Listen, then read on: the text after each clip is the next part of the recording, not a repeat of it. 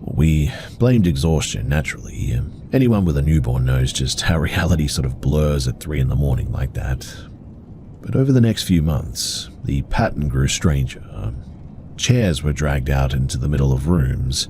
Plates appeared in really odd places, sometimes stacked neatly on the stairs, for instance. A single spoon was found inside of the washing machine at one stage. I caught my wife standing in the hallway one night, holding our son, staring down toward the dark stairwell. "I heard someone whisper my name," she said quietly. It had apparently come from below. I laughed it off, but that same week I saw something that made even my stomach turn. I was coming down the stairs before dawn, bleary-eyed, as normal, when I caught sight of a shadow moving just beyond the kitchen door. A quick, darting figure, gone the moment that I switched on the light. We decided to install motion lights downstairs, and they kept going off in the middle of the night all the time. And then came the red scarf. Now, it was folded carefully on the washing machine one morning, a knitted thing, wool with small white flecks in the stitching. Neither of us owned it, and no one that we knew had visited recently, so it was just a complete mystery. That's when we finally checked the basement door, because it was unlocked. The door to the garage, too. We brushed it off as our mistake until one night, while feeding our son, I heard the faintest sound below. Footsteps. Slow, deliberate, almost careful. I froze, holding my breath. Then there was another sound. A soft cough, like someone trying not to make a noise. By morning, I convinced myself that it had been the pipes or the cats or maybe both. But my wife just wasn't buying it anymore. She begged me to set up cameras, and I eventually caved when a friend offered me her old security system. It wasn't fancy, grainy footage, intermittent disconnects and all that, but it was better than nothing. The first 2 nights, there was nothing too. But the third night, that changed everything. At 12:43 a.m., movement triggered the downstairs kitchen camera. The footage showed 3 people slipping in through the door that led to the basement. A woman, maybe mid-20s, carrying a canvas duffel. A tall man with a shaved head and tattoos down both arms. And another older, broader, moving differently. He kept glancing toward the ceiling. They didn't look panicked. In fact, they looked like they had done this before. The woman went straight to the fridge. The younger man sat in one of our chairs, calm as if it was their own house. The older man, though, he disappeared up the stairs to our floor. The camera in the hallway caught nothing for an hour, and when he finally came back down, he looked satisfied almost. Well, as you can imagine, that was definitely the last straw. We called the police, and they came and took the footage and searched the basement, but there was nothing. Not a footprint, not a broken window, just dust and the faint smell of damp concrete. Then the officer called me over. "Do you usually keep this door locked?" he asked, pointing to a narrow crawl space that led behind the foundation. It had a latch that I'd never seen before, and it wasn't locked. Inside, too, was a short tunnel leading to the back of the garage. And so, this meant that we had been living with that open passage the whole time. Anyone could have come and gone. They did find partial prints on the garage door. Unfortunately, though, none of them matched any on the system. The police kept us updated for weeks and then just went quiet. We replaced every lock and sealed the crawl space, bought motion sensors, and even got a dog.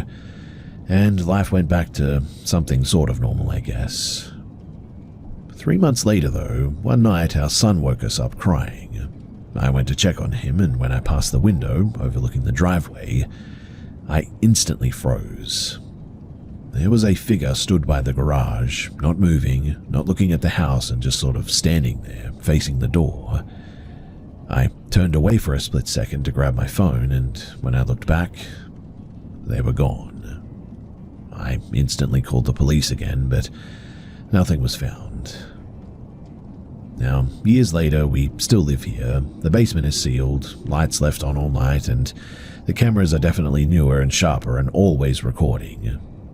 Sometimes, too, when I review the footage out of habit, I'll see flickers in the corner of the frame, shapes that just don't match our movements, and soft blurs that seem to pause by the stairs as if watching. Obviously, it's nothing really, but still, when I see those things, I would be lying if I didn't say that I didn't panic for a moment. My wife says that I'm just being paranoid, but I've also noticed something about the red scarf that we kept in the storage as evidence. Every few months, I still find it somewhere new, and I swear to you that I never move it. So, I don't know if that means that somebody's still getting in or not, or maybe our place is just haunted. Either way, it's a bit of a disturbing detail, and really, I don't know what to make of it.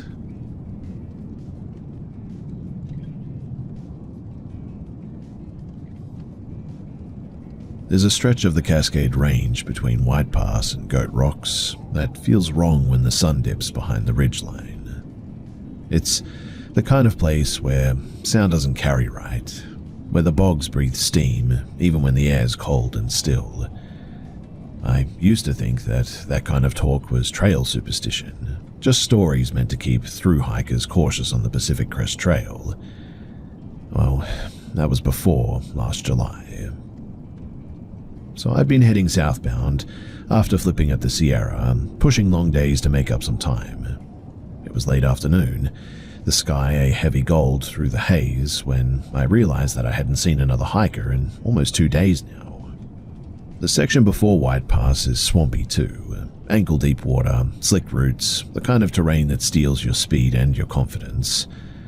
I must have been about an hour from where I'd planned to camp when I saw him. He stepped out of the side of the trail like he'd been waiting for me. Tall, wiry, wearing short khaki shorts and a faded windbreaker zipped up to his throat. His hair was white, puffed like frost, and his backpack looked ancient, a boxy canvas sort of thing with metal buckles that clattered when he moved. "Southbounder?" he asked immediately, breathless, like the words had been sitting on his tongue too long. Yeah," I said, adjusting my pack. Then he asked, "You by yourself out here?" Something about the way that he said that made my stomach drop, like he already knew the answer and was just confirming it. I lied, of course, said I was hiking with a group, but they were just behind me. He smiled, quick and twitchy, and started walking with me anyway. His strides were short and eager, and every time I slowed down, he matched me, keeping exactly a pace behind my shoulder.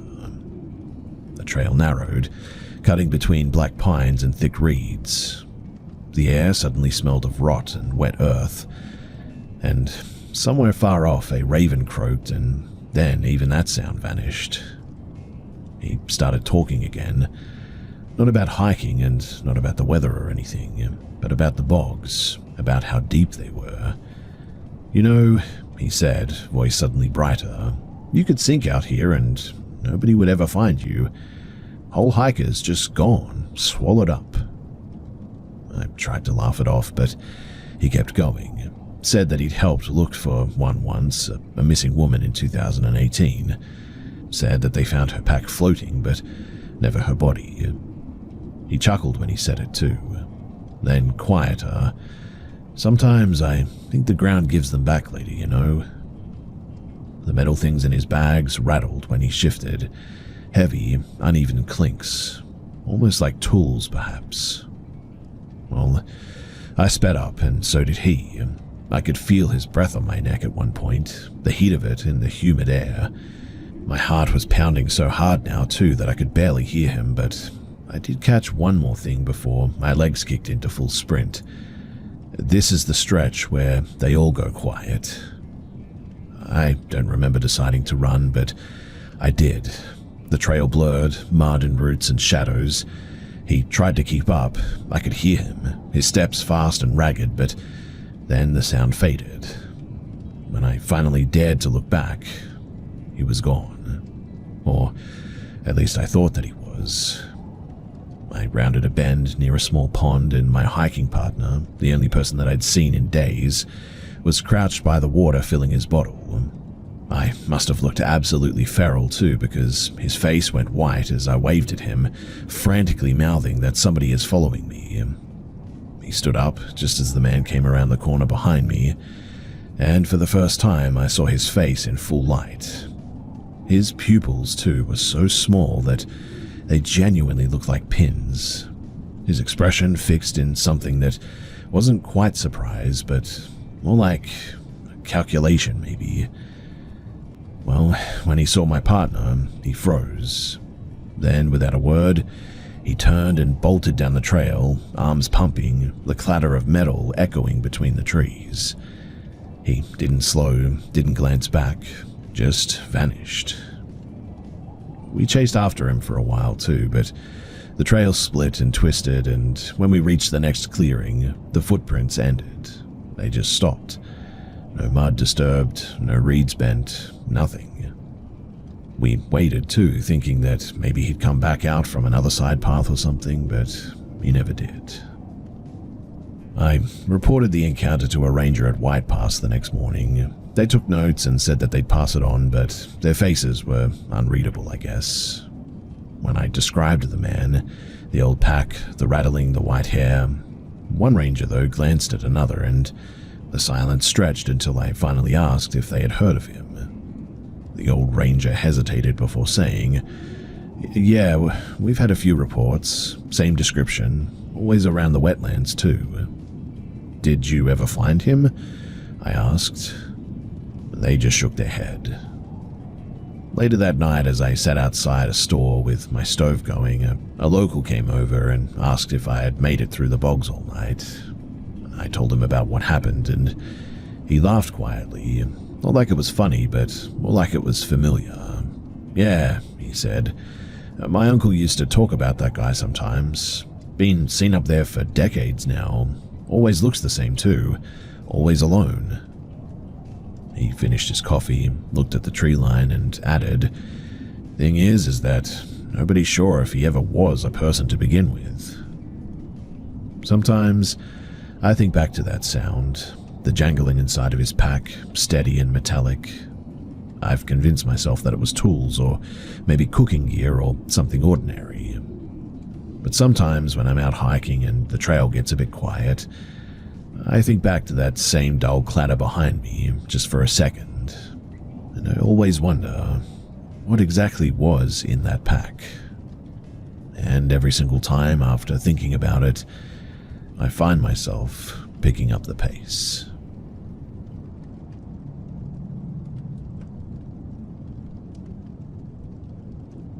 The storm had passed hours ago, leaving the air thick and damp. I remember lying in bed, half awake, listening to the hum of my fan, that steady white noise that makes my little apartment feel less empty. It was just before dawn when I noticed that it had gone silent. No fan, no AC, no hum of the electricity at all. I opened my eyes into a darkness that felt heavier than usual, like it had weight to it. There was a knock then. Not a normal knock. This one rattled the entire doorframe, a deep, metallic pounding that shook the wall above my headboard. It came again, louder, and I remember thinking for a split second that I was dreaming. I had been taking Benadryl to sleep, and sometimes my dreams feel too real. But then I heard it a third time, the sharp edge of somebody's hand slamming against the wood, followed by the unmistakable sound of footsteps, slow, measured, crossing the hallway. Now, I live alone on the second floor of a small, century-old apartment building wedged between a thrift store and an abandoned bank. There are only 3 units upstairs. I know the neighbors, or at least I thought I did. I stayed perfectly still. The air felt suddenly strange, cold, but with this faint smell of like ozone, like before lightning strikes. And in the distance, I heard somebody whisper, 2 voices, low and hurried. A man saying, "No, we were just walking." Then silence. When the silence stretched too long, I reached for my phone. No signal, no service, just the dead screen glow. I thought of my downstairs neighbor, the one with the 2 pit bulls. She'd once mentioned to me that they never bark unless something was really wrong. My hand shook as I typed out a message. "Hey, are you awake? I think someone's trying to get in upstairs." I didn't expect her to see it right away, but within seconds, she was calling me. Her voice came through in a whisper. "Don't move. I saw them. They tried my door first." Her dogs had gone quiet, she said, tails down and pacing. She had already called the police, thankfully. When I finally dared to leave the bedroom, I noticed something strange. The door to the breaker box at the end of the hall had been torn completely off of its hinges. Every switch was flipped down, and that's why the building had gone dead. My neighbor met me halfway down the stairs barefoot, one hand gripping her phone, the other on a leash.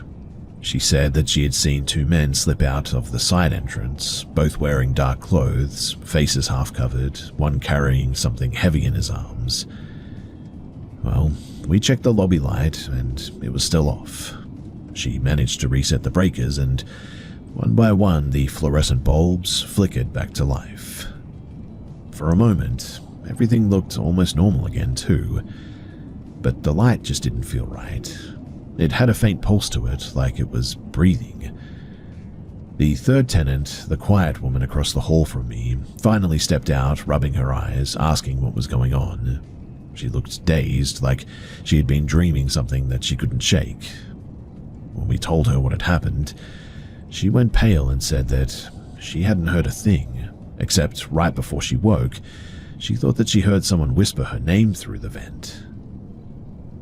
When the police arrived 20 minutes later, they walked the perimeter, took our statements, and checked the power room.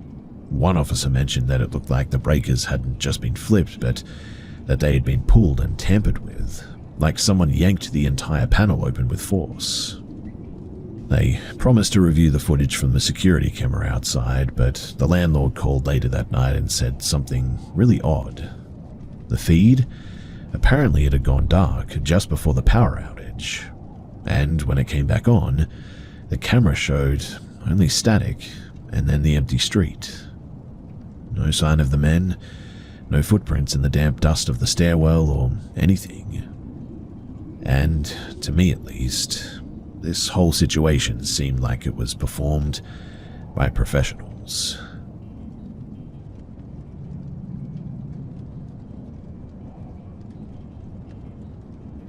I've always thought of myself as cautious but not paranoid.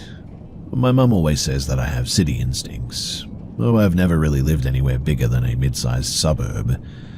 Still though, I lock my doors the moment that I get in my car, I check the back seat before driving off, and I park under lights when I can. And I mean, you do these things enough and they start to feel just like common sense. Anyway, it was a Thursday evening, the kind that feels unnervingly quiet. The grocery store lot was mostly empty when I pulled in, just the hum of the big streetlight overhead and the buzz of a vending machine outside the doors. A white sedan sat across the aisle from me, its engines off, windows half down, and I could see the faint glow of a phone lighting up the driver's face. I didn't think too much of it. I parked a few rows away, scrolling through my notes app to double-check my shopping list. I'd been sitting for maybe 3 minutes when something thudded against my window. Not a tap, but a heavy, jarring knock that made my heart stop for a bit. I turned, expecting maybe a store employee or someone asking for directions. Instead, there was a woman, probably in her 60s, wearing a faded blue dress, her hair tucked under a scarf. She was standing uncomfortably close, one hand pressed to the glass. She smiled, but it didn't reach her eyes. Her face was pale and her gaze steady, like she was trying to see through the reflection. Then she lifted her other hand. That was when I noticed what she was holding. It wasn't a piece of paper like I'd first thought. Instead, it was a knife. Not huge, but definitely a kitchen knife, the kind with a wooden handle. She had pointed it down by her side, almost casually. My brain tried to rationalize what I was seeing. Maybe she was holding something else. Maybe it was a trick of the light. But then she leaned closer, her breath fogging the window. I could now see the small nicks along the blade as the light from the lamppost caught it. I did not roll the window down. In fact, I barely breathed. She knocked again, harder this time, the smile disappearing from her face. She mouthed something through the glass, 3 words, I think, but her lips moved too quickly to read. My gut screamed at me to leave. I started the engine. Her expression changed instantly, like a mask cracking, and she stepped back, just enough for me to pull out. As I reversed, I saw her pivot on her heel and walk quietly toward the white sedan. The driver inside turned his head toward me, and both of them just sort of sat there, watching as I drove out of the lot.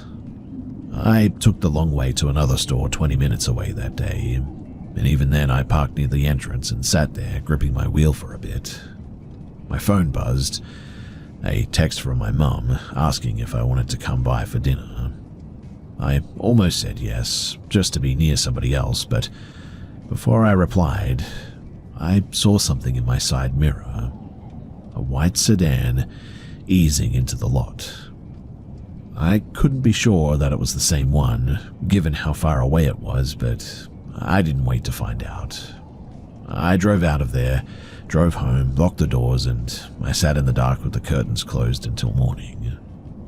But when I told my mother about what happened, she laughed at first and said that I'd just let my imagination run wild, that maybe the woman was just confused, carrying something harmless, but I know what I saw. A few days later, I went back to that store in daylight this time, thinking that maybe it would feel less strange, but there were police cars there parked near the entrance, and 2 officers were talking to an employee by the carts. They were pointing at a security camera. One of them was holding something in a plastic evidence bag. It was a knife, and while I cannot be sure that it was her knife, I can say for a fact that it definitely looked the same.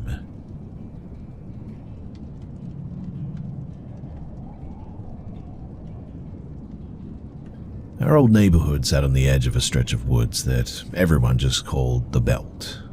It wasn't really a forest, but more like a tangle of overgrown lots that never really got developed because the ground was way too soft. Back then, I was 10 and my brother was 7. It was New Year's Eve, 2018, and we'd gone down to a friend's house to watch some fireworks from her backyard. It wasn't far by any means, 5, maybe 6 minutes from home. My mum said that we could walk back before midnight as long as we stuck together. The air had that brittle winter stillness to it, no sound but the echoes of fireworks in the distance. We cut across the street toward our home, the yellow porch light shining at the end of the block. I remember my brother talking about how the fireworks looked like flowers. And then, halfway down the street, he just stopped walking. "Who's at our place?" he asked. I followed his gaze. 2 men were standing near our front wall, half in the shadow and half in the spill of our porch light. They weren't talking, but just standing there, facing the house. One of them had his hands in his pockets. The other had something, maybe a bag or a jacket, slung over his shoulder. "Probably just people from next door," I said, trying to sound casual. Our neighbor was known for throwing parties, so it wasn't a weird assumption by any means. But when we got closer, both men turned their heads at the same time. Not fast, but slowly, like they'd been expecting us. They started walking toward us. At first, it looked like they were just crossing the street, but as they got closer, I heard it. The sound of them making low, guttural noises. Not words, but it sounded like dogs growling through their teeth. Upon hearing that, I whispered, "Run." We bolted back up the street, cutting around the corner into a narrow passage that led behind the row of houses. My brother was crying, and I was terrified. I ducked behind a brick wall near the end house, trying to stay quiet. I had an old flip phone that my mum made me carry in case of emergencies. but my hands were shaking so bad that it took me 3 tries to unlock it. When she answered, she sounded sort of half asleep, and I told her that somebody was outside of the house. She thought that I was joking. I heard her footsteps through the phone, and she went to the door, still scolding me, and then silence. For a long, horrible moment, there was nothing. Then she shouted, her voice so sharp that it made my brother jump, "Why are you on my property?" Through the receiver, I heard muffled apologies, a man's voice stammering something about being lost, another voice laughing nervously, and then my mum again, angrier this time. "And why are you following my kids?" There was what sounded like a scuffle of movement, more apologies, and then the line went dead. By the time that she called back, the men were gone. She said that they had taken off down the opposite street. The police came later, but there wasn't much to report. No break-in, no damage, just 2 strangers who might have been drunk. We never found out who they were, but a few weeks later, I was out behind the houses again with a friend. The path sort of looped around a set of garages that backed onto the woods there. We were playing there when a black van with tinted windows rolled slowly down into the lane. It didn't stop, and it just crept along the edge, engine barely idling. We stepped aside, assuming that they were looking for an address, but the van circled back. Once, twice, then a 3rd time. The last time it passed, the window rolled down halfway, and I couldn't see the driver's face, just a pair of eyes behind glasses, watching us as the van moved past. There was something taped to the inside of the windshield, though, a scrap of red paper or sort of cloth or something fluttering in the air. Well, we ran until our legs hurt, and when I told my mum, she said that it was probably nothing, but after that, she started locking the front gate again, and she kept the porch light on all night too. We moved out maybe a year after that, and my brother still refuses to walk alone in the dark after this. A few months ago, while helping my mother unpack at her new place, I found one of our old moving boxes with garage stuff scrolled on the side, and inside, beneath some dusty extension cords, was a scrap of red fabric, torn and folded once. And it looked a lot like what was inside of that van the day that I saw those guys idle by us. I didn't tell her about it, but seeing it certainly shocked me.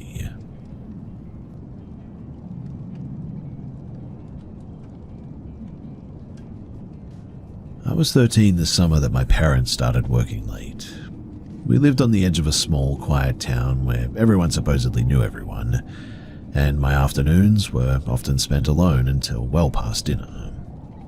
I didn't mind at first. I'd make myself a sandwich, do my homework, maybe watch a bit of TV before they got home, and it just became routine. It was ordinary and safe. Now, it started one Thursday in late November. I just walked home from school and noticed an unfamiliar car parked across the street, a grey sedan with windows half rolled down. There wasn't anything too odd about it, except that it seemed to idle there for a long time. I went inside, minding my own business, locked the door, and tried to ignore it. A few minutes later, though, the doorbell rang, a sharp, quick sound that made my stomach flip. When I peeked through the peephole, I saw a woman. She was older, maybe late 40s, with a tidy haircut and a long green coat. She smiled when she spotted movement behind the glass. "Your parents asked me to pick you up," she said cheerfully. "There's been a small accident at your mum's work. Nothing serious, but she just asked me to come and take you to her." Her voice was calm, confident. Too confident. I had also never seen her before. I told her that I couldn't open the door, and she frowned slightly, then softened again. "Sweetheart, it's all right. You can even call her if you want. I'll wait in the car, okay?" Problem was that I didn't have a phone back then. My parents had taken the house phone with them that morning. We only used mobile. And plus, I didn't know my mother's work number by heart as well, so my mind raced for something sensible to say, but before I could respond, She added quietly, "You don't want to make her wait, do you? It's important." Something about that line, the way that she said important, it made my skin crawl. Still, when she smiled again, I opened the door halfway, and that was a huge mistake. She immediately reached out, gently but firmly taking hold of my wrist. "Come on, love, we don't have all day." I remember being pulled outside, still trying to process what was going on. The car door opened and a man that I hadn't noticed before, tall with a wide, uneasy grin, waved me in. He didn't say anything until we started driving. "Your mum's fine," he said after a while, eyes fixed on the road. "We'll stay at our place until she calls. There's food and you can rest there." I sat silently in the seat, watching the houses fade away as we drove into the hills. The towns disappeared behind us, then the trees, and then the light. Their house wasn't far, but it felt like we'd crossed into a different world at this stage. It was a narrow, two-story building with faded green curtains covering every window. The air, it smelled faintly of mildew and old candles. The woman, who now asked me to call her Miss Ellen, led me upstairs to a small bedroom. It had floral wallpaper and a single bed already made. "You'll sleep here," she said. "We'll get you home soon." I asked for a phone to call my parents. She hesitated, then smiled again. "The line's been down all week, dear. Don't worry." She closed the door behind her. I sat there, staring at the wallpaper until it started to blur a bit. There were faint pencil marks on the wall too, I noticed. Little lines like someone had been counting days or something. I must have been there for days too, maybe even weeks. It's hard to tell, but they fed me, talked to me like I was their own. The man, Uncle Henry, as she called him, he was quieter, but sometimes I'd catch him staring when he thought that I wasn't looking. At night, I'd hear the whispering outside of my door, their voices low and urgent. I could never make out the words, but one night I woke up to find Miss Ellen sitting on the end of my bed. Her face was shadowed and her hair was untidy. "You shouldn't ask to leave," she whispered. "If you leave, they'll forget you. People forget so easily." I didn't understand what she was saying. I only nodded. She smiled like that was the right answer and she left the room. After that, things started to blur a bit, but I remember feeding their dog, walking into the garden, even laughing once when it chased a butterfly. Everything just sort of felt like a dream, detached as if time had lost its meaning. When the police came one night, I was half asleep. The sound of the door breaking open jolted me upright. Miss Ellen screamed from somewhere downstairs, and I heard men shouting my name. The next thing I knew, I was being pulled out into the sunlight. I had thought that it was nighttime, but apparently it wasn't. My parents were there crying and shouting questions that I couldn't answer.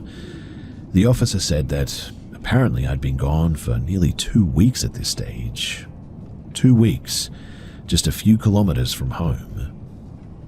For a long time afterward too, I tried to convince myself that I'd imagined parts of it, that they'd just been confused, maybe trying to help me.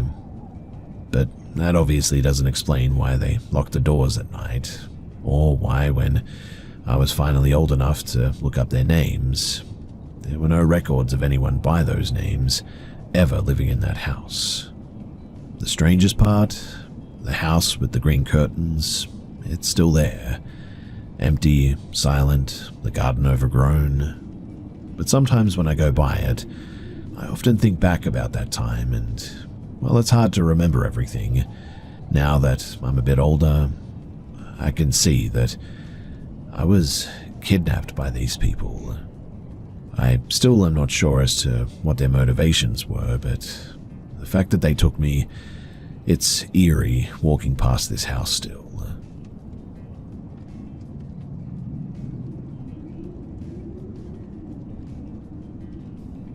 I used to think that I was good at being alone. I travel a lot for work, spend most nights in hotels, and silence doesn't really bother me. But there was something about that house. The stillness, the way sound seemed to sort of stretch through its narrow halls.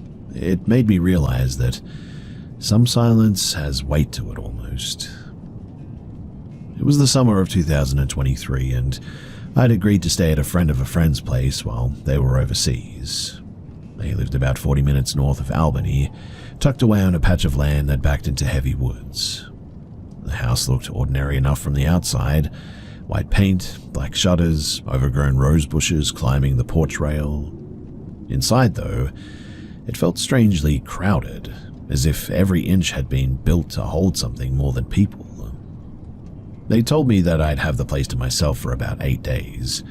There was a cat to feed, mail to bring in, and a few plants to water. Easy enough. I figured that it'd be a quiet retreat from the city for a few days, a chance to breathe a bit, maybe finish the book that I'd been writing. Now, for the first 3 nights, it was exactly that too. Peaceful. I'd wake up to birds, make coffee, work at the dining room table, and fall asleep early to catch up on some sleep. But around the 4th night, something started to feel off. It wasn't anything obvious, but just little things. Like, I'd find the living room light on when I was sure that I'd turned it off. The bathroom door would be half open, but I definitely shut it tight. One morning, the back door latch was unhooked. Not wide open, but definitely hanging loose. I told myself that I'd probably forgotten it. I mean, you do weird things when you're tired and you're at a new place. Then there was a noise. It started as a light tapping from upstairs while I was watching TV one day. Rhythmic, uneven, almost like someone pacing but trying not to be heard. The kind of sound that makes your brain freeze for a second before you convince yourself that it's nothing. The cat, they were curled up beside me, fast asleep, which didn't help. I muted the TV for a moment and just listened, and the sound stopped immediately. That became a bit of a pattern too. Every time I focused on it, there was silence. By the 6th night, I couldn't sleep at all. I kept waking up around the same time, 3:17 a.m., to the creak of a floorboard overhead.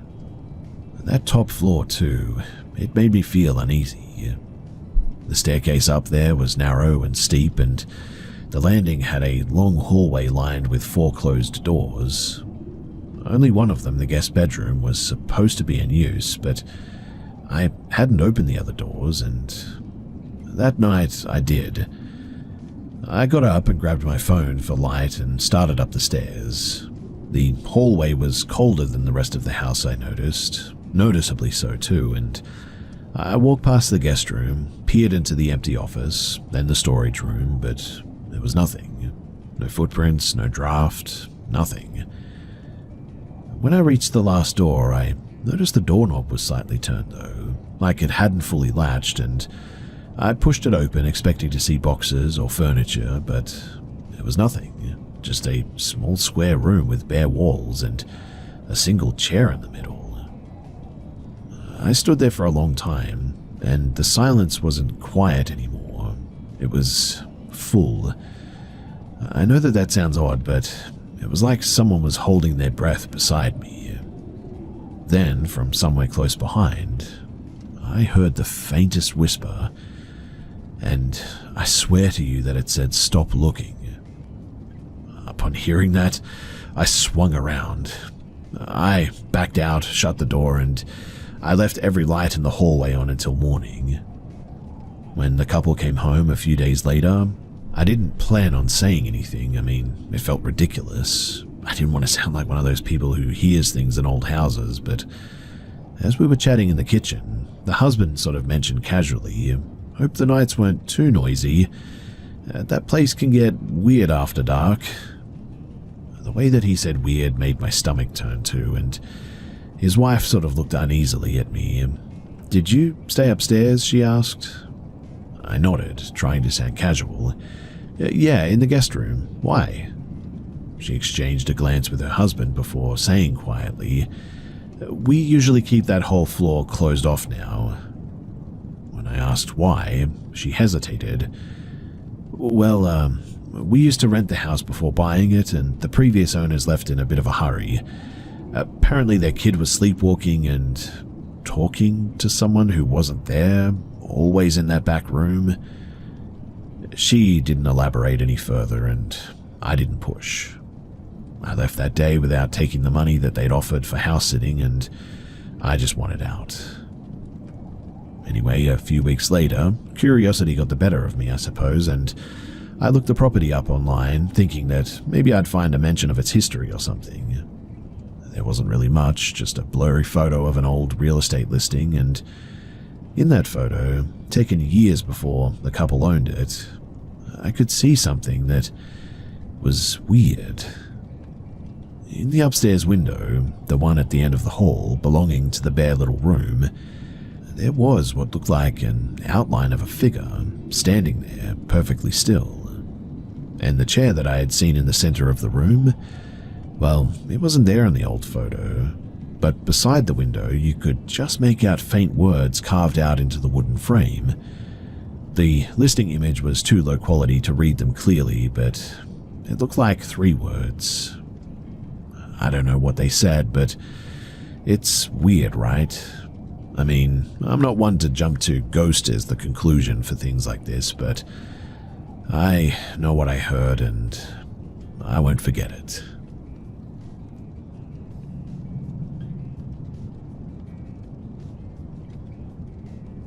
My parents used to tell this story late at night, usually after a few drinks, when the house was quiet and the lights were low. It wasn't one of those exaggerated family tales that grow stranger over time or anything. This one never changed. Every version ended the same way too, with my mother saying that she'd never set foot near that street again, and my father staring off like he could still see something the rest of us couldn't. It all started in 1994, when they first moved into a rental on Brenton Hollow Road, a squat little house surrounded by scrub pines and half an acre of uneven land. My dad, he had just started a new job at the steel plant, and my mum was finishing her nursing degree too. They weren't looking for dream home material, in other words, just something cheap and quiet until they could save. That house, it fit the bill. 2 bedrooms and a small den, a porch that sagged a little bit, and a detached shed that leaned so far that it looked ready to give up. The landlord, a tired man named Kessler, told them that the last tenants had left in a hurry, but never said why. My dad laughed it off. I mean, rent was rent. For the first few weeks too, everything was good. My mum said that the only thing that felt odd was just how quiet the place was. No birds, no neighbors, just the crickets at night. Then, one afternoon, an old neighbor from across the road stopped by. He brought a pie and a strange gift, a ceramic doll, no taller than a milk jug, painted in flaking red and gold. Its face was fixed in a permanent grin. She used to sit in the window, the man said, figured that she belonged to the house. My mum, she didn't want it, but she was way too polite to say so, so she set it on a shelf above the dining table and just left it there. That night, while they were eating dinner, the doll started to hum. It wasn't loud, just a thin metallic whine, like the whining of a music box buried deep inside of it. My dad opened the back to look for a key or maybe a crank, but found nothing. It was solid porcelain. They figured that maybe it was just settling or some weird trick of the air in an old house. But over the next few nights, the humming got louder. Sometimes it happened when the room was empty. Sometimes my mum swore that she could hear it faintly before she even walked through the front door. By the second week, it stopped humming altogether, but things started moving. Not anything too dramatic, but like a chair an inch off from where it had been. And then came the scratching. It started behind the wall in their bedroom, right where the bed frame touched the plaster. My dad assumed mice, so he bought some traps, but he could never catch anything. In fact, he tore out a small panel behind the dresser and found nothing but clean dust. That night, the sound started again too, except this time it came from inside of their closet. When he opened it too, He said that the air was like ice cold, like opening a fridge. And that was the first night that my mother refused to sleep there.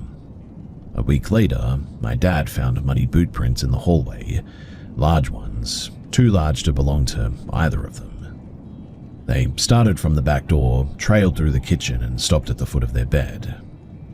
That's when my dad bought a lock for every door, but it didn't seem to help. One evening, my mum was unloading groceries when she saw someone standing beside the shed, tall, thin, wearing a brimmed hat that shadowed his face. She thought that it was a neighbor, until he lifted his arm in a sort of stiff, unnatural motion and pointed at the house. She screamed for my dad, and when he came running, the man had disappeared. Also, the dirt where he had been standing was, well, seemingly untouched, as if no one had been there to begin with. Again, they tried to ignore it. People see weird things at dusk, right? But my mum couldn't shake the feeling that something was inside with them. She said that she'd wake up to the faint scent of, like, dampness or hear footsteps pacing in the hall, slow and deliberate, pausing right outside of their door every night. But the final straw, that came weeks later.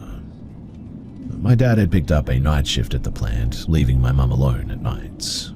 It was around midnight, and she was folding laundry when the lights flickered once, twice, and then went out. She grabbed a flashlight, walked to the fuse box by the kitchen, and instantly stopped in her tracks, because every door in the house was now open. Not wide open, but just slightly ajar, perfectly even, like someone had walked through each room and stopped to check behind them. Then she noticed something worse. That old ceramic doll was no longer on the shelf. It was sitting on the floor near the back door, facing her. She bolted outside and called my dad from the neighbor's phone. He came home immediately and searched every inch of the house, and found nothing in the end. But when he picked up the doll, he realized something new had been carved into its porcelain chest. There were a set of initials that neither of them originally recognized, etched deep like someone had taken a knife to it. Well, 2 days later, they packed up and they just left without warning. My dad, he lost his deposit, which he was pretty angry about, but to be honest, he didn't seem to care too much. Years later, when I was a teenager, my mum told me that she once drove past that place again. The house was gone now. Apparently it had burned down and it was just an empty lot. But she said that she pulled over anyway, just for a moment. Across the clearing, half hidden in the grass, was a sort of rusted metal sign. Somebody had spray painted something on it, but she never went to check, and she didn't get out of the car and just drove home and never really mentioned it again. I have asked her a few times what she thought that it all meant, but she always says the same thing every time. She says that it wasn't that the house was haunted. She believes that it was the land instead, and that some things just don't let go because you move away.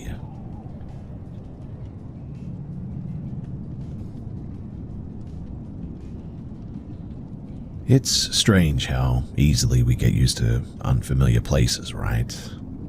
Well, when I moved into this dorm last semester, it felt like stepping into a halfway world. Rows of identical rooms, all smelling faintly of detergent and dust, each filled with people pretending that they were fine. By the second month, I barely noticed the creaks in the ceiling or the way the fluorescent lights hummed just a little too loud. But last week, something happened to me that made me wish that I had never come here at all. So our room sleeps 4. I'm on the 3rd bed, across from the window. My bunk faces the 4th bed, and it's the one that's always neatly made, with a small stuffed bear on the pillow. It belonged to a girl named Alina before she transferred out mid-semester. We never got a roommate after she left, but a few nights ago, I woke up for no reason that I can really explain, but my phone said 3:27 a.m. The light from the hallway slipped through the crack under the door, and it was just enough to make out shapes in the dark. I was sort of looking around the room, just sort of in a bit of a half daze, and that's when I saw someone sitting on Alina's bed. Her back was to me, shoulders rising and falling slowly, but it was like she was breathing, or maybe heaving, I guess. Her hair was loose, long and dark, and she was running her fingers through it, as if trying to untangle it maybe. The faintest rustling sound filled the silence, and I could almost hear her nails catching around the strands. Half asleep, I told myself that it had to be one of my roommates. Maybe it was Rhea, getting up early for her nursing shift. I blinked a few times to clear my eyes, but the figure didn't fade. She was still there, sitting completely still now, head slightly tilted, as though she knew that somebody was watching. When I turned to check Rhea's bed, she was there, fast asleep. So was Lena, both of them breathing slowly and steady, their blankets rising and falling in the dim light. I turned back, and the girl on Alina's bed was standing now, her hair covering most of her face and her head hanging unnaturally low, as if her neck had forgotten how to hold it upright. She began moving toward the door, slow at first, then sort of gliding, almost soundless, until she stopped just before the latch. I didn't move. My chest felt tight, and it was like watching through somebody else's eyes, and she lifted her hand and pressed her palm flat against the door. Then, without turning, she whispered something. I couldn't make out the words, though. The next thing that I remember, too, is that it was morning time. My alarm went off at 7, and sunlight spilled across the floor like nothing had happened. My roommates were arguing about who finished the milk or something, and for a few moments I convinced myself that I must have had a dream or a bad nightmare or something. But when I looked toward the door, there was a faint smeared handprint low on the wood, like somebody had touched it with wet fingers or oily hands. That afternoon, while waiting for laundry, I ran into one of the seniors who lived in our room the year before. I don't even remember how the topic came up, but when I mentioned waking at night and seeing someone sitting on the empty bed, her face instantly went pale. Was she brushing her hair? She asked. I nodded. She didn't say much else, just that the last girl who stayed in that bed before Alina moved, without explanation I might add, left their things behind, and when they cleared her drawers, they found a single clump of hair tied neatly with a ribbon tucked into one of the pillowcases. Well, that night I slept with the lights on, and every night since then too. I keep telling myself that there has to be a reasonable explanation, that I was dreaming or having a bad nightmare or something, but every morning lately, without fail, that mark is there on the door again. One palm print, slightly sort of blurred, like it was pressed there by someone standing on the inside, trying to get out.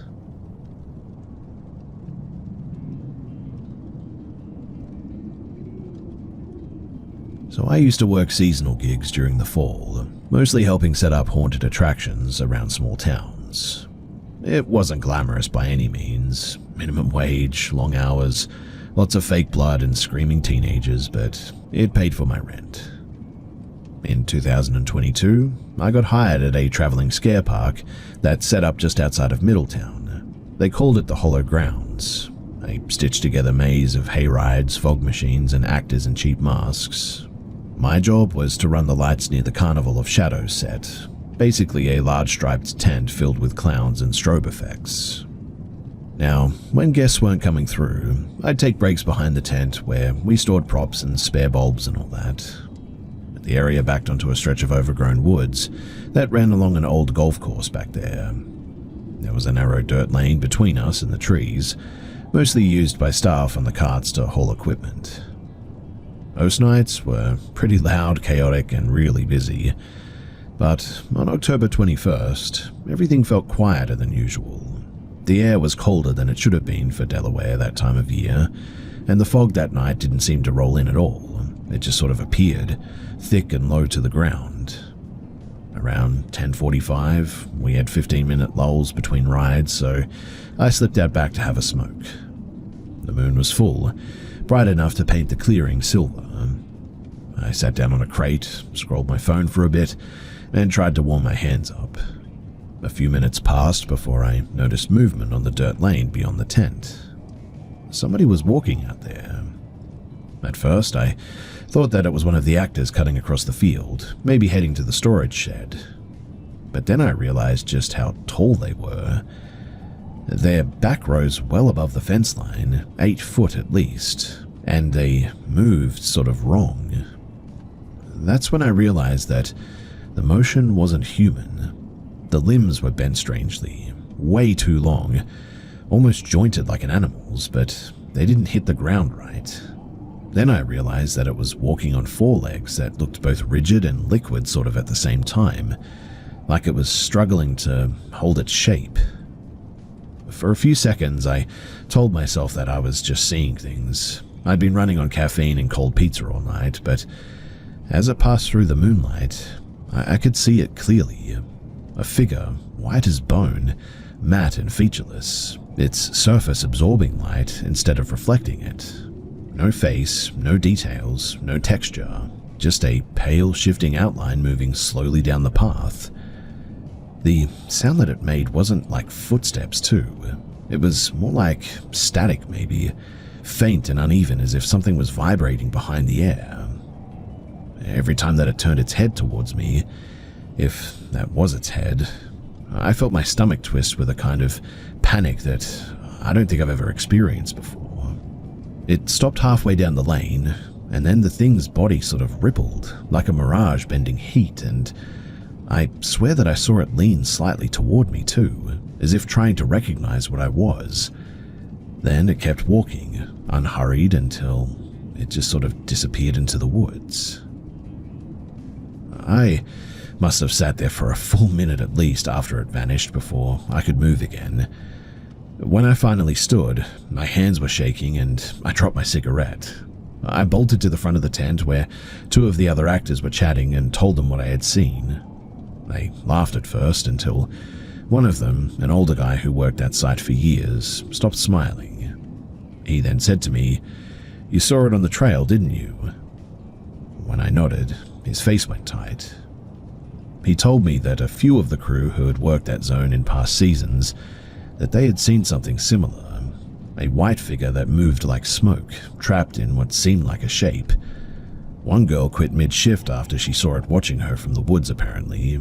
Management brushed it off and said that it was probably a prank or a trick of the light or whatever, but the older guy swore that that part of the property used to be a stretch of marshland where allegedly a small plane crashed decades ago. The wreck was never cleared properly, and he said that the pilot's remains weren't found for weeks. I didn't believe that at first, but a few nights later I looked up some old records of that place, and there really had been a crash there in 1978, a small plane that went down during the fog.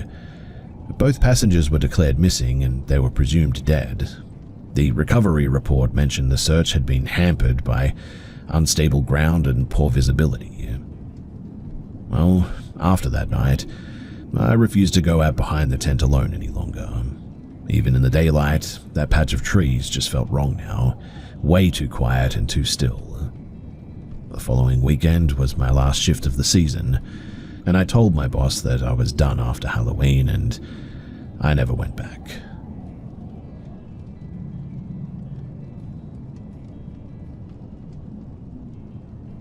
When we first moved into this townhouse, I told myself that I'd finally stop jumping at shadows.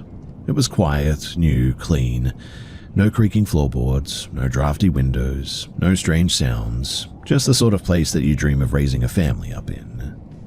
We'd been here nearly a year too when I found the old baby monitor again, tucked inside of a box of toys that we'd never unpacked. It was one of those sort of night vision camera ones, and it had a small handheld screen. I remember buying it when our daughter was still an infant, though I couldn't remember why we stopped using it. It felt comforting to set it up again too, a way to keep an extra eye on her now that she had started sleeping in her own toddler bed across the room from ours. She was only 2, and I still woke up sometimes expecting to hear her crying. That first night, everything was good too.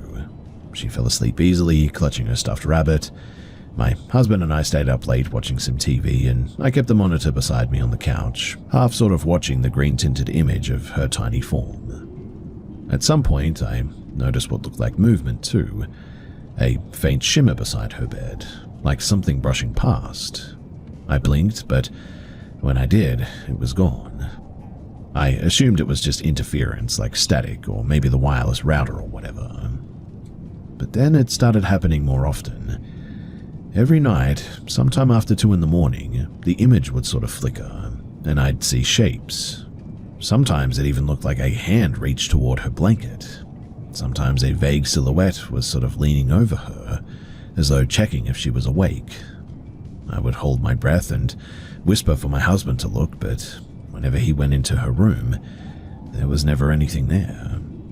He joked that I was seeing ghosts in pixels, but even he stopped laughing after I showed him a recording. The monitor had a bit of a replay feature, and one morning I scrolled back through the night, and for a brief moment at around 3:12 in the morning, the figure was pretty visible, tall, motionless, standing at the end of her bed. Its head looked bowed, its arms long and narrow. Then the screen cut to static for a full 10 seconds before the image came back, clear as day, with no one there.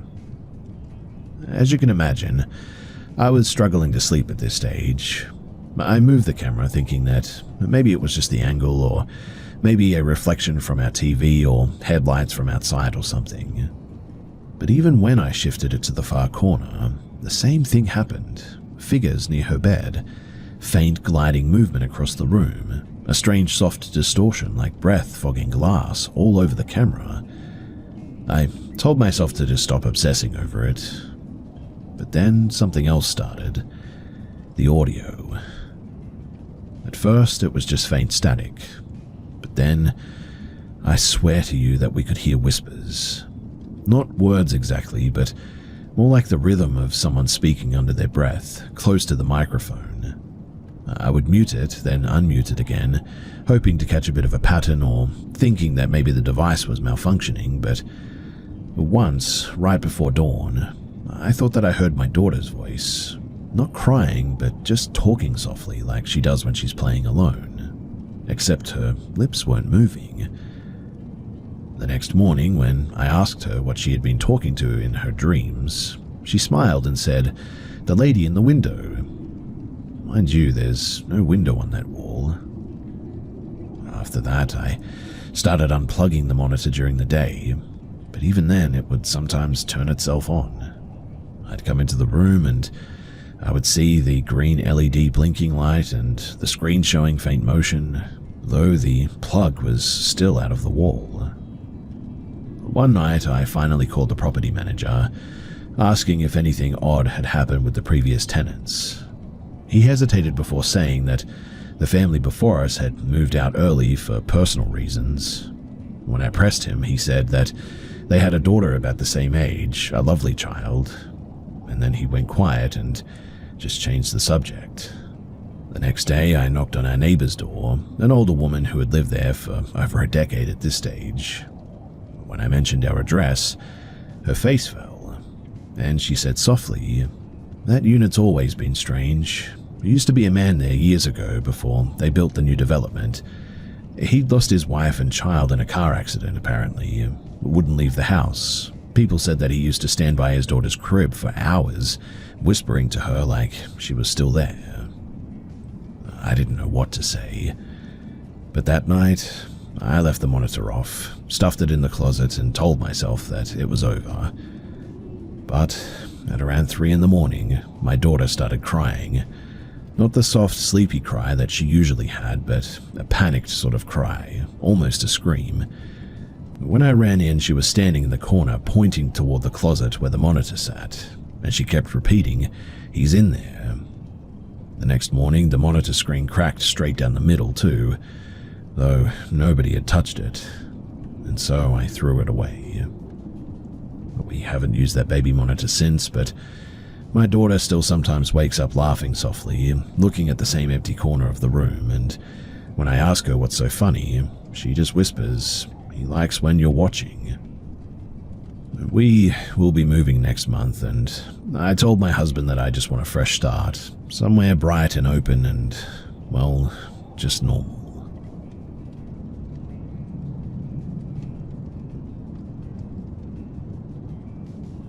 I never liked the house on the ridge, even before we moved in.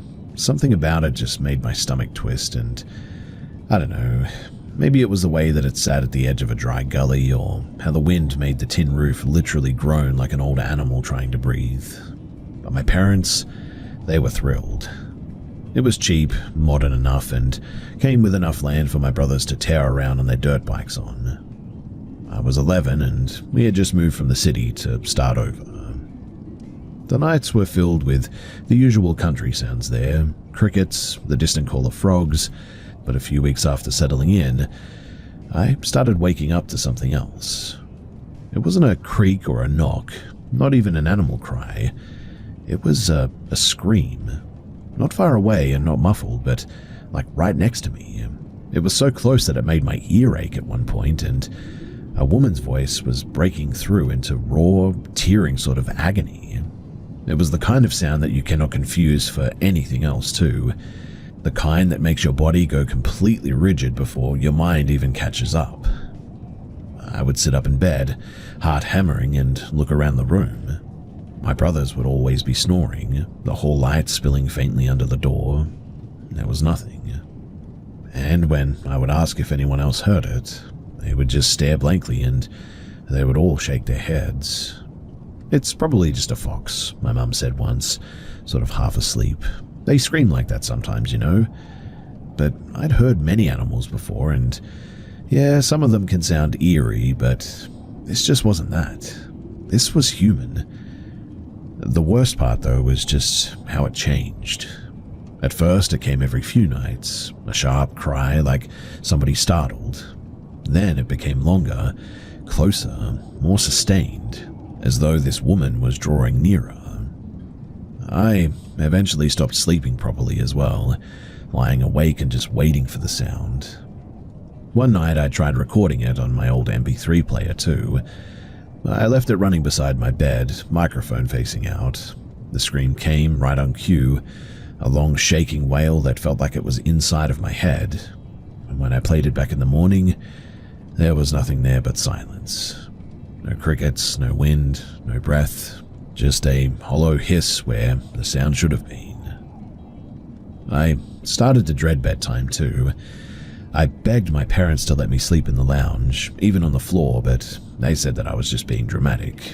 "You've been watching too many horror movies," Dad said. When I was 11, my father, my older brother, and I lived on a property just outside of a remote town in the Appalachian foothills of northern Georgia. The house was nestled at the bottom of a steep slope, surrounded by dense, second-growth hardwood forest that swallowed the light the moment that the sun touched that ridge. We relied on a wood stove to heat the place through the winter, so my brother and I spent our afternoons hauling logs from the edge of the tree line. It felt like a normal life too, but looking back, there was a consistent sort of low-frequency unease to the property, is how I would describe it. It started with small, fleeting visual things. I remember one afternoon seeing a man standing about 30 meters out in the trees. His silhouette was perfect. Height, build, posture, and I was so certain that it was my dad that I walked 20 yards into the brush calling his name. I turned a cluster of oaks and there was nothing. No sound of snapping twigs, no retreating footsteps, just the silence of the woods. I didn't think it was paranormal back then. I just felt like I'd lost a game of hide and seek almost, or that maybe there was someone out there in the woods that was being a little bit creepy or whatever. Anyway, then there was the night that I saw the light. Now, let me assure you that it was not a reflection or a car on the distant logging road. It was a literal solid glowing orb, about the size of a grapefruit, hovering near my bedroom window. It didn't flicker. It bounced in a sort of stiff, rhythmic arc against the glass, almost like it was testing the pain. I ran to get my father, but by the time that we returned to the room, the light was now gone. It appeared again the following night, but After that, it never returned. The environment finally broke us, though, one evening in late November. My father, a man who didn't rattle, came back inside while the sun was still up, his face completely drained of color.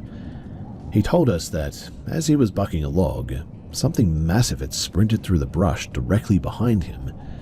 He hadn't seen the face, but he felt the displacement of air, and he said that whatever it was impossibly tall, towering well over 6 feet, and that it had cleared the distance with a strange, liquid speed, is how he described it. We sort of laughed it off in the end as a spooked deer, but the look in his eyes wasn't the look of a man who had seen a deer. That much was clear. 2 weeks later, my brother had his encounter. He had been stacking wood in that same clearing and returned to the house, his hands shaking so violently that he couldn't hold his cup. He told us that he had seen something standing perfectly still between 2 pines. He described it as human-shaped but drained of all color, a flat matte white, like bleached bone is what he said. He didn't describe it as walking. He said that when it turned to retreat into the shadows, the movement was way too smooth, like a puppet being jerked back on a wire, is what he said. It didn't shift its weight, it just sort of drifted out of existence. I personally never saw the pale thing clearly, but a few nights later, I did see a flash of white move across the tree line at a speed that felt wrong for any animal that I knew of. The strangest artifact of that time, however, is a memory that I still could not place.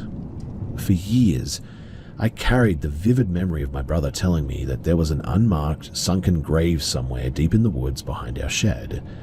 I must have asked him about a dozen times about it, and he'd point toward a specific ridge. But years later, when I brought it up as an adult, he looked at me with genuine confusion. He swore that he never said that he'd never seen a grave, and that he had no idea what I was talking about. Mind you, he was certainly not the type to lie, which leaves me with the unsettling thought that I either hallucinated a conversation or something had nudged that information into my head or something. We moved about a year later, and the house felt instantly hollow, as if the tension had been tied to the land rather than us. I don't believe in monsters in the cinematic sense or anything.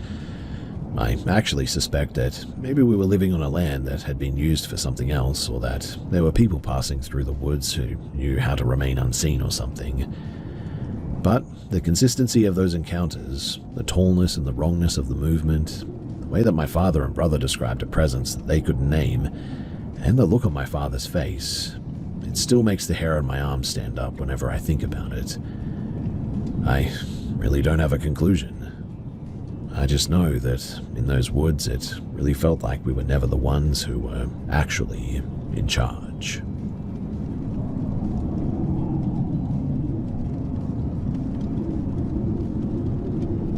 In the early 1990s, I lived in a sprawling dry scrub property in regional South Australia, just outside of a small town near the Murray River. We weren't farmers, just people living on a large dusty block of land with no neighbours for miles. My father, he worked in drilling and was gone for weeks at a time, leaving my mother and me to manage the property. My father had a pragmatic, almost fatalistic view of the unexplained, really. He didn't call things ghosts, just disturbances that hang around. Everything changed when my parents' marriage disintegrated, though. I was 10 years old at the time, and the house became a vacuum of volatile energy. The court battles and the screaming matches, they were constant, and I was being shuttled back and forth between my father's isolated block and my mother's new rental house closer to Adelaide.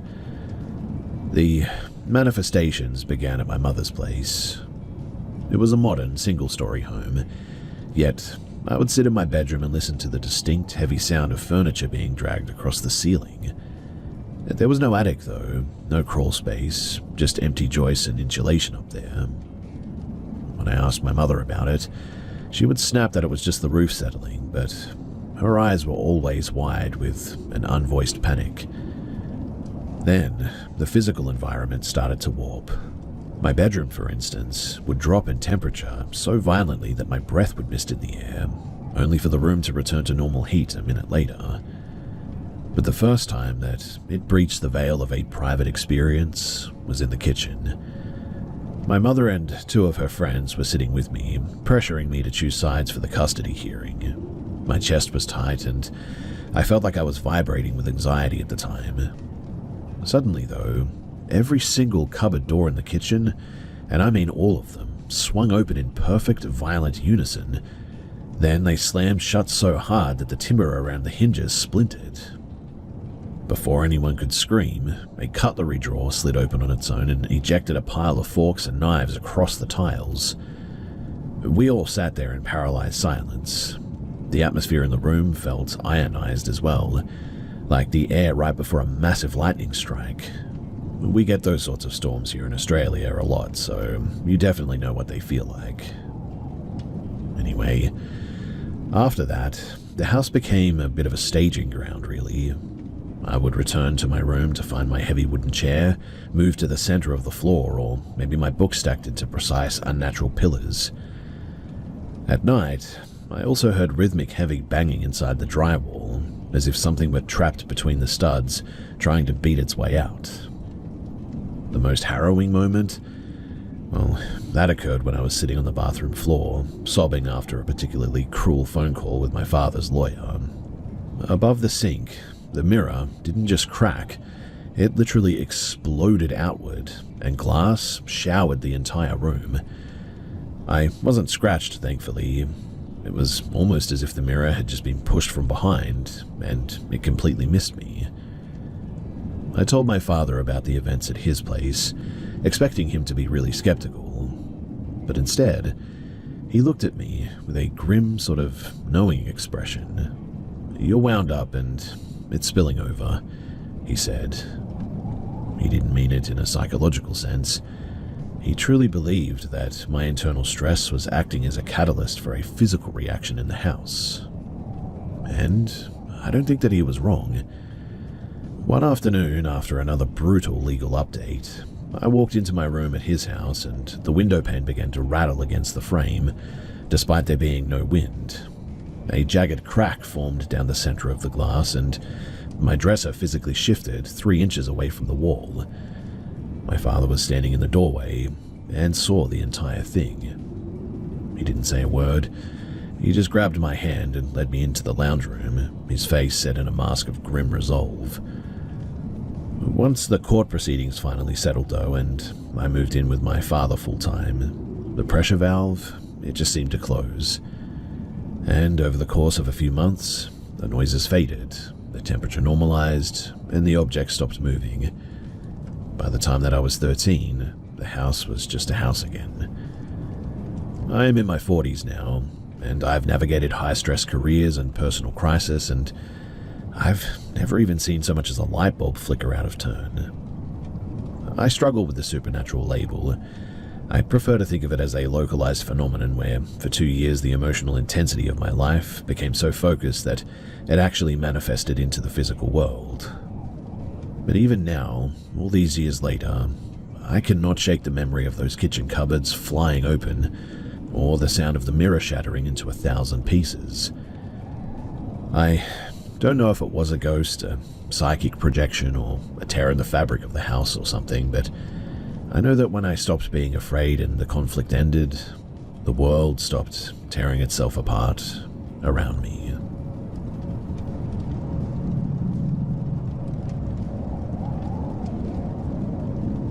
In 2017, I was working private security at a remote industrial site. It was a sort of classic middle-of-nowhere setup. Vast, arid land, dirt roads that spanned hours between townships, and a radio system that was more static than signal. About 20 minutes out from our post sat an abandoned government training facility. It had been shuttered for years, but in the security community, it was a local legend.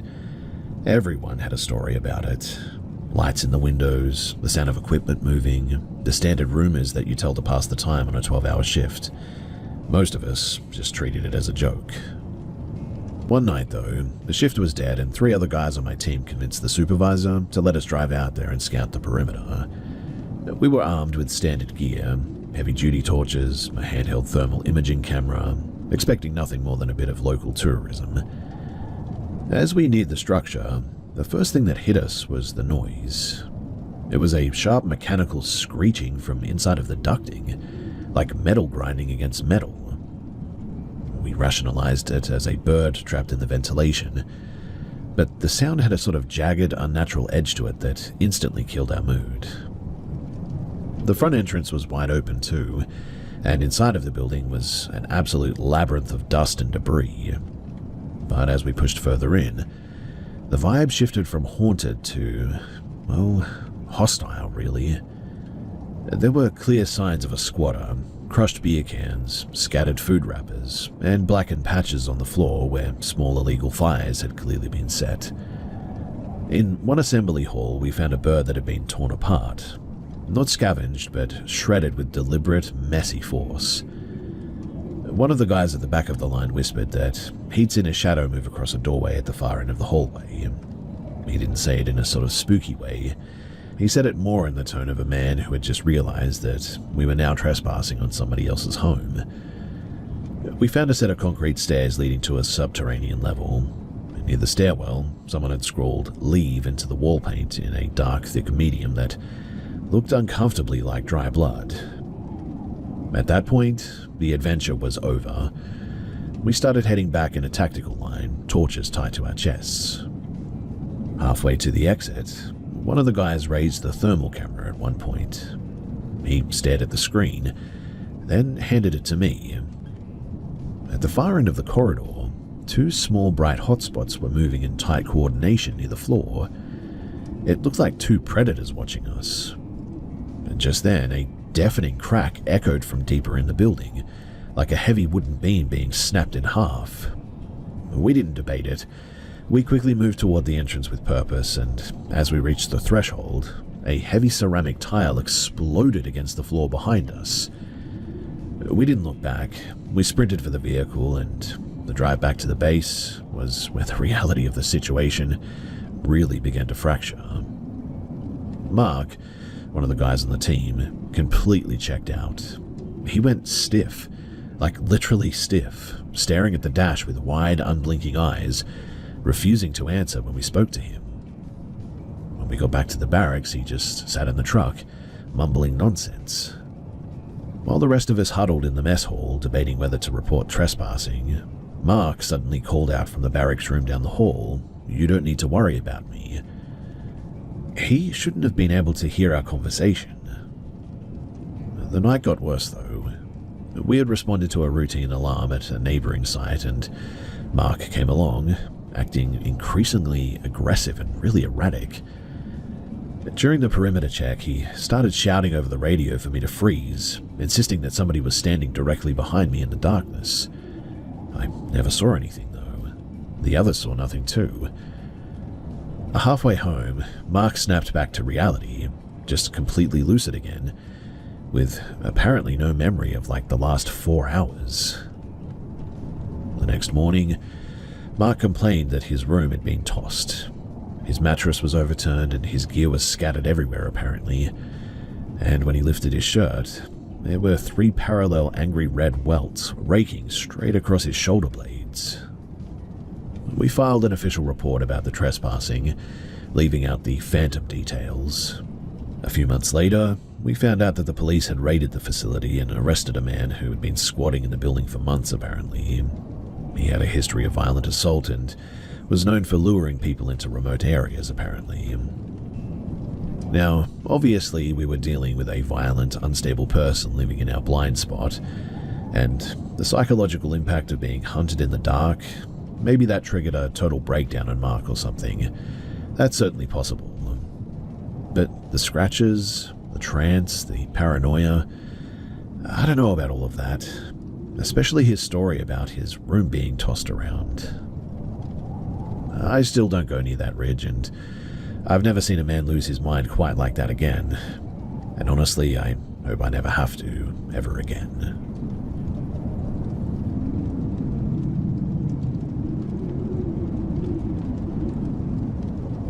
I've been trying to figure out how to put this into words for a while now. I'm not after advice. In fact, the stuff that I'm about to talk about ended years ago, but It still hangs around in the back of my mind, and so I thought that I should try and get it off my chest. This was back in 2012.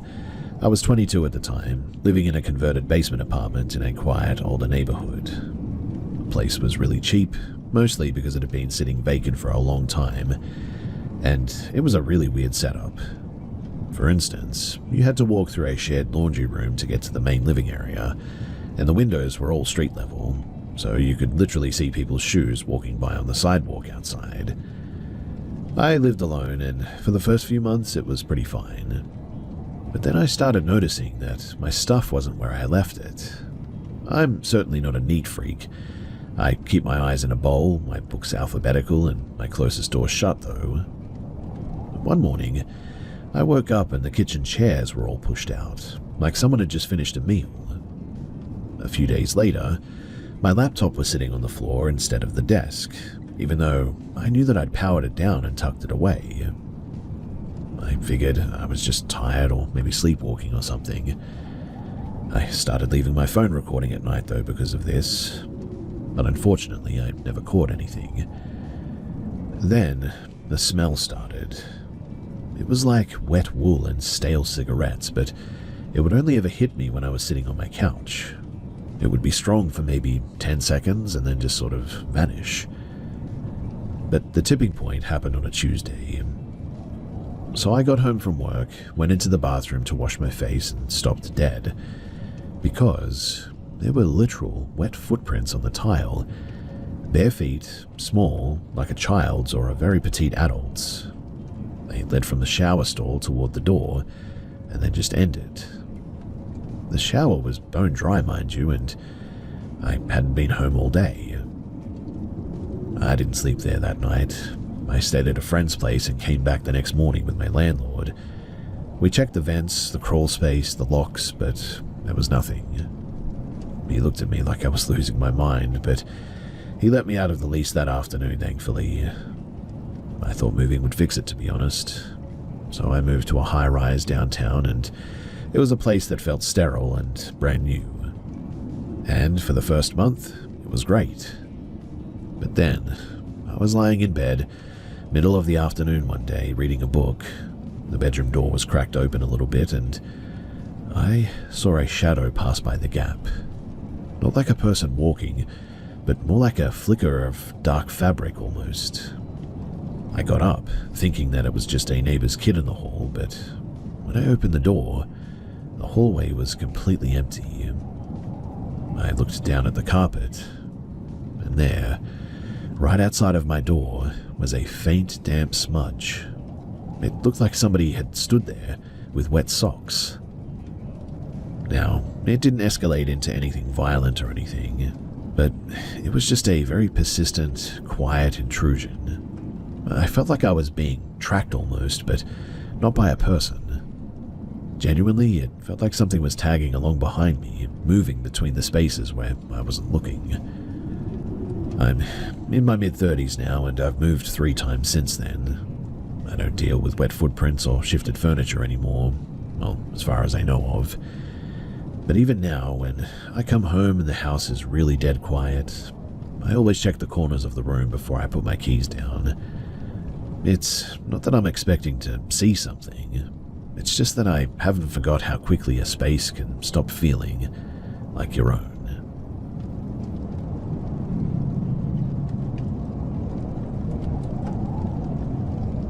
I'm hesitant to share this because I know that it sounds like one of those campfire stories, but it happened, and the memory of the weight on that roof is still stuck in my head.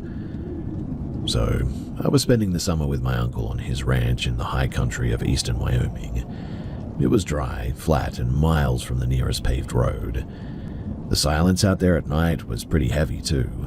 No hum of traffic, no distant planes, just the sound of the wind through the dead grass. My uncle had an old rusted-out International Harvester Scout parked near the edge of the corral. It didn't run, but it was our main hangout spot. And one night, around 2 a.m, my cousin and I were sitting in the cab, messing around with a battery-powered radio, when a thud landed on the metal roof. Now, this was not a light tap. It was a heavy, dull impact, like someone had dropped a sack of cement from a balcony. The suspension of the old truck groaned underneath this weight, and the whole chassis swayed on its tires. I looked at my cousin. He was staring straight ahead, his face completely pale white. Then we heard the sound of scratching or claws or something. They didn't sound like the click of dog nails or anything, but they scraped against the rusted metal with a slow grinding friction. Whatever it was huge. We could hear the rust buckling under its weight as it stepped across the metal, in fact. It moved from the back of the cab toward the windshield, pacing with an agonizing slowness. We didn't move. I don't think we even breathed. We were looking up through the glass at the roof, hoping to see a silhouette, but the moonlight wasn't enough to cut through the dark metal. It reached the hood and then stopped. Then, with a sudden release of pressure, it just vaulted off, the front end of the truck literally lurching upward as the weight disappeared. We sat there for a heartbeat, then risked a look out the side window. And we didn't just see one. There were 4, maybe 5 of them, standing just outside of the perimeter of the moonlight. Now, I know how crazy this is going to sound, but I'm just going to say it. They were shaped like wolves, but they were wrong. They stood too high at the shoulder, and their limbs seemed far too long for their bodies. They were standing in a semicircle, facing the truck, just sort of watching it. They weren't moving like animals, though. They weren't pacing or sniffing the ground or anything. They were completely still. Their eyes didn't shine or reflect the light like a dog's would, too. They were matte, dead-looking voids. One of them took a step forward, its movement weirdly stiff. They didn't growl, they didn't make a sound, in fact. They just stood there for a minute, then turned as one and slipped into the darkness of the ravine behind the corral, vanishing without a single snap or even a twig breaking. Upon seeing them leave, we instantly bolted. We sprinted the 50 yards to the ranch house and locked ourselves in the mudroom, shaking so hard that we struggled to lock the door back up. We didn't say a word. We just sat on the floor until the sun came up. The next morning, we walked back out to the truck. The roof, it was completely dented inward, deeply. There were localized divots where the weight had been as well, and there were these long, jagged gouges in the paintwork that went down to the bare metal.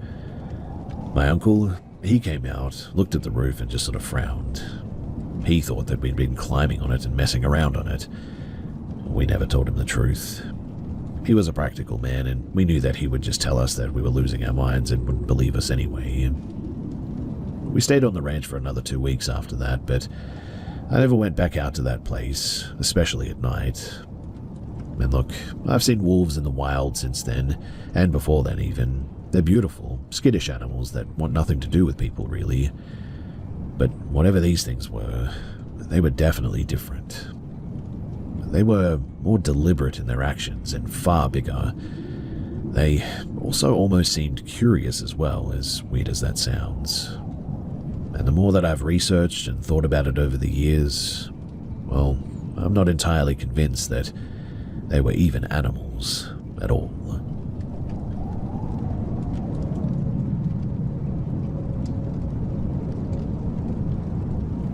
So I took a caretaker position at an old timber frame farmhouse tucked into the dense, foggy cedar forests of northern Washington a few years back.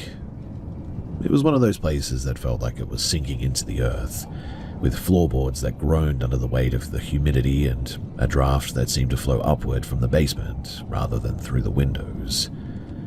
I was meant to stay for the autumn while the owner was traveling. The routine, it was set in by the second week. Every night, between 1 in the morning and 2:30, the house would wake up.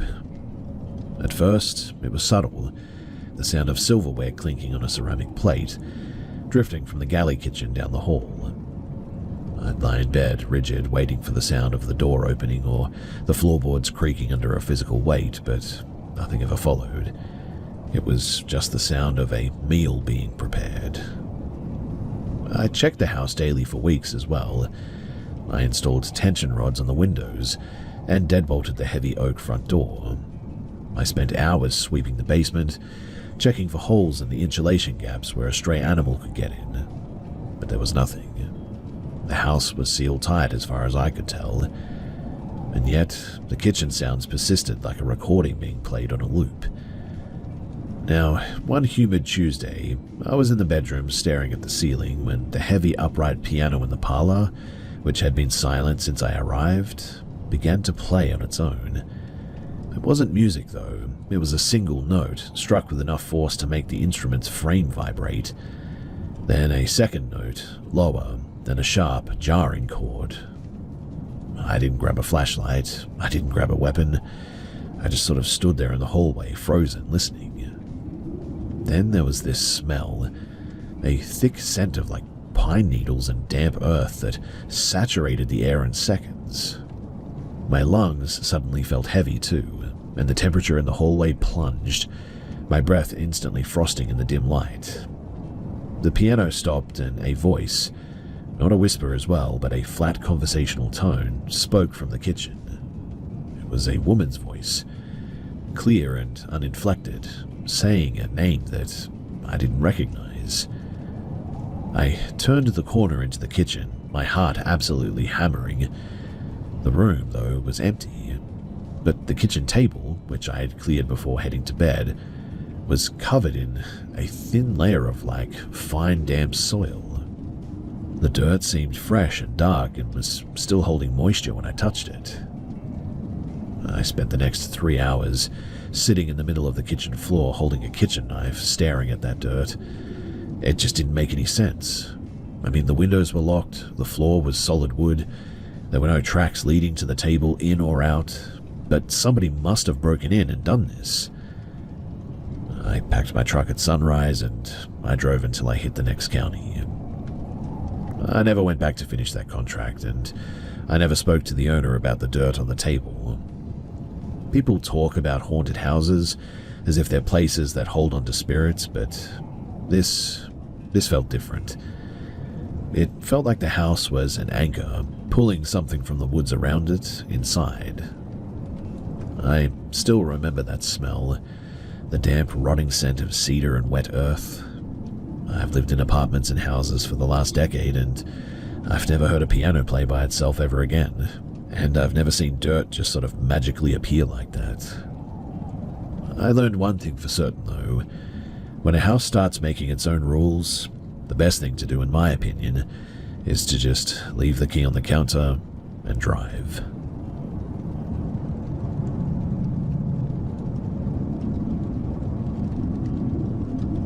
In 2013, I was actually living in a suburban neighborhood on the outskirts of Fukuoka, Japan. It was a densely packed area, as you can probably imagine, the kind of place where you can hear your neighbor's television through the walls. My house sat at the end of a cul-de-sac, bordering a narrow paved concrete canal that fed into the local river. During the day, the canal was filled with stray cats and the sound of distant commuters, but at night the whole area turned into a hollow acoustic chamber. I was 19 at the time, working late shifts at a factory, so I was usually awake until about 4 in the morning. Now, around 2 in the morning, I heard a sound coming from the canal path below my second-story window. It was a sort of wet slapping sound, almost like somebody was down there with a heavy piece of fabric, dragging it through the shallow, stagnant water. Beneath the dragging sound, though, was a low sort of guttural humming. It wasn't a melody. It was a single vibrating note that held steady for like 10 seconds, dropped, and then started again. I leaned against the windowsill, looking down into the darkness of the canal. The streetlights along the path were spaced pretty far apart, leaving deep pools of shadow, and I really couldn't see anything. I assumed it must have just been a homeless person or someone cleaning up the trash or something like that. But the next night, at the same hour, the dragging sound returned. This time it didn't just stay in the canal, though. I heard it climb the concrete embankment, the wet slapping hitting the asphalt of the cul-de-sac, and it stopped directly beneath my window. I didn't turn on the light. I stayed in the dark, watching the street through a gap in my curtains. the hum began again, but it was louder now, vibrating through the frame of the house. Whatever it was, it didn't really sound human. It sort of lacked the breathy, uneven quality of a voice, and it was too mechanical, like a heavy electrical wire humming under high voltage. I waited for the sound of footsteps, maybe a cough, a car door, or anything, but none of that happened. Just that flat, vibrating hum against the base of my house. Then, the dragging sound resumed, moving toward the front door. I heard that distinct thud of something heavy, like a waterlogged backpack hitting the wood of my front entrance. And then silence. Obviously, I didn't open the door. I sat in the corner of my room with my phone until the sun started to bleach the sky. When I checked the front door the next morning, there was a smear of dark, slimy mud across the threshold. It smelled like stagnant river silt and something metallic as well, like an old coin almost, and it was really pungent. It happened 3 more times over the next month as well. Each time I tried to stay awake and ready with my phone to record, but every time that the hum began, my limbs would turn to lead. I'd be overcome by a sudden, intense lethargy that almost made it impossible to stand, let alone reach for a camera. I would drift into a hazy, sort of dreamlike state, only to snap back to full consciousness the moment that the dragging sound receded down the canal. One night, though, I caught a glimpse of something. A street lamp had been replaced, and for the first time the light hit the street properly, and through the gap in the curtains, I saw a shape at the edge of the canal embankment. It was too low to the ground to be a standing person, that much was clear, and it had a strange sort of jagged outline, like a pile of wet, oily rags draped over a frame. It didn't walk, and it sort of pulsed forward, the wet dragging sound synchronized with its movement. It paused at the base of my wall, turned its head, if you can really even call it that, which looked a lot like a knot of dark hair and tangled plastic, toward my window, and the humming rose in pitch until it was a physical pressure in my ears, and man was it painful. Then it simply slid back into the canal and just sort of vanished into the shadows. I never told my landlord about any of this. In fact, I've never really told anyone because I know how crazy this whole thing sounds. To this day, I cannot explain even what that thing was. I've lived in other cities and I've walked past canals and rivers 1,000 times since then, but I've looked all over the place for an explanation, scouring the internet, looking through libraries, I mean, you name it, but I've never found anything that resembles what I saw. I don't think that it was a person, and I don't think it was an animal either. I don't know what it was, which is why I'm here really. Do any of you guys know what the heck this thing is?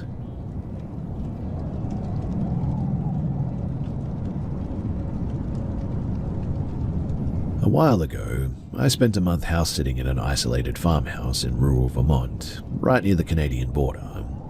The property was massive too, mostly overgrown apple orchards and a few rotting outbuildings that hadn't seen a tool in like 20 years.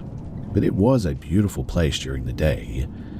But at night, well, it was something different. So I was there alone for the first week, and it was mostly peaceful. Then, around the 10th night, everything about the place just sort of changed. I'd been lying in bed reading, and I'd hear this sort of like weird sound against the hardwood floor, like a whacking sound. It was coming from the hallway, it seemed, and it sounded like something heavy and soft was dragging itself along, inching forward with a sort of rhythm that defied how a person would actually move. I didn't open the door, and I just sat up, my book forgotten, watching the space under the bedroom door. The weird slapping sound stopped right outside. Then I heard a sound that didn't belong in a house. The distinct sound of fabric ripping or tearing. It went on for a minute, slow and methodical, until the door handle, which was a heavy old-fashioned lever, began to depress slowly, as if someone were hanging their entire body weight off of it. I sat there paralyzed. My breath felt like lead in my lungs, and After a moment, the handle clicked back into place and this wet sound resumed, moving back toward the kitchen. Obviously, I didn't sleep that night. I made sure that the door was locked and I sat in the bed, waiting there until the sun came up. I checked the hallway at 6 in the morning, but there was nothing there. I convinced myself that I must have just been hearing things, like the house settling, or heck, maybe a raccoon had gotten into the wall cavities or something. My partner joined me the following weekend, though, because I'll admit that I was pretty scared to stay there. I didn't tell her about the hallway. I didn't want to ruin the trip or look like I was losing it or anything. But we spent the day fixing a fence line and we settled in early. Around 3 in the morning, though, she woke me up. Her hand was clamped over my forearm, her grip painful. She didn't say a word, just pointed at the foot of the bed. I looked down and at the edge of the mattress, the bed sheets were being pulled down, slowly. There was no one holding them, though, but they were just sliding down on their own, bunching up as if someone were sitting on the edge of the frame and pulling them. The weight on the mattress was unmistakable, too. The springs were depressed and the frame tilted slightly under some sort of load at the end. My partner let out a small high-pitched noise and scrambled backward, her back hitting the headboard. The second that she moved as well, the sheets snapped back into place and the weight on the bed suddenly vanished. We didn't stay to investigate. We literally threw our things together, got into the car, left the keys on the kitchen counter, and drove until we were back in Burlington. We didn't talk the entire drive, too. When we finally sat down to process it a few days later, she described the weight as feeling like a massive, dense, cold vibration, and not like a person. I couldn't explain the whacking sound from the week before, and I finally told her, and she couldn't explain why the bed had moved. I've looked into local history, thinking that maybe there was a fire or maybe an old accident at the property or something that could explain this, but I never did find anything. Obviously, I don't really know what that was, but it was weird, let me tell you. I've lived in other older buildings and newer ones since then, and I've never felt that specific weight again. Sometimes, too, when I'm lying in bed and the house gets really quiet, I find myself watching the foot of the mattress, just waiting to see if the sheets will start to slide again like they did that night.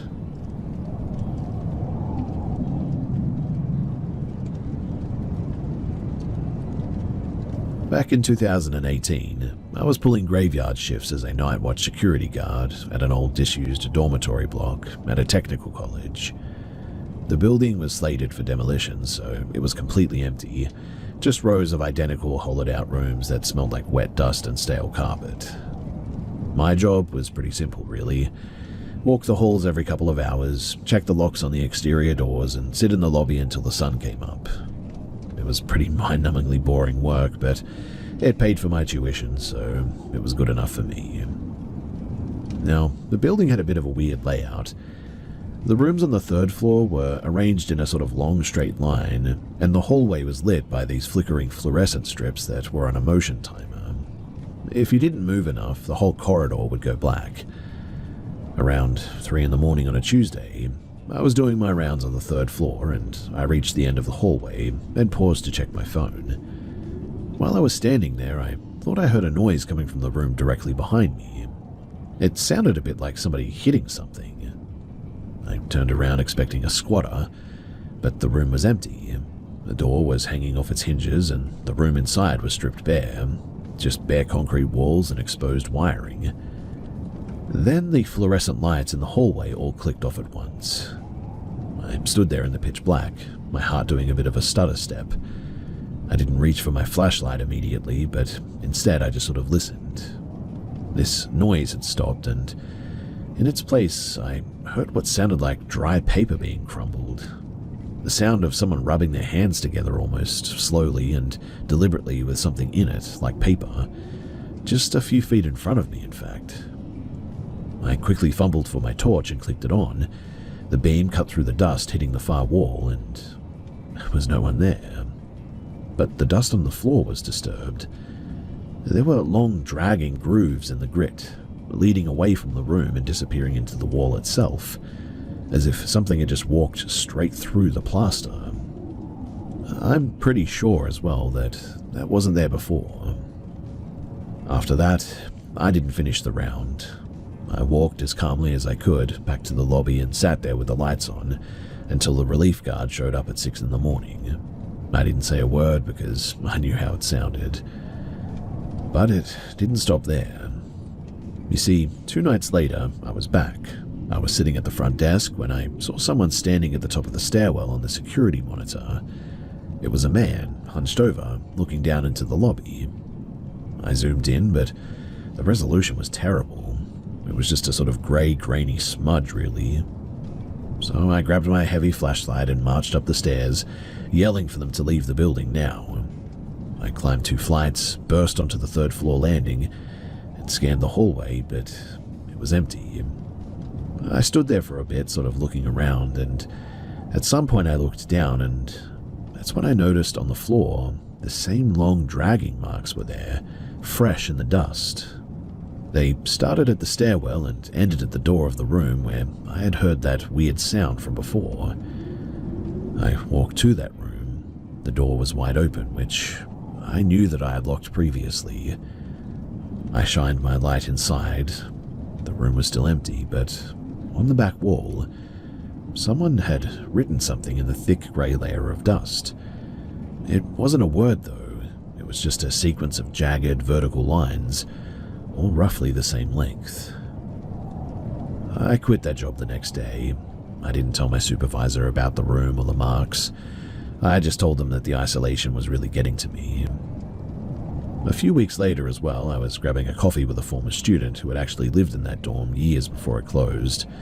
I'll admit, too, that I selfishly invited them myself because I was fishing for details, but I didn't mention the location, just asked him if he knew the building at all. And as soon as I mentioned it, he went pale and said, "Yeah, I live there, in room 304. After a little bit more questioning, I found out that apparently he used to hear that scraping sound every night, and at the time they apparently thought that it was just the pipes. He told me that the students who lived in 304 before him had apparently been kicked out after a bit of a mental breakdown. Apparently, he spent his final weeks sort of convinced that there was a man in the wall trying to tell him how to get out or something. I don't know if I saw a ghost or if I was just sensitive to the residual static of a place that had held so much misery, but I do know that when I look at a blank wall now, I still remember those jagged lines in my head, and I still remember that really weird sound of hands rubbing together in the dark like that with a piece of paper or something.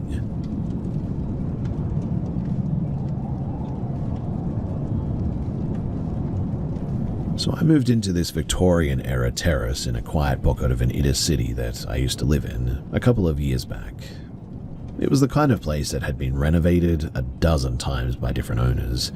Thin walls, mismatched door handles, and a hallway that felt about 2 feet longer than it really should have been. The rent was pretty cheap for the area, though, and I was just happy to have a place that wasn't a cramped share house anymore. For the first month, too, the only issue was the humidity there. The house felt perpetually damp, like the walls were literally sweating.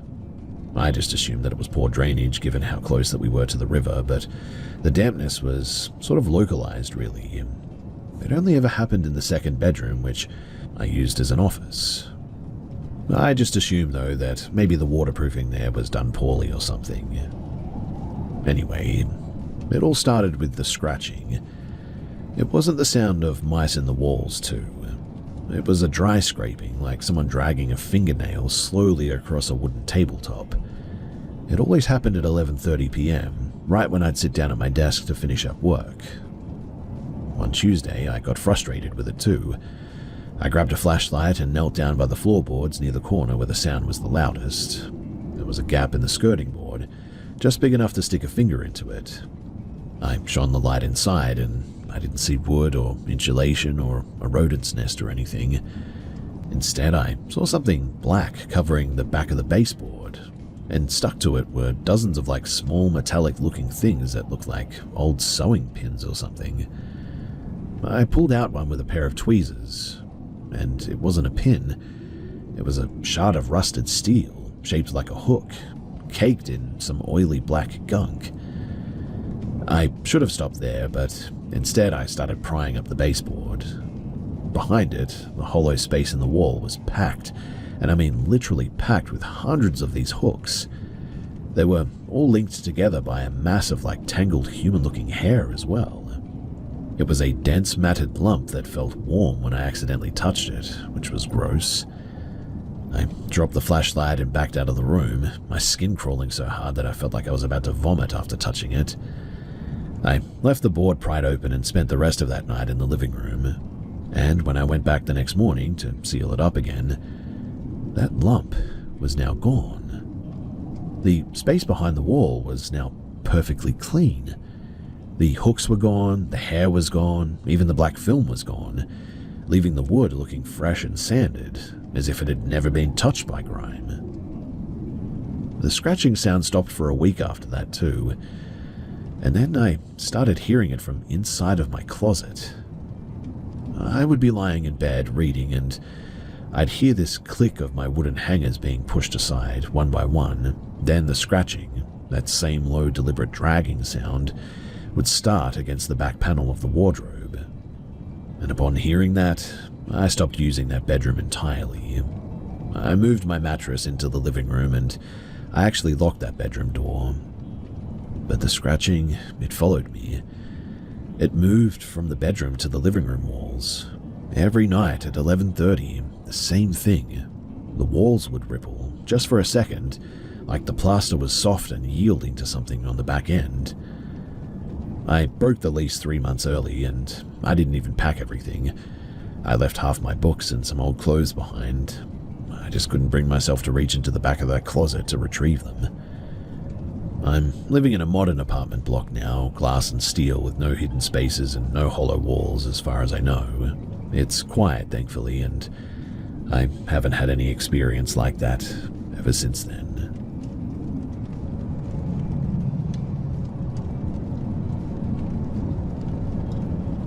I've never been the type to look for ghosts, and honestly, I still try to keep it that way. But I grew up in a place that really didn't give you much choice. This was back in 2016.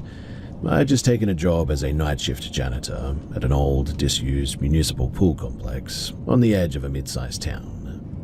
The place had been closed to the public for years while they argued about funding for renovations and things like this. My job was basically just to walk the perimeter, check the pipes, and make sure the pumps weren't leaking in the basement. The building was mostly glass and concrete. At night, with all the power cut, it was just a series of black mirrors. The first time that I noticed something was wrong, I was mopping the locker room floor. It was pretty late, and I heard the sound of a locker door being punched shut, a metallic clang that echoed through the entire building. I grabbed my flashlight and jogged out to the main change area, and every single locker was wide open, swinging slightly on their hinges. Now, I knew for a fact that they had all been locked when I started my shift. I walked the length of the row, clicking them shut one by one, and by the time that I reached the end, the first few that I'd closed were now open again. After seeing that, I didn't stick around. I left the building, sat in my truck, had a smoke, and then went home. But it wasn't just the lockers. The pool deck itself was actually the worst. It was a massive empty bowl of cracked tile, and whenever I had to walk across it to check the deep end drainage, I'd get this heavy, prickling sensation on the back of my neck, like I was walking through a crowd of people who were all staring at me. One night, in fact, the air felt so thick that it almost felt like water. I was standing by the shallow end when I heard someone exhale. It wasn't a wind sound, too. It was the specific wet release of a lungful of air coming from right behind my ear. I whipped around, swung my torch. The beam cut through the dark and landed on the surface of the water, which was about 2 feet deep and filled with stagnant brown sludge. There were ripples, radiating outward from the center, as if something had just broken the surface and then gone back in. But there was nothing there. just the dark water settling back into a still, oily mirror. I started checking the security monitors in the office more after that as well, and I'd watch the camera for the pool deck, and sometimes I would see a figure standing at the edge of the deep end.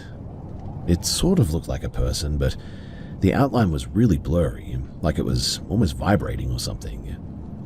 Every time that I looked away to grab my radio, the figure would move closer to the camera too. It never walked, it kind of glitched forward almost, frame by frame. By the time that I looked at the screen, it would be standing right in front of the lens, sort of blocking the view with a smear of grey, shapeless static. I told my supervisor about the locker room doors, and he just laughed and told me that the old building had settling issues. I never told him about anything else after that, and I quit 3 months later. I collected my final paycheck and I was done with that place. I think that some places may just be sort of built wrong or something. They absorb the noise and the movement of the people who used them, and eventually they might start trying to replicate that activity, even when the lights go out and the doors are locked. I will never forget that place for as long as I live.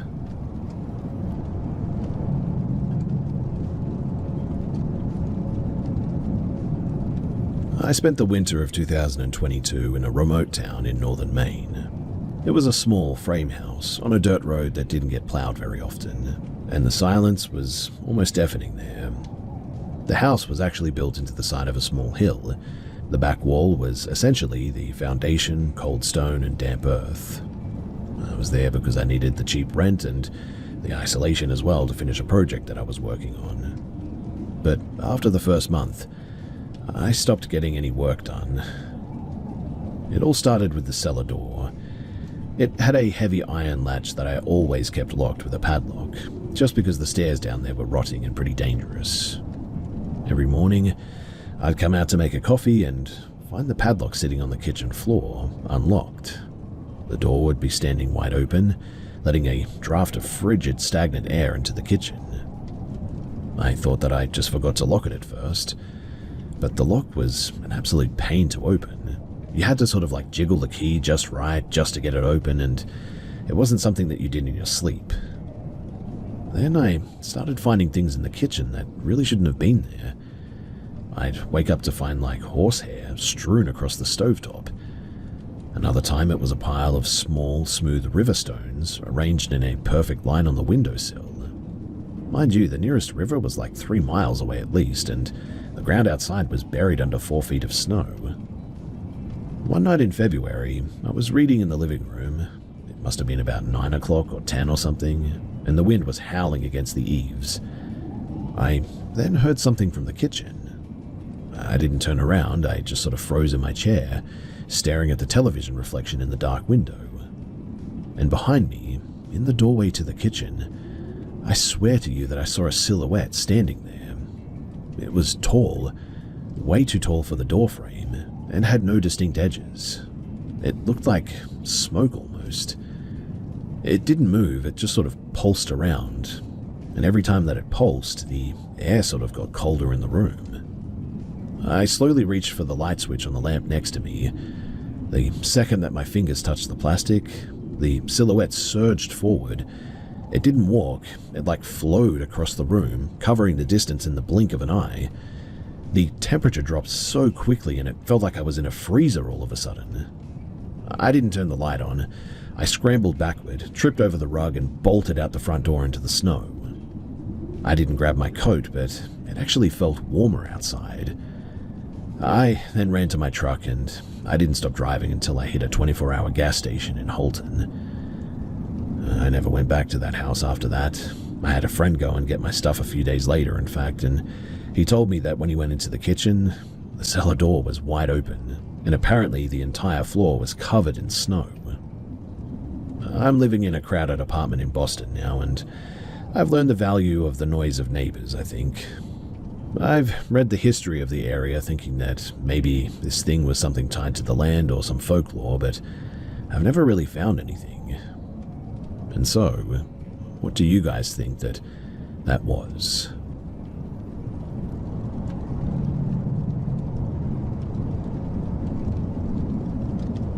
In late 2020, as I was wrapping up my final semester of college, I rented a room in an older two-story terrace house in the suburbs. The architecture was narrow and really cramped, with paper-thin walls and floorboards that groaned under the slightest pressure. I was subletting from a couple in their 30s who worked chaotic, overlapping shifts, so I was often alone in the house for really long stretches. When I moved in, they made a joke about the place being noisy at night, chalking it up to the old copper pipes and the foundation settling. But the woman wouldn't meet my eyes when she said it. There was a genuine sort of lingering discomfort in her posture too that made the comment feel less like a joke and, well, more like a warning, really. Anyway, for the first few weeks I was fine, but then my sleep began to really disintegrate. I would wake up at like 3 in the morning every single night, heart racing, feeling an oppressive sense of being watched, even in the absolute silence of the bedroom. I blamed it on the stress of finals and the isolation of living in a new suburb. Then the conversation started. It genuinely sounded like two people, one with a low resonant register, the other sharper and higher, talking in the room directly beneath me. It was muffled, like speech through a heavy blanket, and I assumed my housemates were having late-night tea or something at first, but the cadence was too repetitive and way too rhythmic. The situation became impossible to dismiss as well when the couple went interstate for a 6-week work project. Then, I knew that the house was empty. I mean, I watched them pull out of the driveway myself. Yet, on the second night of their absence, the voices started at 4 a.m. I lay in the dark, my breath hitching, thinking, there's no one here. The second that the realization solidified in my mind, the voices didn't fade too. They were sort of severed, cut off in mid-syllable. I started doing nightly sweeps, checking every window latch and back door bolt. Everything was always locked tight. The breaking point, though, really happened one evening at around 6 p.m. I was laying in my room with the lights off, nursing a migraine that was terrible. I heard the front door click open and then shut. Then came the steady, deliberate sound of footsteps on the lower floor. I assumed that a housemate had returned early. I went to open my bedroom door, but I'd locked it from the inside, so I stayed put, just listening. The footsteps, they moved to the staircase. They weren't hurried or stealthy or anything. They were pretty normal, heavy strides. They climbed the stairs and stopped right in the landing, just inches from my door. Then the pacing began. Back and forth, back and forth. Every few paces as well, there was a distinctive dragging scuff, like the heel of a heavy boot catching the wood. I was now really weirded out and sort of terrified to open the door. Yet the rational part of my brain kept insisting that it must be somebody that I know. I phoned a friend and stayed on the line, my voice barely a whisper. As I was talking, the pacing continued and my friend even heard it clearly through the phone and told me to get out of the house as quickly as I could. So I called the police, who instructed me to meet them at the front door, which was stupid really, but that walk down the hallway was the longest of my life. I unlocked my door and quickly stepped out into the landing. That's when I noticed that it was empty, which was weird. Genuinely, I was expecting somebody to be there, but the house was dead silent. The air felt stagnant and cold in a way that was really weird. As I started down the stairs, though, still on the phone with my friend, I suddenly lost my footing. It wasn't a trip, though. It felt like a powerful, invisible shove to the back of my knee. I tumbled down several steps, hitting the wall hard on my side. My friend heard the crash and panicked. I told them that I had just tripped, though, but I knew better. The police soon arrived and searched the property from top to bottom, but they found no one. No signs of forced entry either, and nothing disturbed in the crawl space. They offered the standard, well, it's an old house sort of excuse, but that didn't account for the rhythmic, intentional pacing that had responded to my literal presence. I moved out shortly after that, staying with a friend until my lease was up, actually. I never told my housemate the full extent of the experience. I just told them in the end that the house gave me bad dreams, and so I needed to get out of there because I wasn't sleeping much. lived in several places since then, and I've never heard a single footstep that wasn't my own. Looking back on it, I don't think that I was dealing with like a haunting in the traditional sense. It felt more like what they call an imprint or whatever. Sort of like a loop of activity that existed independently of me, is what I've read anyway. It had its own routine though, its own pace and its own presence for sure. I seemed to be just the intruder who had finally started paying attention to that schedule.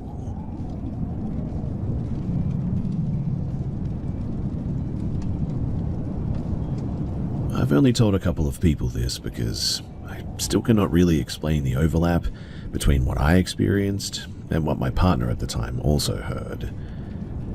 This was back in 2019 at my then boyfriend's family home. It was a single-story suburban house.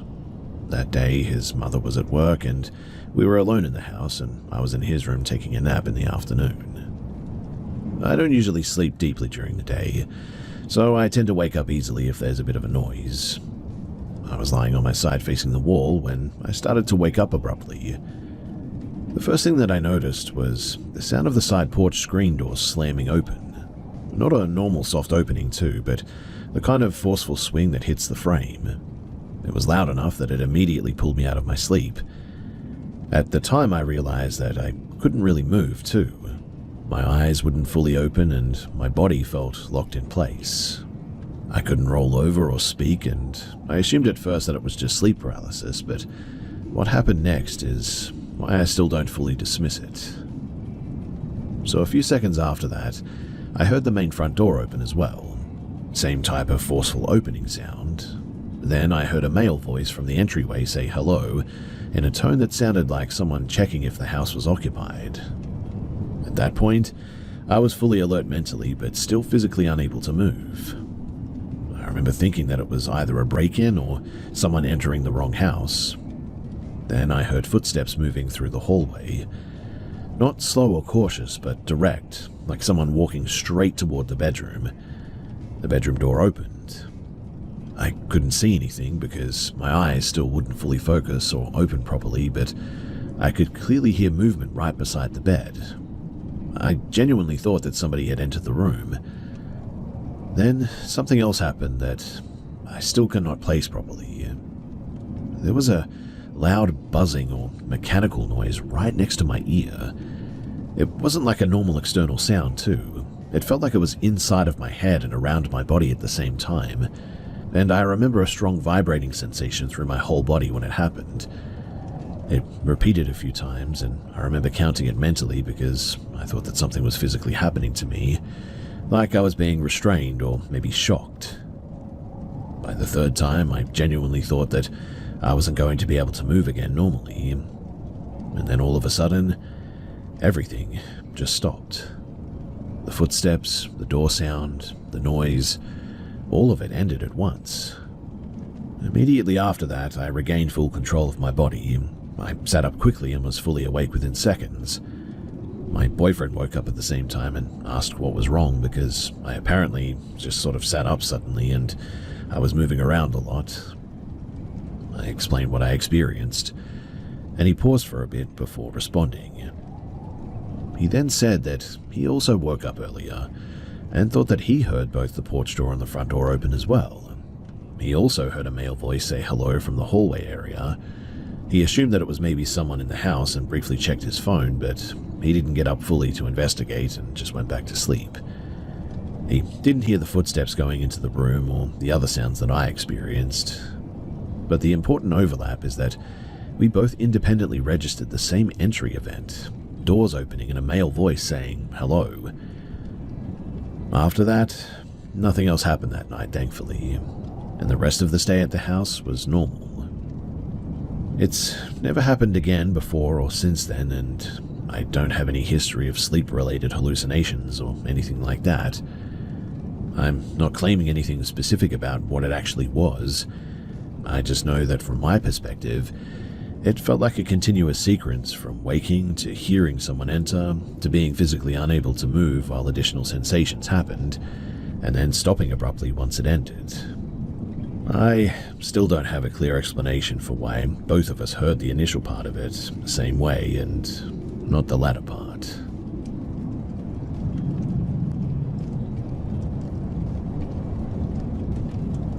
I'm posting this because it's been about 7 years now, and my buddy and I, we still cannot look at a map of Nevada without at least bringing up that night. We've tried to come up with every logical, real-world explanation for what we saw on that dirt road, but the math, it just never really adds up. This was back in the summer of 2019. My friend Liam and I were doing a massive road trip after college graduation, driving an old beat-up through the southwest.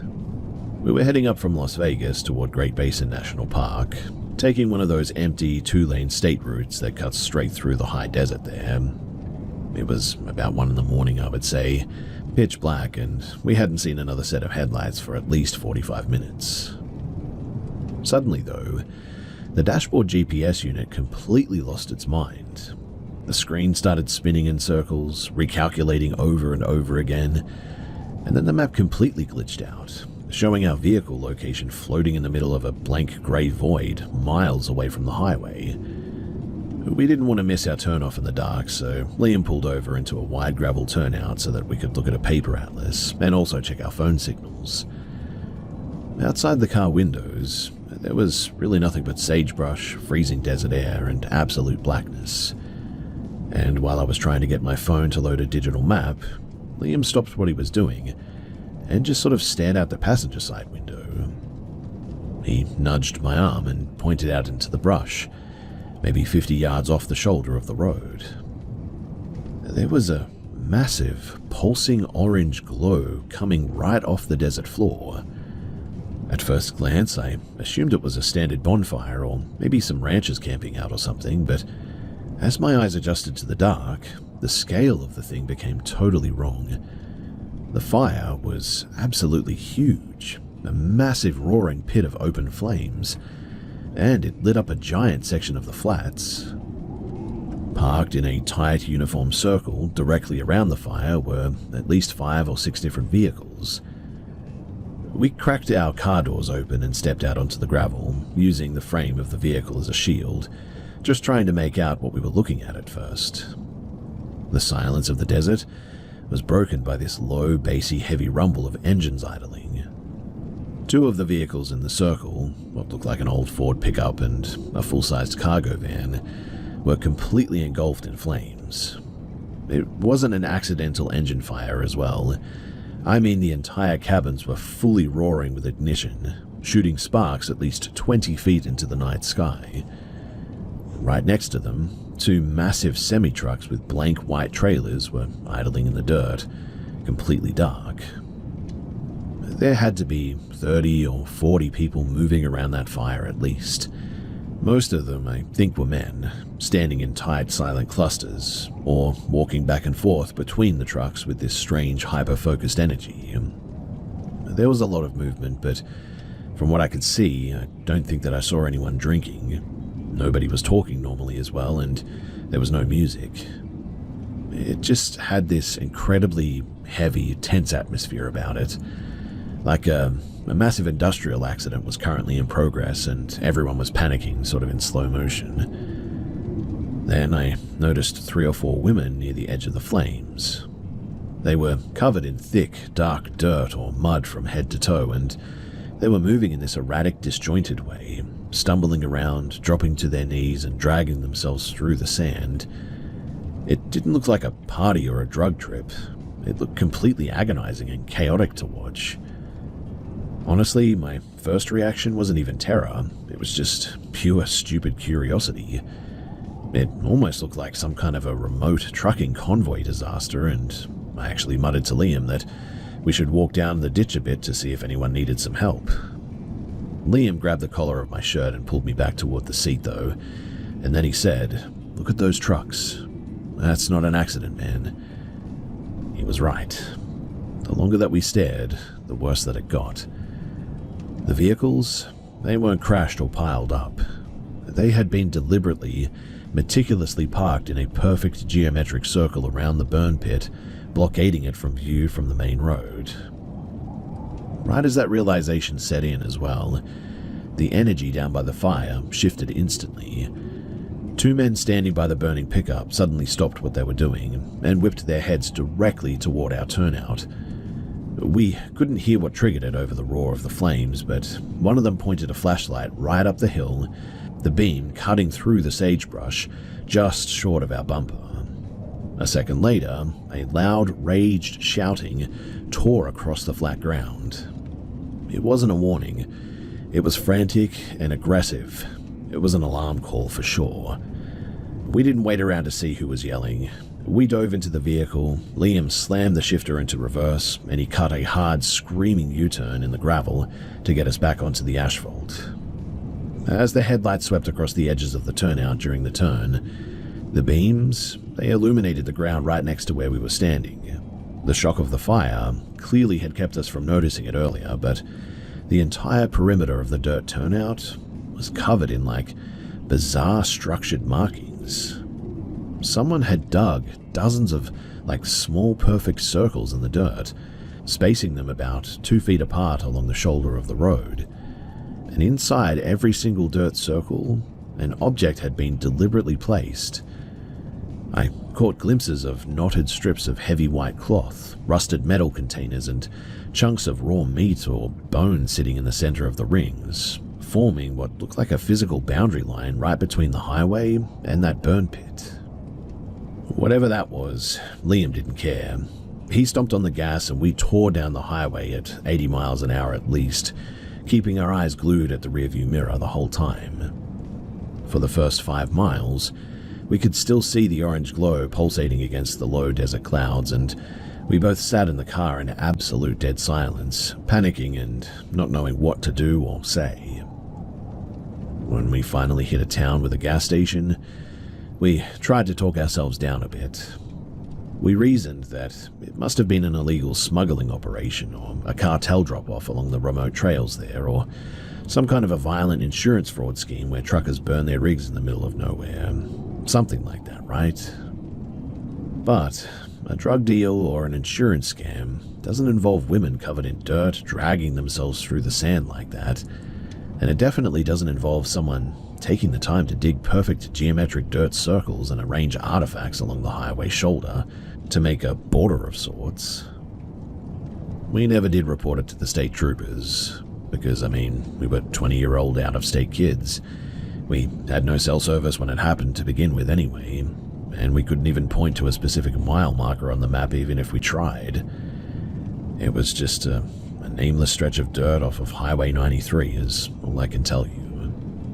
The part that still gives me the most chills is thinking about how fast those men alerted the rest of the group the second that our car doors opened.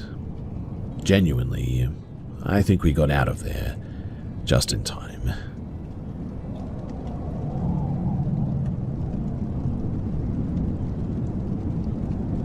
This happened mid-2023, and I still double-check my windows every night now, which I never used to do.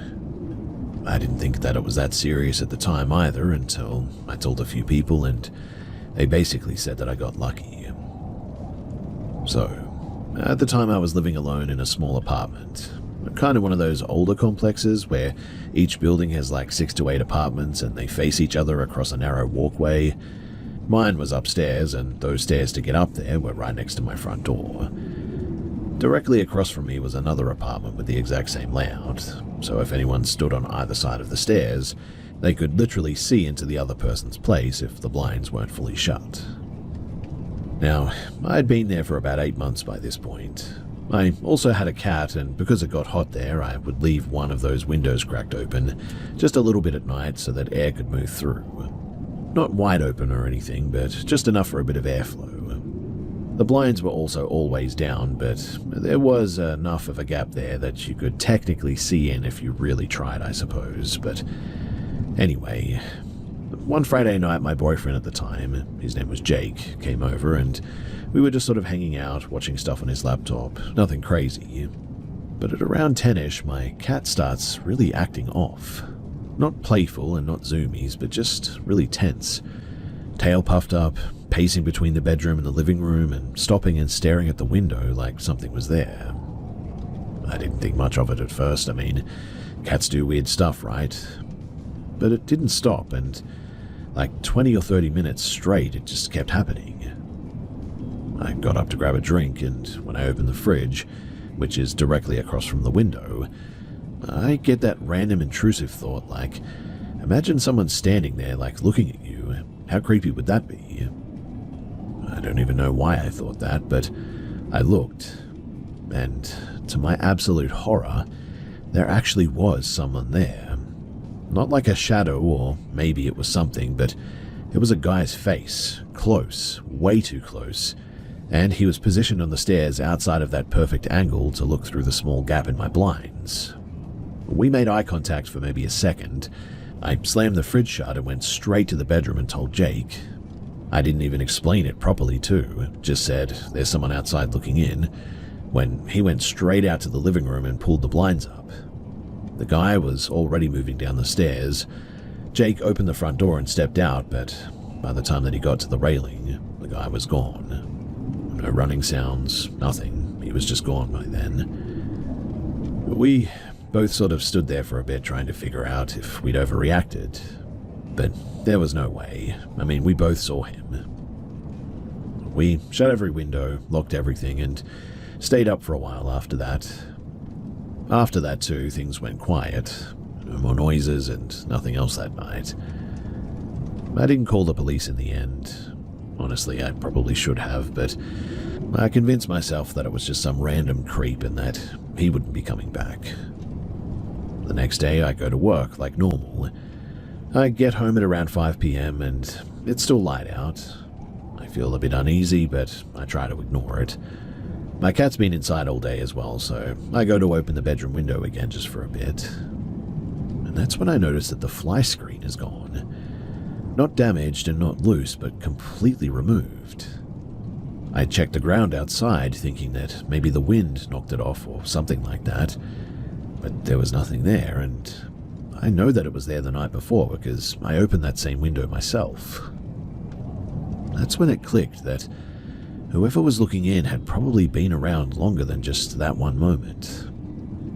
I called Jake straight away, then my sister, and both told me to call the police, so I finally did. Jake came over again, and we went to the unit across from mine because we'd seen that they had one of those doorbell cameras. Turns out that they actually had some footage, but not of him taking the screen. What they did have was a video from the night before of the same guy standing outside, first near their door, then moving across to my building and positioning himself on the stairs to look into my place. The timestamps lined up exactly with when my cat started acting weird too. The police came, took a report, looked at the footage, but basically said that unless he comes back or gets caught doing something more serious, then there's really not much that they could do. They told me to install cameras and to make sure everything stays locked. But here's the part that made it worse. So while we were talking to the neighbor, they casually mentioned that they'd seen the same guy a couple of times before doing the same thing to other units. Not breaking in, but just watching through the windows. So in other words, this wasn't random. I stayed there for another couple of months after that, but that changed everything for me. I locked windows, added cheap cameras, stopped leaving any gaps in the blinds. Thankfully, nothing else happened there after that, but I never did feel normal there again. I moved out as soon as my lease ended. Like I said, I never saw the guy again, but the fact that he knew exactly where to stand to see inside and had already taken the screen off of my bedroom window, that's what really gets me. He wasn't just passing by. He was deliberately testing just how far he could go.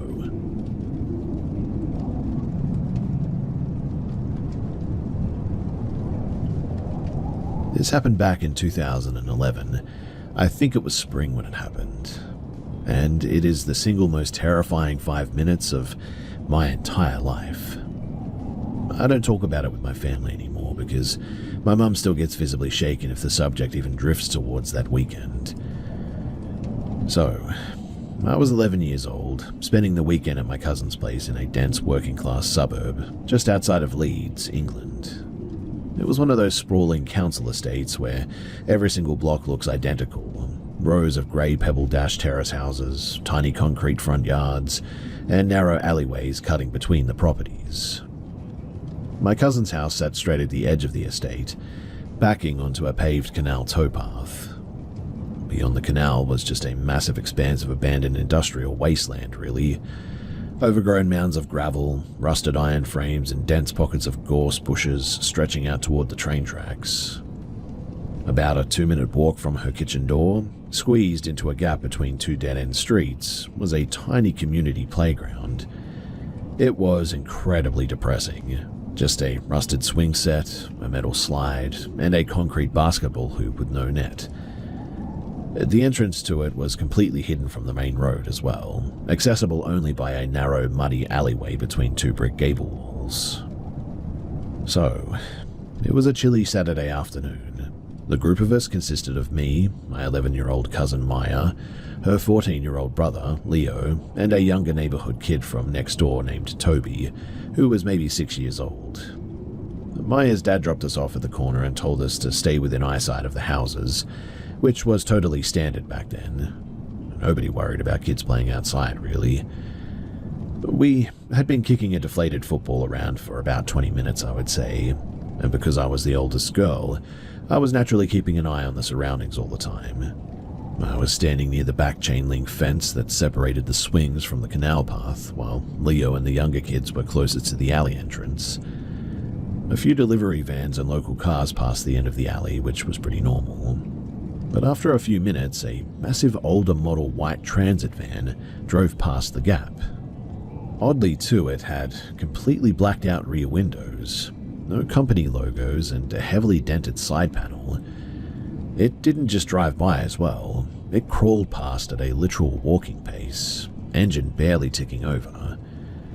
I noticed it because the driver was sitting incredibly low in the seat, but I just figured that he was looking for a house number or something.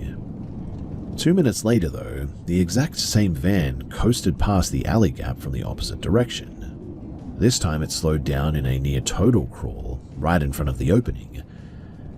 The passenger side windows were rolled down an inch, and I could see the distinct shape of a head turning to look down the alleyway toward the playground. My stomach did a weird sort of cold flip all of a sudden. I stopped chasing the ball and just stared at the street. Another minute went by. We went back to playing, but my eyes were now glued to that brick gap. Suddenly, the white van didn't just drive past, it cut a hard, aggressive turn and pulled up directly across the mouth of the alleyway, completely blockading the entrance. The diesel engine idled with a loud, violent rattle. The heavy sliding side door slammed open. 3 men stepped out onto the pavement. They were all wearing oversized dark hoodies, baseball caps pulled low, and one of them had a bright, high-visibility construction vest thrown over his sweatshirt. The guy in the high-vis vest, he had a thick black neck gaiter pulled all the way up over his nose and mouth. On a cold, dusty construction site, you wouldn't look twice. In a completely empty suburban alleyway leading to a children's playground, it looked entirely wrong. They didn't look around to check their phones or stretch their legs or anything. The man in the high-vis vest stopped in the alleyway first, raised a gloved hand, and pointed his index finger in a dead straight line directly at Toby, the 6-year-old. I couldn't hear the exact words over the rumble of the van, but he muttered something short and sharp to the 2 men behind him, his head snapping down toward us. Then they started moving down the alleyway. They weren't running yet, but it wasn't a casual walk. It was a synchronized, wide-strided march, their boots heavy against the asphalt. They were moving with absolute terrifying intent. In that exact moment, my brain completely bypassed logic and went straight into pure primal survival mode. Maya completely froze, her eyes wide, clinging to the swing chain. Toby just stood there, holding the football, looking totally confused. But Leo, thank God for his age, instantly reacted. He grabbed Toby by the hood of his coat, violently yanked him backward, and screamed at the top of his lungs, "Run!" The second that Leo screamed, the man in the high-vis vest broke into a dead sprint down the alleyway toward them. The entire scene erupted into pure panic. I didn't even look to see where my cousin or Leo went. I was already at the back fence. I scrambled under a loose section of the chain link wire, tore across the concrete canal path, and threw myself headfirst into the abandoned wasteland on the other side. It wasn't a manicured park by any means. It was a dense, hostile field of waist-high wild mustard weeds, stinging nettles, and thick briar patches. I didn't care about the thorns slicing my shins, though. I dropped flat onto my stomach in a deep, muddy ditch between two overgrown dirt mounds, pulling my dark jacket over my head and pressing my face directly into the wet earth. Within 5 seconds, I heard the heavy, rhythmic thud of combat boots hitting the gravel canal path just 20 feet from my head. There was definitely more than one person there. I held my breath until my lungs felt like they were about to burst, but above the sound of the wind, I heard a rough, breathy adult voice growl. She went through the fence, checked the bushes. Another voice, further down the path, shouted back, "Nah, forget it. The older lad went into the estate. We gotta get out of here." I lay frozen in that mud for what felt like 3 hours after that, but in reality it was probably maybe 90 seconds. I heard the boots sprint back across the canal path, followed by the distant echoing screech of tires spinning on asphalt as the van tore away from the estate. I was too afraid to go back through the playground entrance in case they were waiting on a parallel street, so I dragged myself through the briars along the back boundary line of the houses. I found a section where a wooded sort of garden fence had a missing slat, jammed my feet into the timber, and hoisted my 11-year-old self over the top, tumbling into a stranger's vegetable patch. I didn't stop to explain. I sprinted down their side driveway and out into the main street. Leo, Maya, and little Toby, they were already huddling near a brick bus shelter 2 doors down from my uncle's house. Toby was crying hysterically, his football abandoned. Leo was hyperventilating so hard that he was nearly throwing up, his face entirely drained of color. We didn't say a word to each other. We just ran inside, locked the kitchen door, and threw the deadbolts. When my aunt and uncle came home later, we were so traumatized and overwhelmed that we completely botched the explanation at first. We just said that some scary older guys chased us out of the park, and because there were always local teenagers causing trouble on the estate, my uncle just assumed that it was antisocial behavior, yelled at us for crossing the canal path, and told us to stay out of the park for the rest of the weekend. We never told them about the van or the pointing. But later that night, while we were lying awake in the guest bedroom, Leo told me a detail that still bothers me. He said that the exact moment that the man in the high-vis vest started sprinting down the alley, he watched him reach into his front hoodie pocket and pull out a thick roll of like silver duct tape or something. That was the reason that Leo didn't freeze, and that's the reason why he grabbed the little kids and ran. We never went back to that playground, and my uncle moved the family out of the estate a year later. Looking back as an adult, I know exactly what that was. It wasn't a neighborhood prank, and it was not a scare tactic. It wasn't a misunderstanding either. It was a highly organized, targeted attempt by 3 grown men to snatch a child from a hidden park. And the speed at which that afternoon devolved from a normal Saturday into a complete nightmare is something that I will never forget.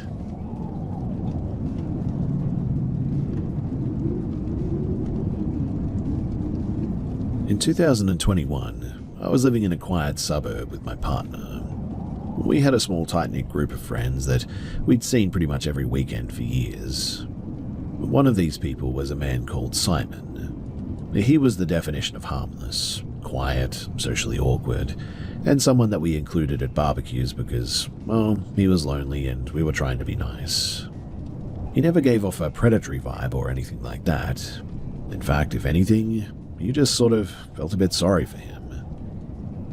So one night, Simon gave my partner a USB drive, claiming that it was filled with indie playlists for our up-and-coming road trip. But we used it for months, plugging it into our car's head unit without a second thought. The ghost in our house as well didn't manifest in shadows or fog or anything. Instead, it manifested when we decided to clear the drive for new files. So when my partner plugged it into his laptop, he noticed the storage was nearly full, despite the drive containing only a few dozen MP3s. He dug into the system settings and he found a hidden directory that didn't appear in the main file browser. Inside were hundreds of image files. At first, too, they looked like random internet screenshots of local news anchors, random women from public social media profiles, and street view captures. But then, the realization hit us like a physical blow. The subjects were our friends, people from our group chats, and then there was also me. Some of the photos had been crudely edited with drawing software, zoomed in on specific features or distorted in ways that felt deeply sickening. But the second folder, that was what broke me. These were not internet downloads, they were original photo files. They were of me and a few other women in our circle.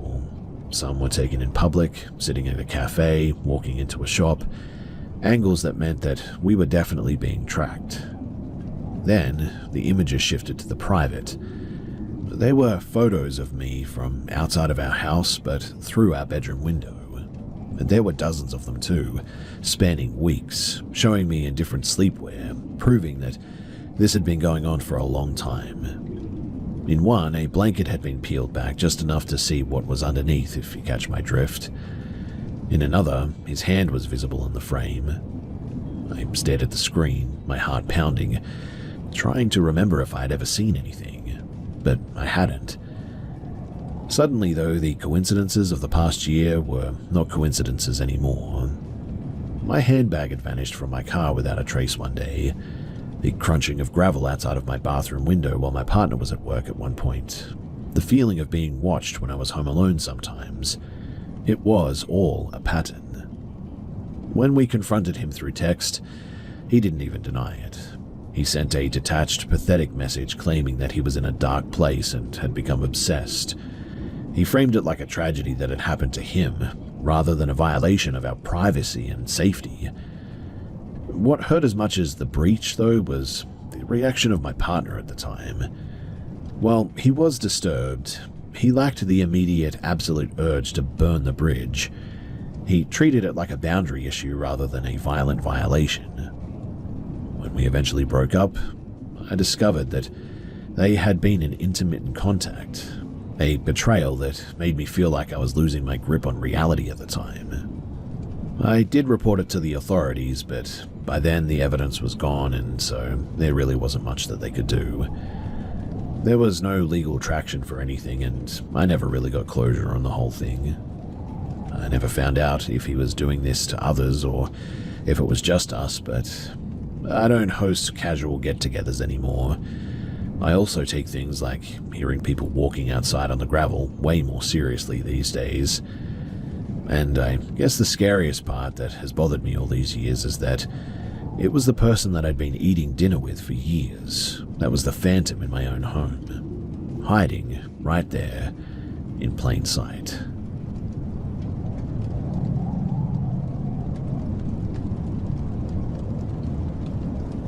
In late 2022, I was working at a 24-hour service gas station in a quiet, sprawling town in a pretty rural area. The shifts were long, the routine was pretty mind-numbing, and because we were a small team, we relied on our gut instincts to keep the place pretty secure. That's when a man in his mid-40s started showing up. At first, he was just another regular face, but the dynamic shifted pretty quickly. He didn't come in to buy fuel or snacks. He walked in, stood by the entrance, and scanned the floor until he locked eyes with me. If I was on duty, he would loiter for an hour, and if I wasn't, he would turn around and just walk straight out again. At first, the interactions were just bizarre, but normal enough to just sort of brush them off, I guess. Questions about my name tag, comments on my appearance, or odd inquiries about whether I was actually working there. I treated it like any other retail creepiness. Keep the conversation short, keep moving, and don't engage. But he became a fixture.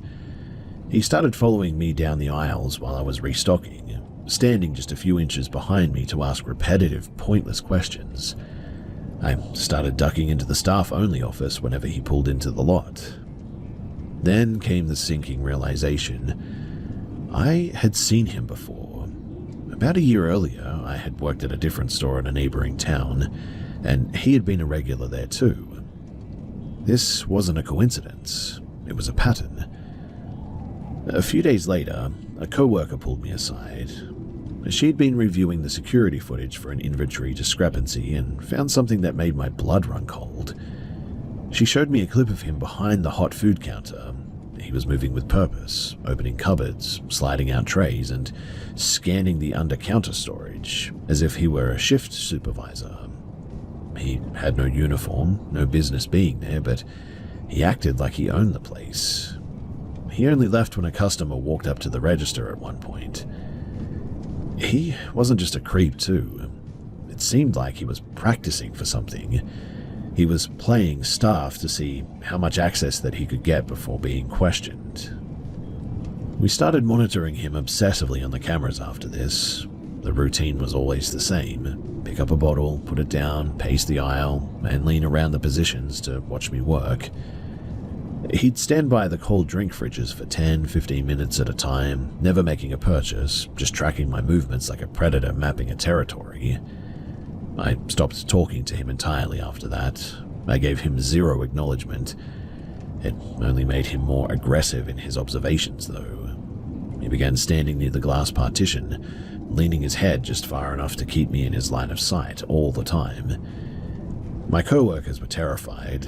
One of them told me that a girl who had worked 3 months prior had been handed a note by him, apparently, while she was in the staff-only area, which meant that he'd been slipping behind the counter long before even I arrived. We finally forced management to stop treating him as a quirky regular and started the process for a formal ban. While we waited for the paperwork, I ran his name through the public databases, and it wasn't just creepy. Apparently, this guy had a violent history, older documented charges of assault that had been scrubbed from his current presence but were very real. He wasn't a lost soul after all. He was dangerous. The tension broke 2 weeks later when the police arrived at the gas station. He'd been picked up after an incident at a different station, 40 miles away, and he'd done the exact same thing. Loitering, watching the staff, and wandering into staff-only zones until he was confronted by an employee. When they challenged him, he actually attacked them as well. The victim ended up in the hospital, and he ended up in custody. The police confirmed our fears too. He was working up to an escalation point, apparently. The pretending to be the staff, the pacing, the constant watching. He was testing the boundaries, seeing how much control he could exert before he finally snapped. Management finally issued the ban and handed over months of footage to the police, but I couldn't go back after that. Every time the bell above the door chimed, my heart would jump into my throat, expecting to see him standing by the fridges. And so I quit shortly afterward. It taught me the hardest lesson in life, though. Never prioritize being polite over your own safety. If your gut tells you that somebody is mapping you, then trust it. You're not overreacting. You're reading a clear warning.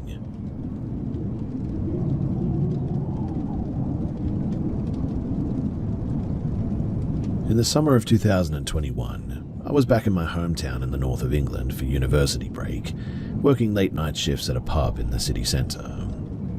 One Tuesday, I finished a trial shift just after 1 in the morning and started the familiar bike ride home. The route was a standard quiet stretch of Victorian terraced housing, illuminated only by intermittent flickering streetlights and the harsh, buzzing glow of a 24-hour convenience store at the top of the hill. I was crawling up the incline, my legs burning, when a sound drifted out from the darkness of a front garden hedge to my left. It was a forced, jagged whisper. "Help! Knife!" I kept pedaling for 10 seconds, my brain frantically trying to rationalize it as a prank or a misunderstanding. But the image of someone being in actual danger overrode my fear. I stopped dead in the middle of the road and I looked back. A woman was peeling herself out of the thick private hedge. She was shaking, her face pale and flushed with adrenaline. She rushed toward me in the middle of the street, keeping her voice low and frantic, telling me that a man was nearby and that he had a weapon. I pulled out my phone and dialed the police, keeping it on speaker. She stayed pressed right against my shoulder as if the physical contact was the only thing keeping her from collapsing. She told me that she'd been sitting near the convenience store for a smoke when a man approached her. He hadn't started with threats, he had started with a helpful, overly familiar demeanor, asking if she was okay and feigning concern. When she tried to walk away, he had insisted on showing her a shortcut through a dense, unlit parkland area behind the shops. When she refused, his tone had flipped instantly. He told her that he had a knife and that she was going to go with him whether she wanted to or not. She had thrown her bag at him, sprinted into the darkness, and drove into the first garden hedge that she had found. We stood there in the center of the road, scanning the dark gaps between the terraced houses, feeling the heavy, suffocating silence of a neighborhood that was fully asleep and completely unreachable. It didn't feel quiet. It felt like we were being hunted almost. The police arrived in under 6 minutes, thankfully. They separated us, took our statements, and swept the surrounding alleys and the parkland path. They didn't find anyone, but they were grim and thorough. My dad drove over to pick me up in my bike as well, and I didn't return to the route after dark for the rest of the summer after that. Months later, though, the pieces sort of clicked into place during a conversation with a local acquaintance. A man had been arrested in the neighborhood borough after a string of violent attacks. He had a specific modus operandi as well. He would pose as a good Samaritan or a helpful local worker to isolate people walking home late at night. He had a history of escalating violence, including a murder charge from years prior that had gone largely unreported in our specific area. He was finally caught after an attack that mirrored the woman's story almost perfectly as well. The feigned kindness, the insistence on a shortcut to a secluded area, and the sudden shift to lethal intent. I cannot confirm with 100% certainty that it was the same man, but the timeline and the tactics are pretty much identical. Which also means that if that woman hadn't have trusted her gut and fought back, and if I hadn't have made the choice to stop and turn around, the shortcut that he had offered probably would have been the last thing that she ever saw. I still ride that road during the day, but at night, the silence there now feels less like peace and much more like a warning.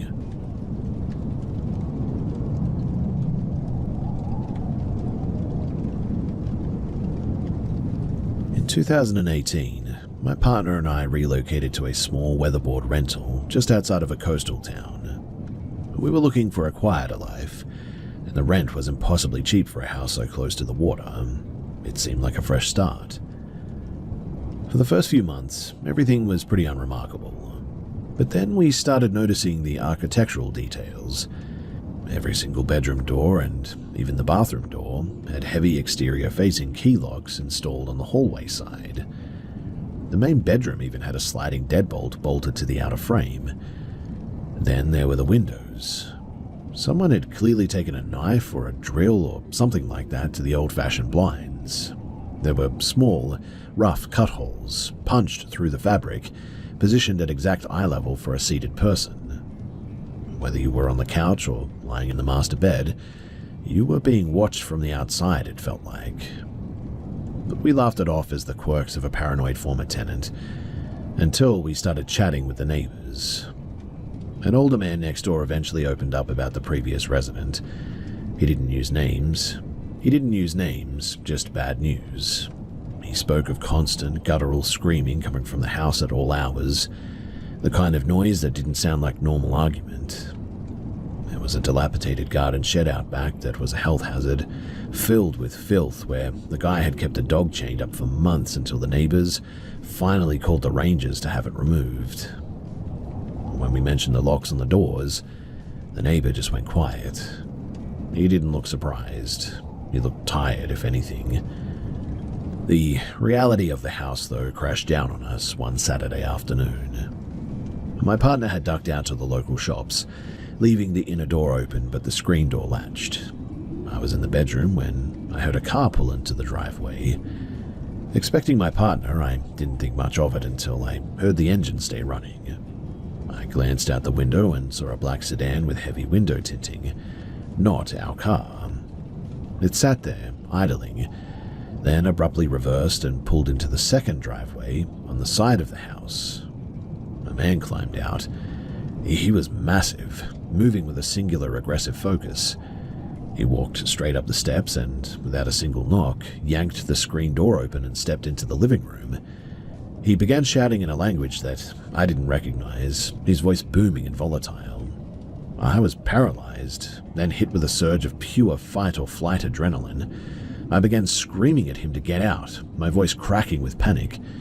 He switched to English, his frustration mounting as he demanded to know where he was, a name that I didn't recognize. He kept pressing me for the whereabouts of my partner, his eyes darting around the room as if he was looking for someone hiding in the kitchen. Then he stopped. He looked at me, really looked at me, and his demeanor shifted from rage to confusion. He asked, slowly, how long we had been living there. When I told him that it had been a few months, the fight just drained out of him. He muttered an apology and walked out of the house as quickly as he had entered.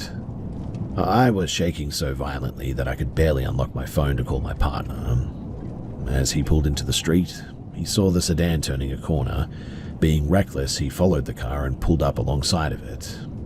The man was calm now, telling my partner that the previous tenant owed him a significant amount of money and had been dodging him for a year now.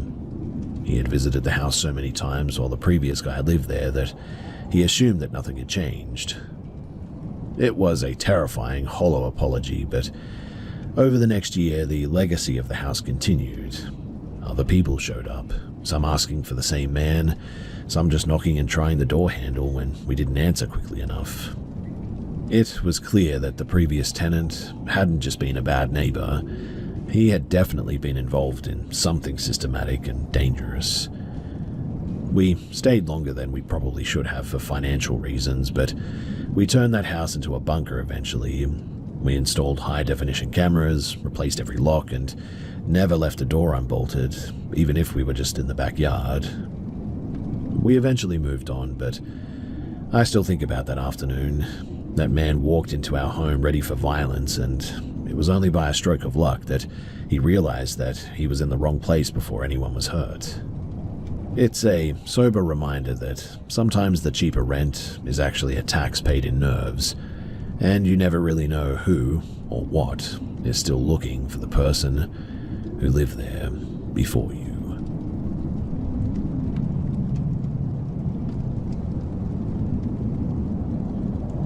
When I was little, my parents bought the house that belonged to my dad's grandparents. I'm not sure how long the home was in my family, but I do know that my grandma lived there as a little girl. Now, when I was little, tiny in fact, I slept over my aunt's house for the night and my brother went to his uncle's house. The only people in the house were my mum and dad. My mum tells me that they were in their room at night next to a door that had a staircase that went to a bedroom upstairs. They said that they heard my voice calling Mum over and over again, upstairs and then on the staircase. They both recall the same thing, hearing my voice. I wasn't home though, so they went outside the house and looked for neighboring kids, but it was night and no one was outside. The family next to us was from a different country and did not call their mother traditional mum as well, and they knew that. Eventually I grew up a bit and I was going through puberty in this house, so I was already losing my mind as a kid, but I recall some very concerning moments in my young life there. I lived upstairs in that room and I was going through it as one does, but I was only about 9 and thought about putting something on my neck and floating, if you catch what I mean. And I tried, but luckily I was immature and didn't succeed. The upstairs had a staircase and it was open with white wooden balcony around it so you could look down. And that room, it still gives me the creeps. When I was younger, my aunt's boyfriend's brother died on train tracks a couple of miles from the house, and you could hear that train come through at night. At the night of, I slept in the living room and woke up at dawn standing on my tippy toes looking at a window that was next to the fireplace at the sky. At this time of the morning, the sun was coming up and there were stars out. I could hear the train, and when I woke up later, my mum had told us that he had died. I think about this a lot. On another occasion, I was in my upstairs room and we had it split down the middle. My sister's crib was by the stairs and I was on the other side of the room. But we split it off by her closet and my little couch that I got from a garage sale. You couldn't see the closet doors from my bed, just the back of it. I was texting on my little flip phone and a towel flew and hit the wall. I was so scared that I couldn't move. I refused to be in that room anymore after that, too. I decided to move into the basement of the house when I was in 6th grade. I had a folding cot, an old TV. It was going to be my space. I suffered from sleep paralysis pretty much every single night, and I felt watched, uneasy and sick down there. My mum told me that my grandpa built the basement out. I'm not too sure about the basement, but it was not a good place to be, I'll tell you that much. We all heard footsteps down there, multiple times, shutting doors, running in the basement. Unfortunately, that was the most scary, but before we moved out, I took a school photo of myself and hid it in the baseboards of the stairs of the scary upstairs room. I doubt it's still there, but I heard the new owners gutted it years ago and grey flipped it. But here's my dilemma. I've been having nightmares about this house ever since we moved out years and years ago. We moved out before I went to middle school. I'm in my 30s now. It's been a hot minute since I've been at that house, but my dreams are always supernatural, about me in the house as an adult. The most recent dream was about a demonic spirit telling me that I needed to paint a picture of a window with green ivy around it. The upstairs room's window next to my bed, the wall outside was covered in ivy. It completely took the house on that side too. And it also told me that I needed to paint myself at the window. I told my husband this and he said absolutely not, that it sounds like a trap and some conjuring stuff. I agree, but I really feel like I should paint it, and I'm not sure why I feel so inclined to do it. The house has been haunting me ever since, and we've all had supernatural experiences there, even my grandma as a little girl.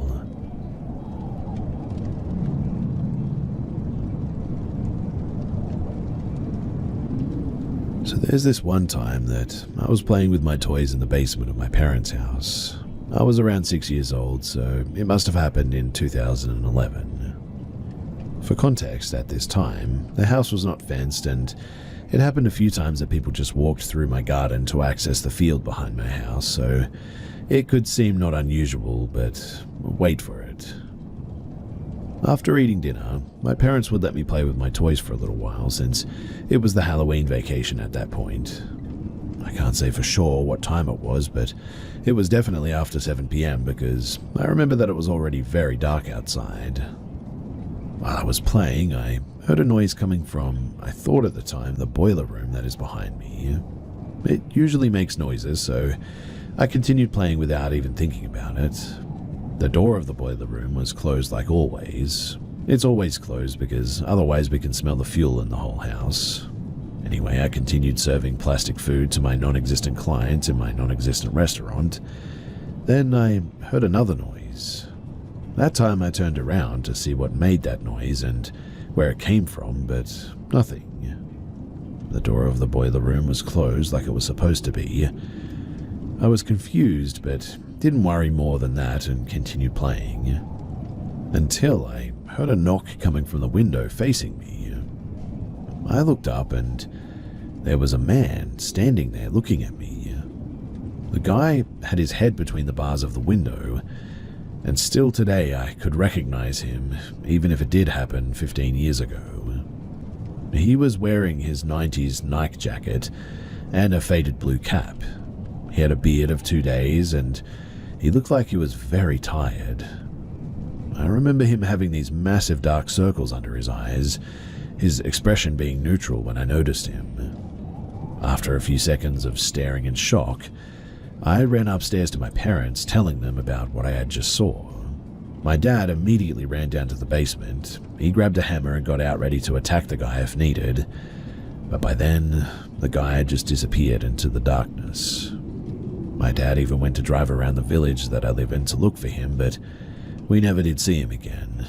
We believe that he probably ran through the field behind my house. These events, though, honestly traumatized me at that age. I was having a lot of nightmares, dreaming of this almost every night for a while. I had night terrors because of this, and still today I'm pretty terrified when I'm in this basement. It always just gives me the chills and makes me want to run upstairs as quickly as I can.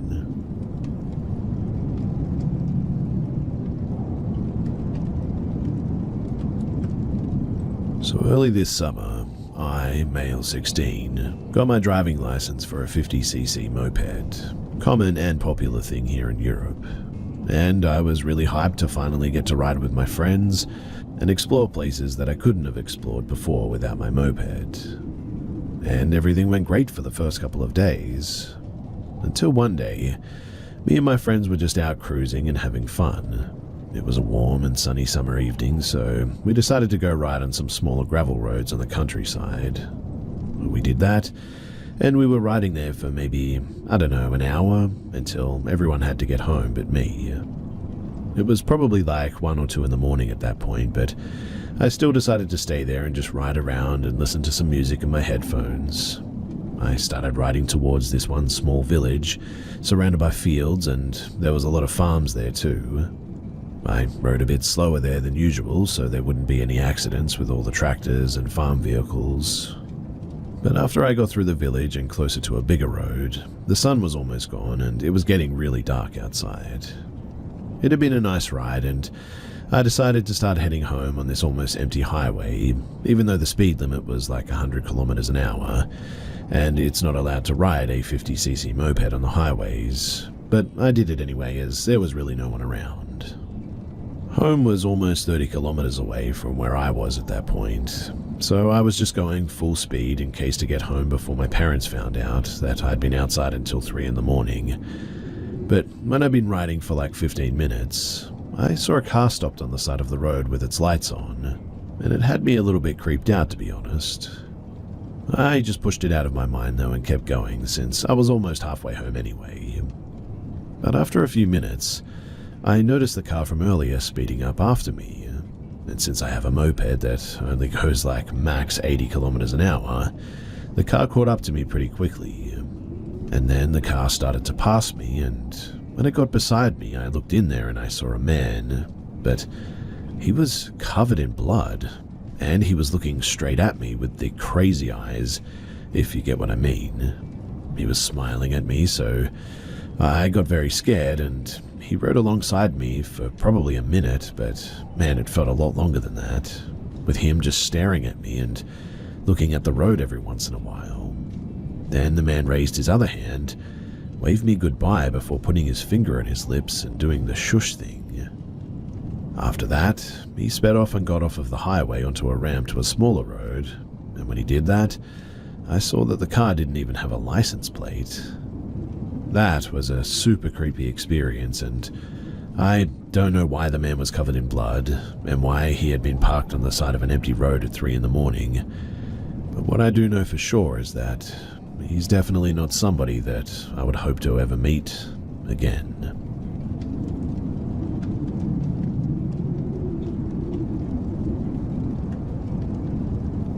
I would really like to try and find an explanation for these events that happened to me while I was younger. It still sticks in my head to this day and makes me feel anxious for some reason. So while I lived with my mother, she said that she had experienced quite strange things happening in her house, from the kettle turning on randomly, even whenever we got a new kettle, to her just feeling uncomfortable during the night. When I got to about 10, I believe, one night I got up to use the toilet, and I remember seeing a man standing in our hallway, which really scared me. I ended up screaming for my mum to help after running back to my bed. I remember telling her what I saw and her actually believing me, which I think helped me cope a bit. Another time, which this one still scares me the most, it was around the time I was 14. I was in the same house and it must have been about 6 in the morning. I woke up to a strange feeling, like somebody was watching me from next to my bed. The way my back was facing, I couldn't see though. I slowly turned to see a shadow silhouette standing right next to me, faceless. I didn't make a noise or anything, but I punched where the silhouette was, and then when I released, I just sort of laid back down straight away in a fetal position, because a very strong feeling of like fear and anxiety washed over me. I couldn't move as I thought that it would do something to me. I stayed there like that for about 20 minutes and slowly turned to find it not there anymore.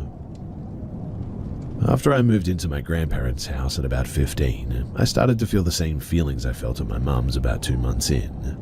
And one night, I heard what sounded like bare feet running to and from my bedroom door to the back outside door. It was a wooden floor and it was quick, like it was running, and then it would just sort of stop dead right outside of my door. Then it would wait for a few seconds and start running again. I texted my grandma asking if she or my grandfather were walking around. Luckily, she normally wakes up to text, so she replied no, and I then said, could you please come down the stairs with our dog and turn the lights on? As soon as she walked out with the dog though, I could hear my dog barking and then my grandma walking up to the door. And these were completely different footsteps. Weird stuff would happen all the time too, and I always felt like something was watching me. I invited my girlfriend over one time when me and her were like 16, and she stayed the night with me. At about 1, I could hear the footsteps again, so I woke her up and said, "Can you hear that?" Without saying anything, she listened, and then nodded at me yes. We did the same thing and texted my grandma, asking if she was moving about the house, and she said no again. But this time, I got the courage to swing open the door. I guess I was trying to act tough in front of the missus, but when I did this, there was nothing but a cold feeling of like dread. There are 2 more times I had experienced something. One time I was having strange dreams of being tickled in my sleep. I woke up to still be feeling this feeling and started freaking out as I'm awake and feeling somebody tickling my body. I leaned over my bed, not sure why, but I looked at the floor in the pitch dark, and out of nowhere, this strange blast of air, which felt like when you sort of stick your head out the car window at a high speed and you can't hear, hits me in the face. Obviously, I didn't sleep for the rest of that night. The last incident happened though when I came back from living in Scotland. Interestingly too, in Scotland, I had no issues at all. Anyway, I had pulled up to my grandparents' house with my ex-girlfriend and we were just having a chat in my car. I look in the front window of my grandparents' house and I see the same shadow silhouette that I saw all those years ago. Once I get into the house after coming in through the back door, I can hear the radio switch on up in the front room. My pop turns it off and says I haven't heard it turn itself on ever before. And really, that's about it. It's been helpful to share this to just get it off my chest, but if you have any answers, I would definitely love to hear them for closure. I have to try and stop thinking about these events that happened to me because they just make me feel a bit crazy and stupid, but anyway, if you have any information about what any of this could have been, then please do share it.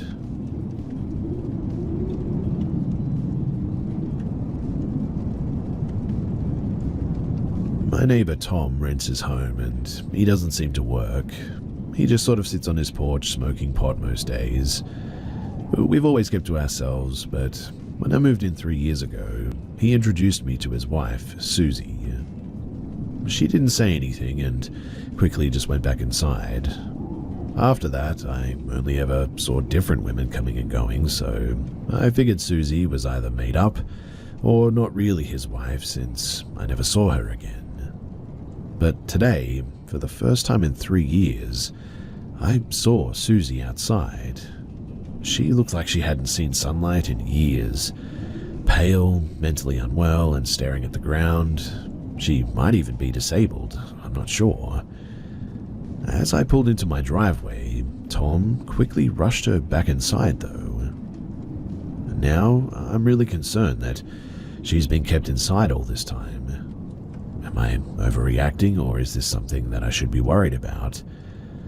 Also, Tom has several vehicles, but only one is ever at the house at a time.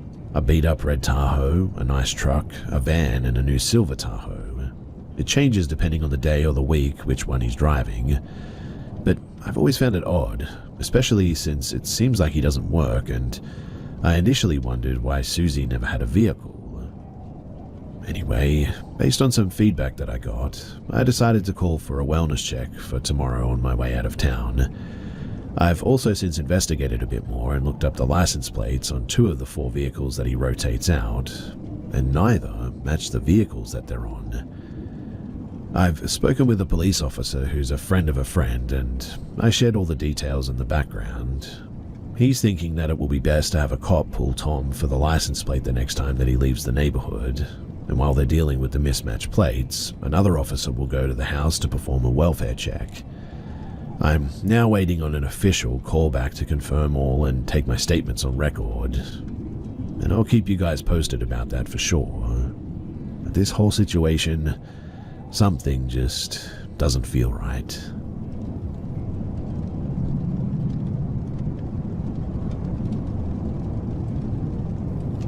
Me and my best friend at the time, we came from some pretty abusive home lives. As such, we often sought refuge in the woods near our neighborhood. We did this because during the day, we would be free of our abusers and adults brushed this off as kids being kids. But on a particularly bad night, my drunk father invited his motorcycle gang over, who were all terrible drunks themselves. They kept coming into my room trying to find me, but I hid away in my hamper, buried under my dirty clothes until they seemed to have given up or gotten too drunk to care. And quietly, after about an hour, I came out of the hamper and snuck out of my back window. We lived in a slab ranch style house, and my back window went into our backyard, which was unlit and sealed with the exception of a small gate that was blocked by their bikes. I snuck over to the back fence, picked a corner, and climbed over it, tossing myself to the other side. The neighbor behind us watched me cut through his backyard, as he had many times, and let me be. We lived in a village, so everybody sort of knew about my dad, but would never do anything about it. Anyway, I ran to my best friend's house, a mere 2 blocks away, but when I arrived and tapped on her window, her own abusive parents were asleep. Since I couldn't come in and she didn't want me to be outside alone, she climbed out of her window, and the 2 of us walked to the woods. We settled next to a water reservoir meant to store rainwater in case of flooding, and we sat on the hill far from the road's view. She pulled out some snacks that she had brought with her, and we began conversing as 2 teenagers do about this and that. It was about 20 minutes later or so that we heard shuffling from inside of the reservoir. At first, we thought maybe a deer had jumped the chain link fence. Rare, but possible. So we just sort of tried to ignore it. But then it got louder. It was also unusual movement, like a dragging almost, or a scraping sound against the brush. Though these woods were usually empty, especially near the reservoir where we were, save for typical animals, we became concerned that maybe there was another human around out to spook us, or worse. We slowly gathered up our snacks and we moved on from sitting to a sort of crouched position. Once we stood up, we could see, though, what looked like a woman laying against the side of the reservoir's wall, which had a steep incline made of brush and thin, twiggy sort of trees. My friend and I became a little bit concerned at that. The state of her clothes, a light-colored dress, had tears and dirt everywhere. She herself looked absolutely soaked, despite it not having rained in months, which is typical for mid-November in my state. Are you okay? My friend asked in her direction. Do you need help? I asked after a little bit of silence. Nothing. woman didn't move, didn't say anything, and for a moment, we didn't know what to do. It honestly looked like she needed help, so we didn't want to just leave, but, who would we go to? Would she be here if we found help and came back anyway? My best friend and I began to whisper possible options to each other when the shuffling crawl resumed. We turned and looked at the woman's direction, but she wasn't crawling anymore. Instead, she was now sprinting towards us. She was going fast enough that the long disheveled hair that had been obscuring her face moved behind her, and her dark, swollen face was now visible. She had blue lips, white milky eyes, and began to screech all of a sudden. My best friend and I absolutely booked it. We ran as fast as we could to the streetlights and their orange glow, and we could hear her until we crossed the street, and then just silence. We turned back and looked at the fencing, huffing and puffing, looking for any signs of her. We saw nothing though, and began to talk about how it was probably a senior teen messing with us or something. But then we saw her again, standing inside the fence, just staring at us. The orange glow of the lights hit her, making her features seem soft, if not still unsettling. I took a step in her direction, believing now that she was probably just some sort of crazy homeless woman. She was behind the fence, and the time that it would take her to climb it made me confident. I spoke to her. I told her that she was a creep for scaring us like that, and that it wasn't our fault that she was homeless. I did the front end motion with my shoulders, if you know, you know, and shouted for her to not be so reckless and mean. This must have made her angry too, as a part of me knew that it probably would have, but she started to rush the fence again. It was a tall fence, so I knew that we could duck through some yards to safety before she hit the ground on the other side. I watched her though, daring her, but she got to the fence and didn't climb it. Instead, she moved through the chain link fence as if it wasn't even there. At that, my best friend grabbed me and we started booking it back towards her house as fast as our legs would carry us. We heard one shout from the woman, a blood-curdling scream, but it sounded like it was fading in the distance, and soon she was gone.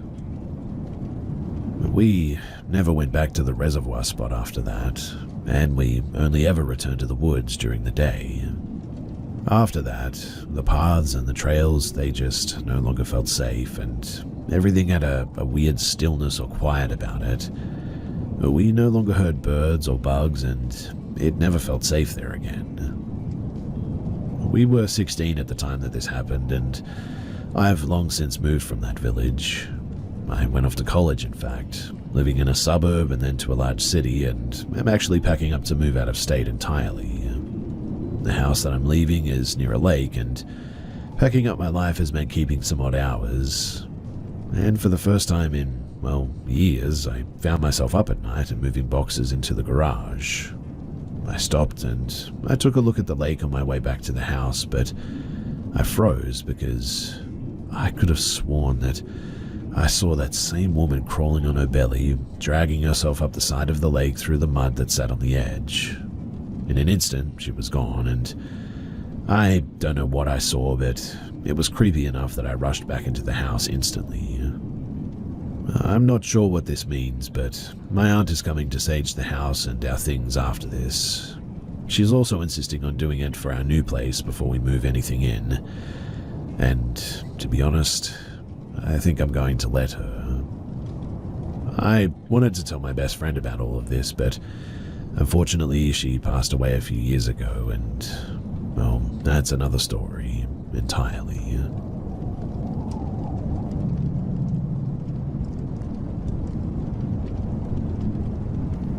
This happened a few years ago. While I've never been a real skeptic, I guess, I never had an actual personal experience until this point. I could tell a dozen stories from that place, but hands down the scariest experience I've ever had is this. In 2021, I was working as a private investigator for a security firm, but would sometimes be called in to cover security guard posts. I was called in over a long holiday weekend, during which a factory was going to be shut down. I covered night shifts, and during shutdown, everything in the building was powered off. Lights, machines, everything save for things like security cameras, lights in the office, alarms, the boiler, and I think the Wi-Fi too. This was a huge factory. It took roughly an hour and a half to make one round, in fact, and the entire building was pitch black, so in order to do rounds we had mag lights, and the cell phone to scan barcodes near the doors to track our movements. We also had to write down the readings from several pressure valves on certain water risers. 2 of the risers were 10 feet apart, and behind 2 large pieces of machinery along a back wall. To get the readings, we couldn't hold both the mag light and the cell phone, so we had to use just the cell phone to navigate. On my first round, it had gone fine. No issues, everything secure, all doors are locked, everything accounted for. I had just started my second round and was getting the measurements from the risers. I got the first reading, turned to my left and was getting ready to walk the 10 feet to get the second, when a shadow appeared in front of me. It didn't really have a distinct shape, but was human height, and so black that I could distinguish it from the already pitch black of the factory. Before I could do anything, it flew directly at me, passing through my chest. And it was the most horrid, soul-deep, ice-cold feeling that I've ever had. I instantly collapsed on the floor, and while I don't know how much time had passed, I managed to call my boss at some point. Thankfully, he came and found me, called EMS, and while he obviously thought that I was nuts, this building had a reputation for paranormal activity and negative energy. It had ended the career of more than one guard, allegedly, so he knew something had happened. When EMS came, my vitals were all over the place. My heart rate was 180, while my blood pressure was only 74/40. I was in the hospital for a couple of days. But while I doubt he ever really fully believed me, my boss has seen me handle first responses after a tornado, an active shooter, and even a hostage situation with relative sanity intact. And even he admitted that whatever happened rattled me to my core. I don't know what it was, a demon, a reaper, or just some very angry spirit, but it was not friendly. To this day, just thinking about that experience gives me chills too, makes me sick to my stomach and really puts me on edge. At 32 years old, I still refuse to be in a pitch black room again because of what I experienced that night.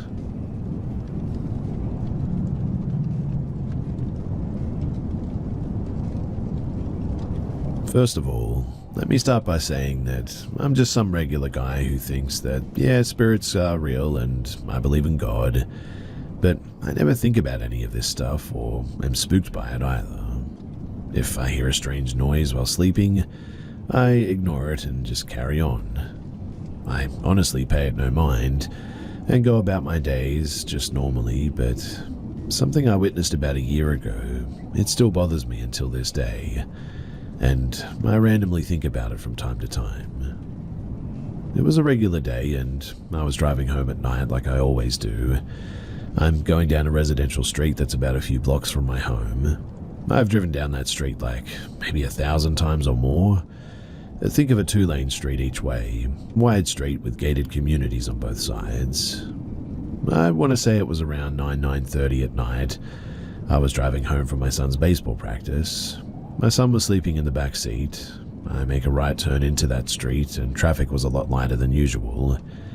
If I recall correctly, it was one car quite far away coming my direction and perhaps 1 or 2 cars in a distance behind me. So as I'm driving down the street, I notice what appears to be a person walking on the sidewalk on my right-hand side. He's walking towards the same direction that I'm driving, so I can only see his backside. And I say his because it had the body frame of a male, as it was tall, lanky, and medium hair that reached its shoulders. He was also wearing something like a black hat, a skinny figure, black pants, black shirt. If I had to guess, maybe around 6'4", 6'5". I keep driving, and as I get closer to this person, perhaps around 20 to 25 feet away, I was suddenly completely stunned. This person turned around as it saw my lights approach, but in a very quick and vulgar way, like when somebody calls you over and over, and you turn around and say, "What?" Well, in that kind of way. And let me tell you that whatever it was not human. And no, it was not a mask. If it was a mask, it was more real than what CGI can do in movies nowadays. It was this monster-looking face, alone on a sidewalk in an empty street. It turned around, saw me, and stared at my car as I drove past it. I looked in my rearview mirror and it had stopped walking and just sort of stared. Immediately, my first reaction and thought to myself, aside from shock, was, "Dear Lord, what did I just witness?" And until this day, I still have no answer for it.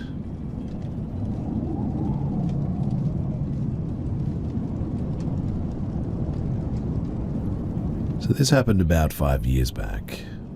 I was dating a girl who was prone to violent outbursts without warning. Her choice in decor was all dark and twisted paintings, a Satanistic Bible as her coffee table book of choice. At times, she was a very sweet and loving person, but would switch on a dime to her outbursts. She even once pulled a knife on me, cutting my hand when I tried to take it from her. One night, though, I was staying over. We were laying in bed watching movies and relaxing. I went downstairs to the kitchen to grab a drink from the fridge. The kitchen was dark, just lit up from the light above the stove. I opened the fridge door, reached down to grab my soda. When I stood back up and closed the door, starting to walk back, I was met with a shadow, not on a wall, but rather right in front of me. It was taller than I was. I kind of jumped back in fright, only to have it disappear in front of me. Walking back to the room, I was a bit confused and rattled, I guess. At first, I tried to play it off as my shadow, but the placement was just all wrong, let alone it not being on a wall. I get back into bed clearly shaken, not wanting to say anything. I didn't bring it up. But then she asked me what was wrong, and I said, "Nothing, I just got a bit of a fright." She replied with, "You saw it, didn't you?" I asked her what she meant by that, and in a very calm voice she just said, "The shadow guy."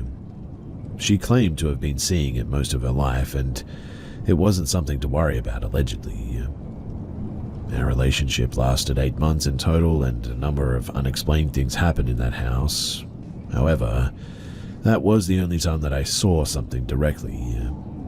There were other instances of things happening, mostly when we would be fighting and screaming. From the sounds of footsteps coming from upstairs to one time hearing a loud crash from the upstairs bathroom. We went to investigate and found that all the soaps and the shampoo bottles in the shower, that they had found their way onto the floor despite being on tiled shelves. She never seemed worried or upset when these things would happen, which is a bit strange, I know, but still to this day I really question what I saw that night.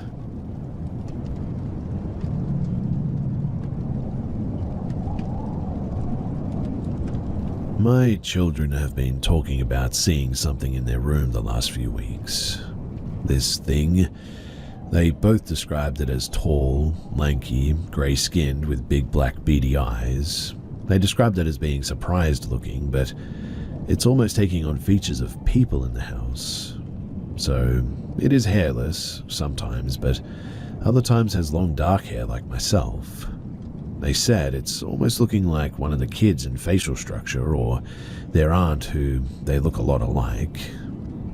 The first time my oldest saw it, she actually saw an arm come out of her closet and wiggle its long fingers, and after it was peeking around the closet at her, when she would look at it, it would duck back in. She's 16, so she was like, "Oh man, I must be tired." But my youngest, she hasn't been told anything so as not to scare her, saw the same thing looking over their door at her.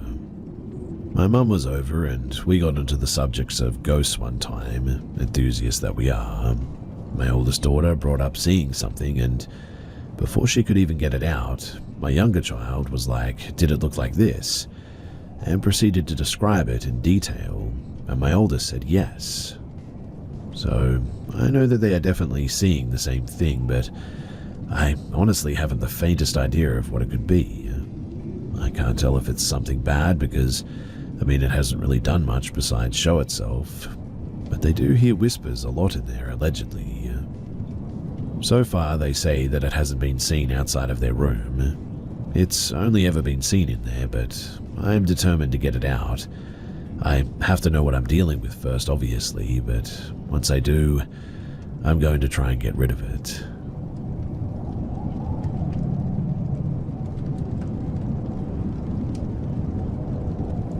So this may all seem insane or delusional, but I would really love to get someone's feedback on this, a second opinion at least. This entire thing is true, I can assure you that. I've never stopped thinking about it or wondering about this night too. So, in 2021, I moved into the house that I currently live in. I'm renting it. The house was built in the 1950s, from what I can gather through records. All seemed fine when we first moved in, except for the red room. Upstairs, there is a triangular attic-type space, painted completely red. It gave me terrible feelings of dread when I first walked into it. For months and months, I left it empty too. I wouldn't venture into it. My mother, who is a Christian but does not believe in ghosts, came to visit the house when we moved in.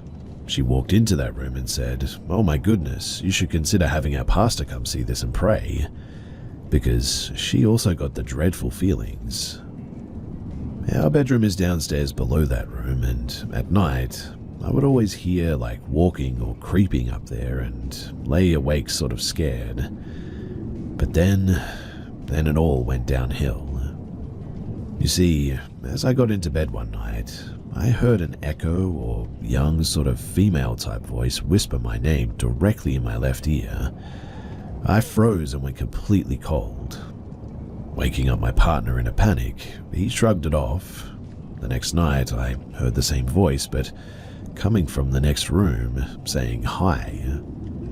I tried my best to ignore these things until one of the scariest nights that I've ever had. I was upstairs. My office is directly beside the red room, a door separating them.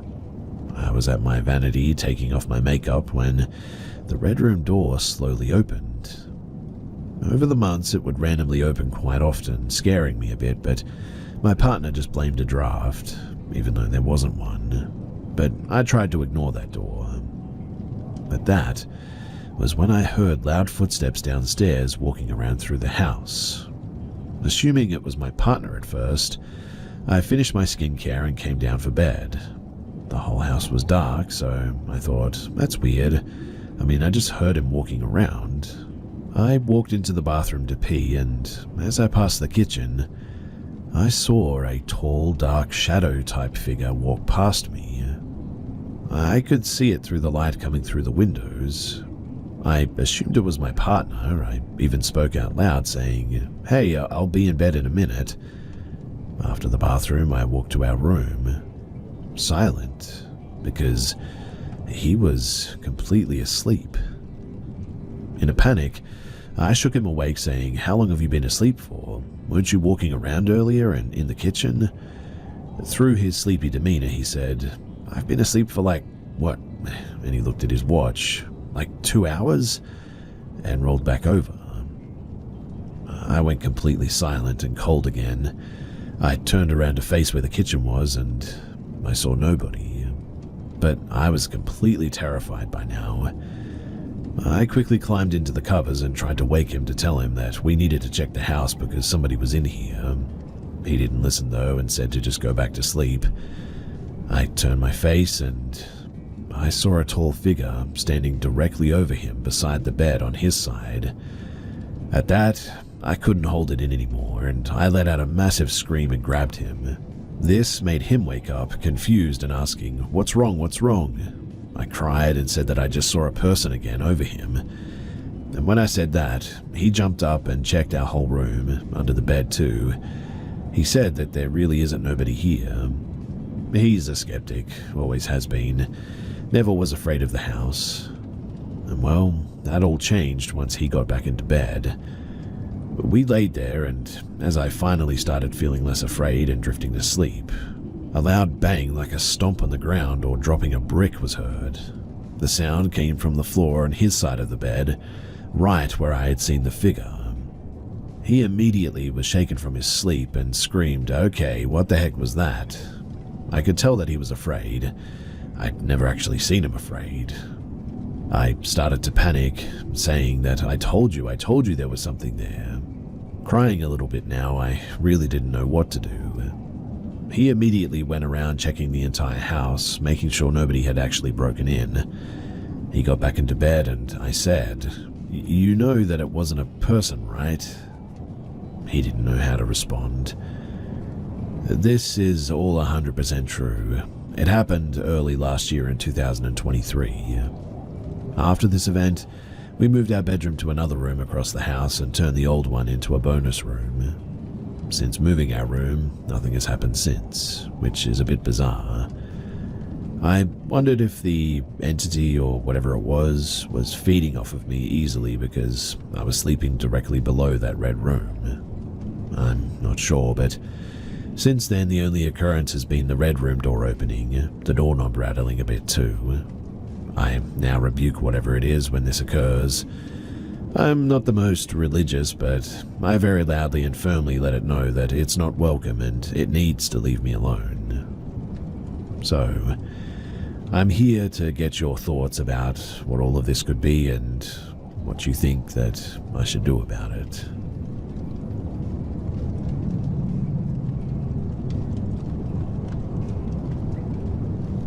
I generally consider myself a paranormal skeptic. I'm not religious and I have a hard time believing in ghosts. However, I like to entertain the idea. I enjoy ghost stories and movies, and I wouldn't rule out the paranormal altogether as an explanation for a situation that otherwise lacks an explanation. And this story falls into the latter category. This took place almost 20 years ago when I was around 15. I'm from a small town in the Midwest filled with plenty of older houses. One weekend, my parents took me with them to an open house at a house across town. It was a massive 2-story farmhouse built in 1840.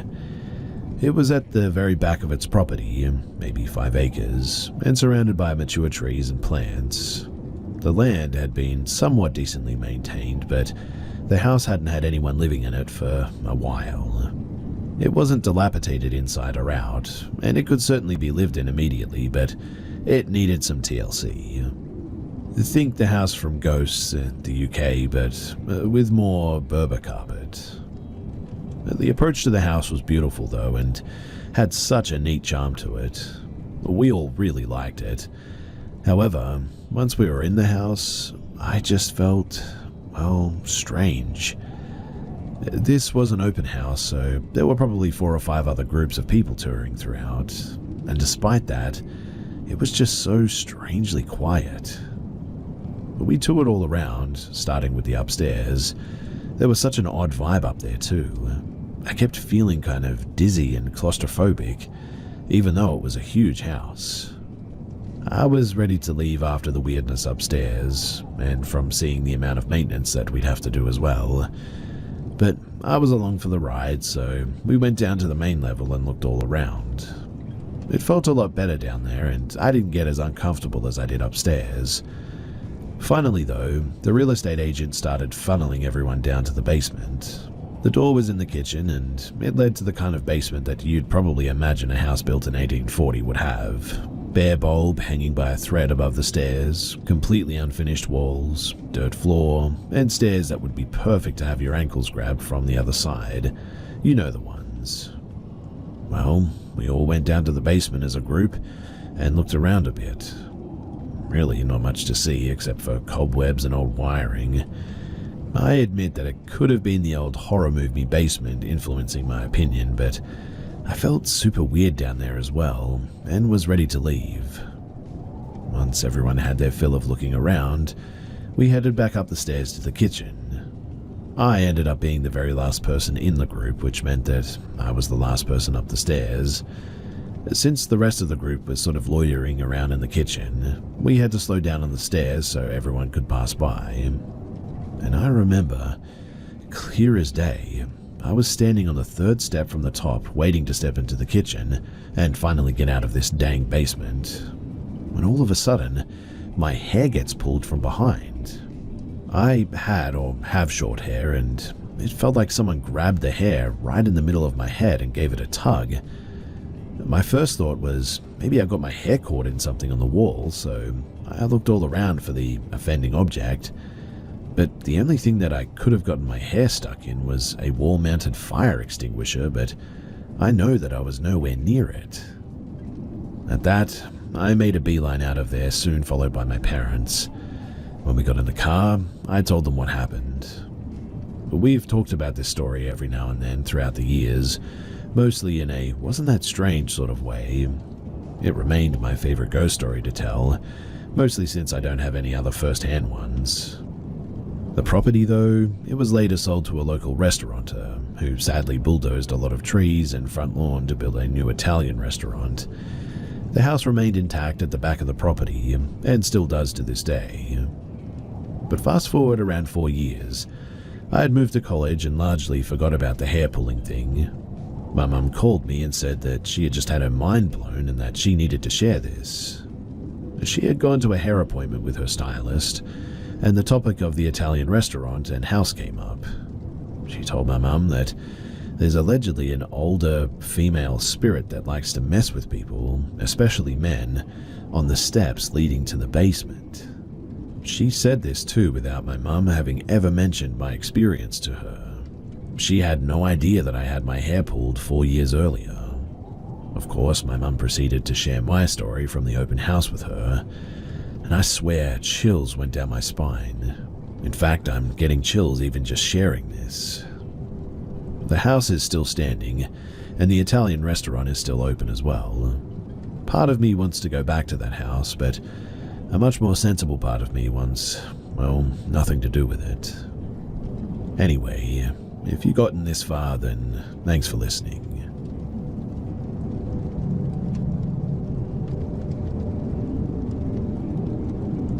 Growing up in rural Alaska, I experienced a lot of weird things, like amazing herds of caribou, strange weather, but the weirdest things to me are the times that I wasn't able to see the source of yelling or hollering. A lot of times I traveled alone throughout the Brooks Range and up into the North Slope to hunt and trap. From a young age, I learned how to hunt and field dress animals too, set up survival shelters, and even how to travel at night with the usage of the constellations like my ancestors before me. But these long and very arduous journeys sometimes brought me more than I was willing to endure. In the winter of 2017, I had a trap line along the left side of the valley headed northbound. The trap was set every few miles, and I was traveling along my trail when I saw a figure in a bunch of diamond willows ahead of me. The bunch of brush was about a mile or so away, but I could see the dark figure walking like a person. I wondered who would be out in January when it's the coldest time of the year just walking like this, when they just suddenly vanished. I looked out of my binoculars and scanned the area and just put it off as my imagination or someone with a snow machine, a snowmobile for you lower 48ers, and they had taken off along my trail or something. So I continued on. At my next trap, I stopped and shut off my machine. It was calm and surprisingly warm, for that time of year anyway, so I was able to shed my parka to reset the spring trap that I had come across. As I set the trap, I then started to hear a low, bellowing noise from up in the small valley. It came off like a person just yelling at first, but then it grew deeper, like a bear warning off another, but it was January. Nothing like that would be out and about. The most that you'd find would be wolves, maybe wolverines and caribou. Even moose tend to travel south for that time of the year. As I started to pack up, the noise began again though. It grew louder and louder, and I remembered that figure that I saw and wondered if they had anything to do with it. but I did my best to ignore the noise like my elders had taught me, and to just go about my business. But then, suddenly, I could feel eyes on me. I looked towards the valley where I felt the weird sensation, and there was nothing. I even pulled out my binoculars and looked, but nothing. I listened for the noise again, and when the bellowing began again, I responded this time. I did the same noise back at it, and it stopped quickly, like it recognized the noise that I made. Then, it got eerily silent. I was uneasy, so I packed up and I left as quickly as possible. And I haven't been back there since. I pulled the trapline that winter, and I do not plan on going back.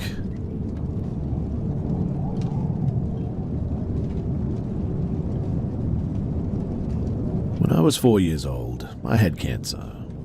When I was 5, the Make-A-Wish Foundation built me a cubby house next to our shed. I would go down there nearly every day and play. And one day, however, I noticed what looked like a man standing in the trees behind the shed. Naturally, I stayed away from it. When I had friends over, my friend, who was 2 at the time, would scream and cry about not going near the trees, and everyone made fun of her. Whatever it was, it would never appear when adults were around her, sometimes vanishing when we tried to point it out to our older siblings and parents. One day, though, I decided to check out the area on my own without supervision, and I came across the man. Except he had 4 arms, a green coat, and a jester's cap on. He had red eyes and pasty skin with red polka dots. He looked at me and sighed a big sigh as if he had found me after looking for me for so long. I noticed he started inching closer, and that was when I decided to run away. I eventually told my grandparents, who thought that I had watched the movie Clowns. My friend then says that she saw a jester under the trees, wearing red and white and having a pin on its chest. Apparently it used to reach out to her and watch her through her window at night. But does this sound familiar to anyone? Has anyone come across something like this? I came across something online called a Caraveldi, whose profile picture and description match nearly identically to this. If you know anything, then please do share your thoughts.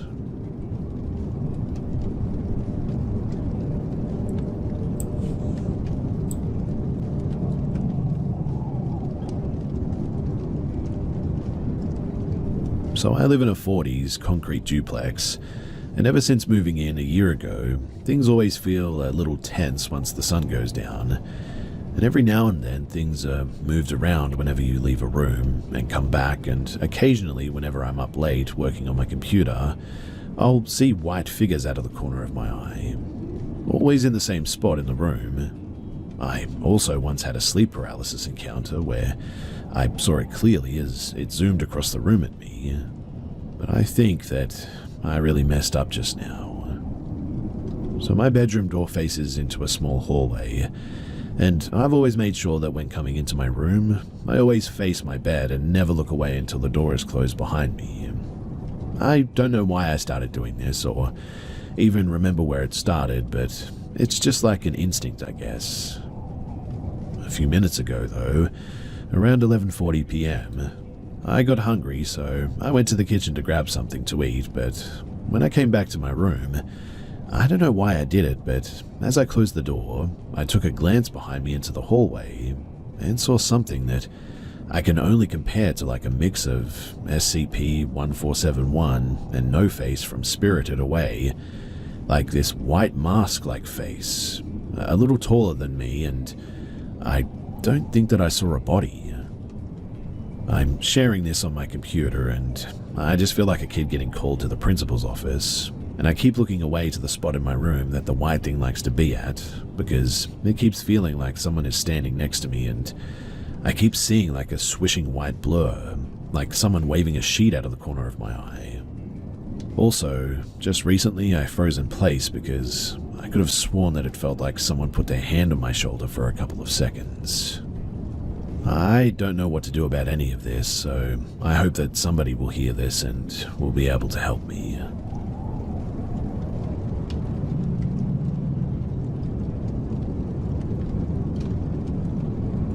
So I'm hoping to get some feedback on something unusual that I experienced a few years ago. I've always been a bit skeptical of paranormal phenomena, but this encounter has always stayed with me. I want to share what happened and see if anybody else has had a similar experience or can offer at least any insights. So, this happened when I was 16. It was around 7 to 8 p.m. and I was in my fully lit bedroom scrolling through Instagram. I was awake and fully aware of my surroundings when suddenly my alarm clock turned on by itself and started playing Cake by the Ocean. A random detail, I know, but I remember feeling a bit uneasy at that moment, like something was off in the room, like I wasn't alone. I looked up and there, right next to my alarm clock, was what I can only describe as a humanoid entity. It wasn't solid, but rather it seemed to be sort of made of light. The light was bending in a way that formed the shape of a person. Arms, legs, head, torso, but no fine features. It was almost like a distortion of light, kind of like a heat mirage is the best way to describe it. The room also seemed a little bit more brighter than normal, almost like the entity was somehow affecting the electricity or the environment or something. I remember feeling terrified, but also knowing that whatever it was there, clear as day. My eyes started watering and I couldn't speak. I ended up slowly backing out of the room, closing the door and running upstairs to get my dad, and when we went back down, it was gone. I've never experienced anything like this. I know some might chalk it up to just a vivid imagination or something psychological, but it felt real. My mum also mentioned that I had an imaginary friend when I was little, and she had a psychic once even mention it. That has always stuck with me a bit, and now I'm wondering if there's any sort of connection to what I saw all those years later. I'm curious to see if anybody else here has had any similar encounters with a light-based or energy entity like this, or if you have any insights into what I might have experienced. Thanks for listening, and I look forward to hearing your thoughts.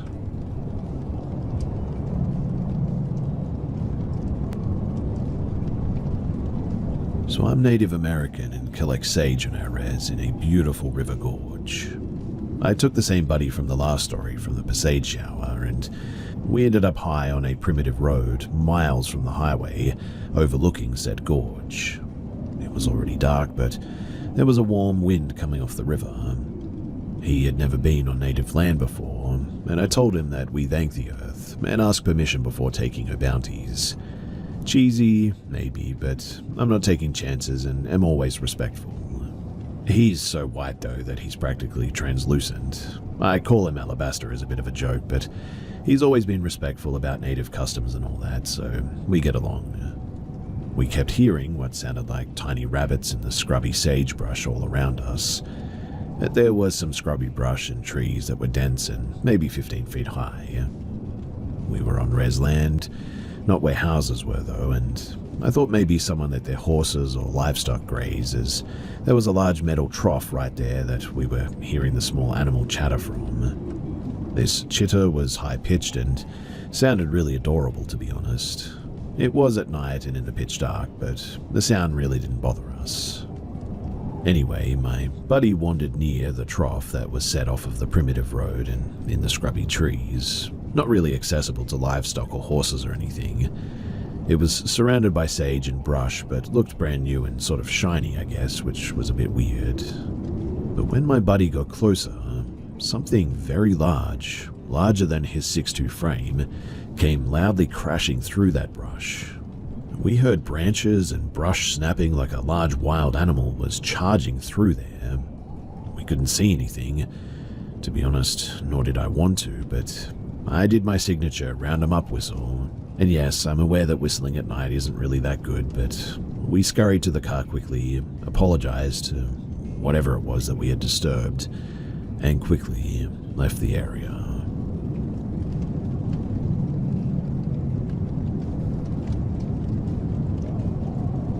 So I volunteered with a search and rescue group, We were frequently dispatched to remote areas looking for missing people, recoveries, and occasionally even a crime scene search. We were called out one day after a logging company had unearthed a backpack belonging to a man who had been missing for over 20 years. The initial search for the man had been massive as well. Hundreds of people, dogs, a massive community effort, and nothing was ever really found. Not a single clue, in fact. It took us over an hour to crawl our team on unmaintained logging roads. The area had wild horses, which I had never even heard of in our area. What I mean is that it was really remote. From the jump as well, we had some really weird technical issues. My teammate's brand new Dodge truck stalled out on the logging road. I carry a litany of tools, jumper cables, tow ropes, etc., and the Dodge was just dead. I don't remember if we towed it to the side or what we did, but there was just really no fixing the issue. I mean, the truck just wouldn't even turn on. No lights, no electrical, but the battery was fine, which was really weird. Anyway, my rig's fog lights suddenly went out as well, and they never came back on. I chalked it up to extremely rough terrain knocking them loose, but a handful of us who were first on the scene descended through the Devil's Club hillside and immediately found one shoe, then another, a few pieces of clothing as we get further down the creek at the bottom. We found a mandible and then the top part of the skull within the first 10 to 15 minutes. The clothing, it matched the description of the missing man on the flyers that we had been given. One of my teammates sat down for a break and picked up a rib that was next to him. We had been up and down the hill that he sat on and hadn't even noticed the human ribs that were scattered up the hillside. And that was really odd. We were all trained to grid search and had done so. Had we merely overlooked 5+ ribs that were laying plainly on the ground? Well, maybe. It was Devil's Club and brutal landscape after all. Plus, the clothing and the bones were out in the open, so anything could have happened to them over those years. Our old maps from the original search, though, showed that this area was searched. And I mean, it does happen. Maybe the guy was on the move and these weren't here during the initial search. I drove out of the scene to grab a sheriff who was going to guard the scene overnight. We had flagged every fork that we took with flagging tape as the logging roads were not marked.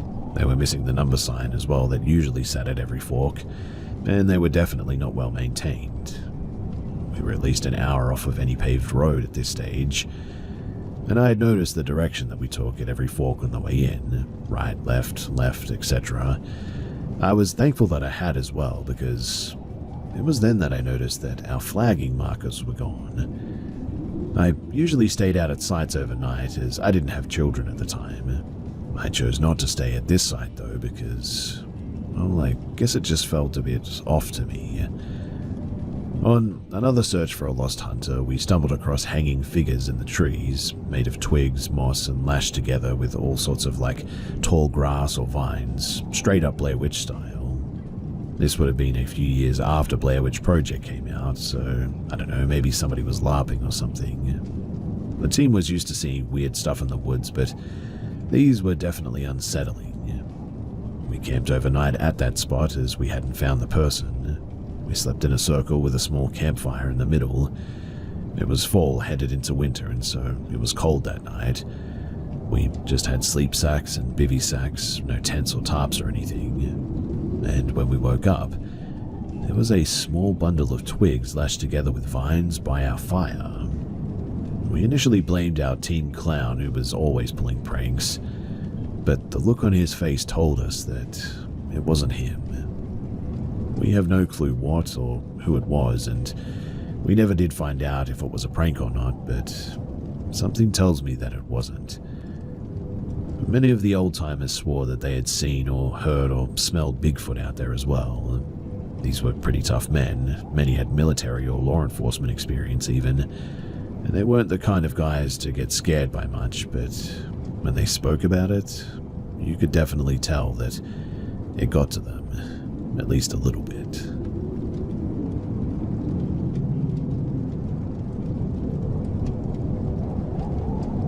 This has been going on for maybe 3 to 5 years at this point. I didn't think too much of it since it was always in the corner of my eyes whenever I was reading or watching TV or just trying to sleep or whatever. But within the 2 years in the 5, I noticed that I had seen a person, I guess you could say, a lot more. Whenever I'm alone now, though, I can feel something behind me or standing by me. I'm feeling it more in public even, but I thought that it was just myself being jumpy or something like that. Last year before November, I was waking up to shapes on my walls. They look like Viking runes as they glow within the morning light. I hardly see them anymore as much, but when I do, they always appear like glowing in the dark stars on my walls. Anyway, on Saturday, March 2nd, I saw this person that I always see in the peripheral of my vision more clearly for the first time. At first, I thought that it was my brother checking on me, but he doesn't own a red mask or a grey hoodie with words on them. I immediately went into the bathroom to talk to him, since our bathroom has 2 doors to our bedrooms on each side, to see that it was empty. I told my mum about it as she thinks that I was asleep when that happened, but I can assure you that I wasn't asleep or tired or anything. And then today at 10 a.m. I saw it again, peeking through my front door to the hallway of my upstairs. The person was now in all red as they closed the door without making a noise like before. I saw their eyes, all wide as their pupils were black. I felt myself panicking, but I acted like I didn't notice it, even though I was looking directly at it. The body, though, was all red, as it wasn't clothes anymore like before. I don't know what the heck I'm seeing, but whatever it is, it's getting closer with better vision of that thing, and that is definitely freaking me out. So, that's why I'm here. If you guys have any idea as to what this is or what I should do about it, then please do let me know.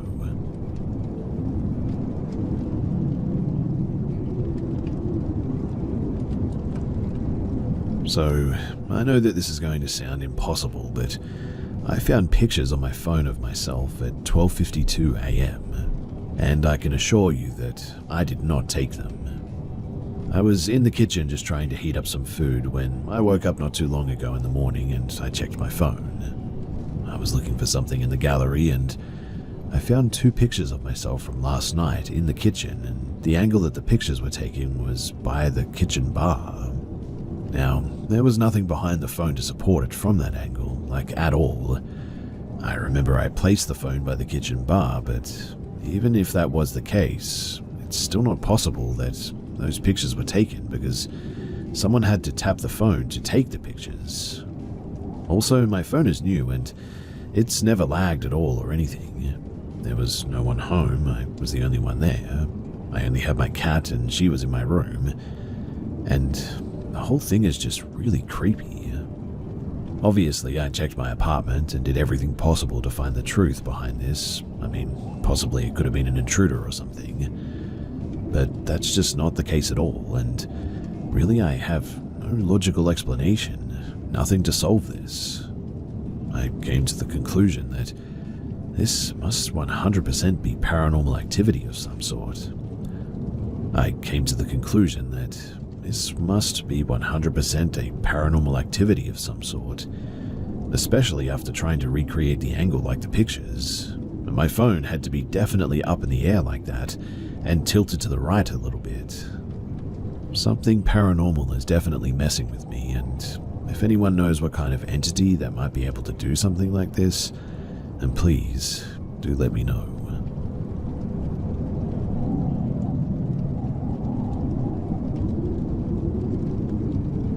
So I'm mostly telling this story because it was just so mind-boggling that I cannot resist the urge to tell somebody about it, anyone who will listen. So this happened in either 2008 or 2009, but in order to understand the story, you need a little bit of background, so bear with me. My sister Sharon has severe nonverbal autism. She's 4 years older than me, and at that time I would have been maybe 19 or 20, and I didn't have a stable living situation. But at the time of the story, I was living with my friend and his girlfriend, Darlene, in their one-bedroom apartment. I slept on one of the couches in the living room for a couple of $100 a month, and there were two couches that formed a right angle in front of the TV. Now, my sister had a day program that she would go to on the weekdays while my mum worked. The only problem was the program opened at the time that my mum needed to be at work, so she would drop my sister off wherever I was living, and I would watch her until a bus from the program would come to pick her up. This happened every single weekday. One morning, though, I woke up kind of delirious and looked over to the other couch, and there was my sister just sort of sitting there staring at me. She didn't look unusual or creepy. She was just sitting where she normally would and just sort of watching me. It's not uncommon for me to wake up in a sort of half-waking, half-sleep state where I kind of hallucinate, so when I saw her, I didn't really react and I just went right back to sleep. When I woke up later, I went about my day as normal. Some friends came to hang out. Darlene was in college and had an early morning class. She came home later that day and asked me why my sister was there that morning because it was a Saturday, a day Sharon wouldn't be there. This obviously confused me, and Darlene said when she was leaving to go to school, she saw my sister on the couch watching me sleep. Now, there was no way for her to know about what I saw because it wasn't of any importance to me at that time, so I just didn't tell anyone about it. The first thing that I thought was that, well, maybe my mum got confused about what day it was, and maybe she dropped her off at my house, but later realized what she did and came back to get her before I woke up. So I called my mum, but she told me that her and Sharon had been there all morning. It was incredibly bizarre to say the least, and to this day I'm still not sure how the heck to explain it. It never happened again, mind you, and I still don't know what happened, but the whole thing is just really, really eerie.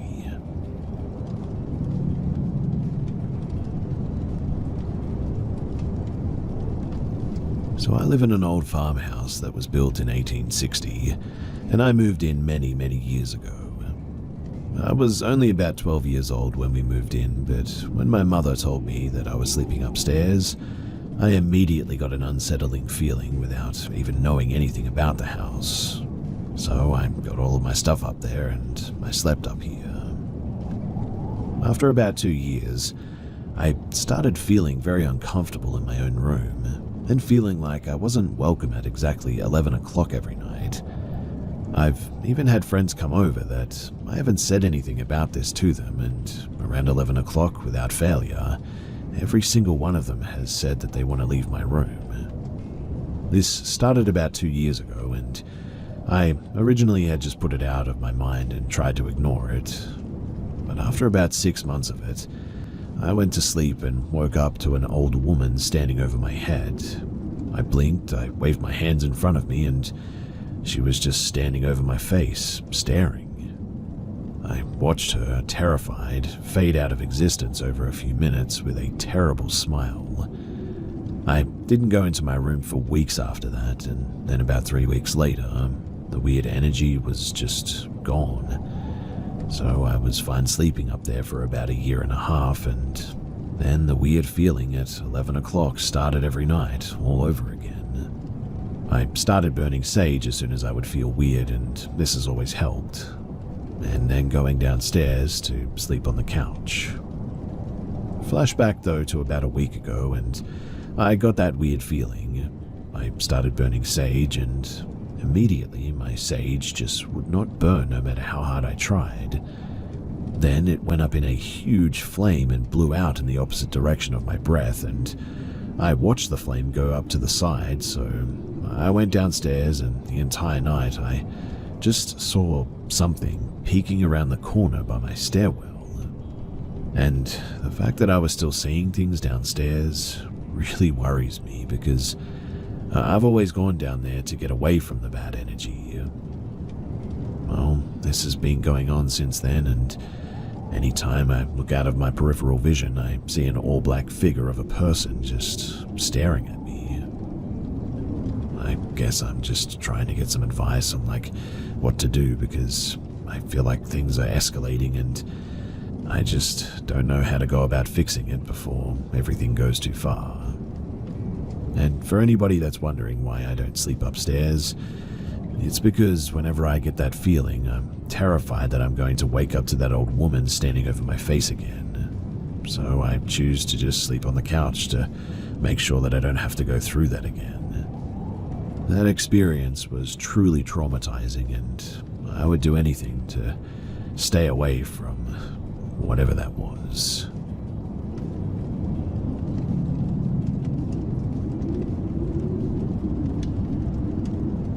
So back in 2004 or 2005 or something like that, my girlfriend and I were driving around, and I decided to go to the Honda dealership in town to look at motorcycles.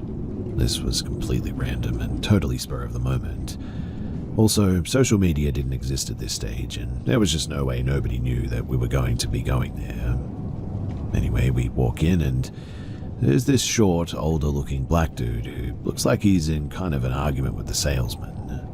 The salesman is literally trying to get this dude to leave, and like a second or two after we walk in, the old black dude, not an Always Sunny reference, but anyway, he turns around, stares right at my girlfriend and I, proceeds to totally ignore the salesman as though he isn't even there.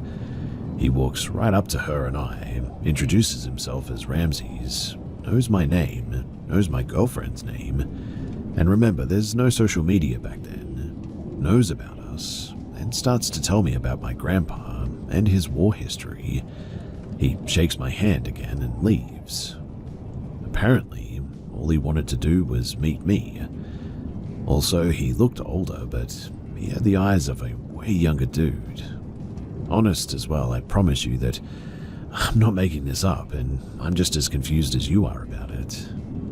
And apparently, that dude had been waiting there for me to show up. He allegedly knew that I was going to be there. He knew who I was, he knew my girlfriend, he knew my grandpa, he even knew his war history. My girlfriend and I both had our minds blown. We go home, I tell my mum, and she tells my sister. My sister calls me on my flip phone, and she's all spooked too. A lot of weird stuff in my family going back since I was born, so when stuff like this happens, it can sort of mess with us, but nobody in my family will deny any of it. Even if my grandpa somehow knew this guy, which I highly doubt, there's no way that he would have known my girlfriend. I mean, my grandpa never even met her, not once, had no idea that she even existed, didn't talk to that side of the family, not even one iota for who knows, until I started talking to my dad again in 2022 or so. Now, here's what I think. Here's the mainly feasible options. And yes, that's where I'm at in my life, since I know that this is all real, and so I have to start finding explanations for all of it. And when stuff gets really weird, you have to start thinking outside of the box a little bit, right? Anyway, one possibility is that it was an angel. And this lines up with another, maybe even crazier story with another old black dude named Eli. I'll have to share that story another time because it changed my life, but the second is that it was some sort of time travel thing or something. And the third is something outside of all of this. This one could also lead us back to the angel, but like I said, this is obviously all sort of crazy and I'm just theorizing here. But what do you think? That dude was there waiting for me and he knew me.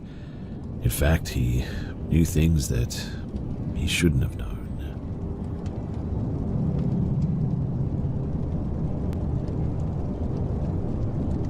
I am a long-distance hiker. I've hiked the entire JMT twice in both directions. I've hiked many miles of the Pacific Crest Trail, as well as numerous random trips in my time in the outdoors.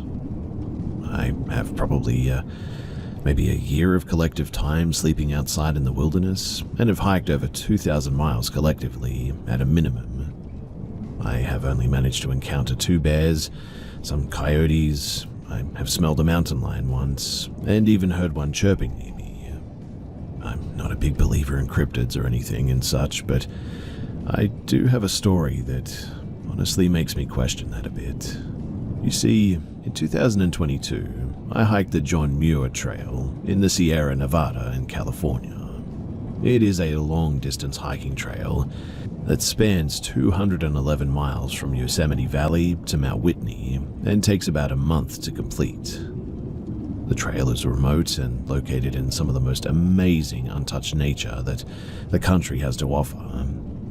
I hiked the previous trails in a tradition southbound direction, and in 2022, I hiked the trail northbound towards Yosemite with my wife and female friend of ours.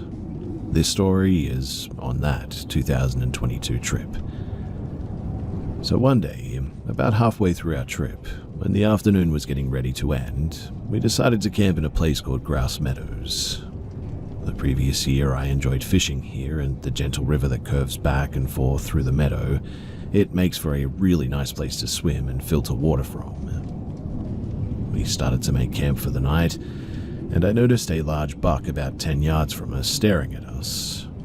It then started approaching, and I started to yell at it just to, shoo it away. It circled around us a bit and left from us down the way that we had come from. I decided that I was going to catch a few fish before the sun went down, and who knows, maybe we could have some fish tacos for the night. The girls agreed and said that they would finish making camp while I was off. We split a 3-person tent, so it was pretty easy.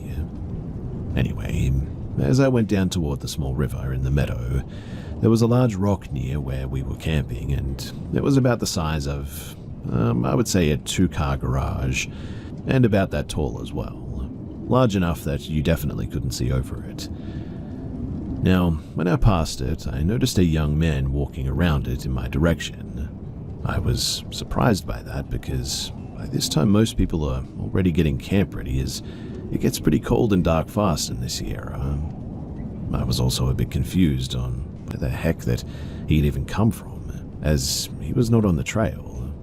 He was just sort of walking straight through a meadow with a river running through it, away from any trail.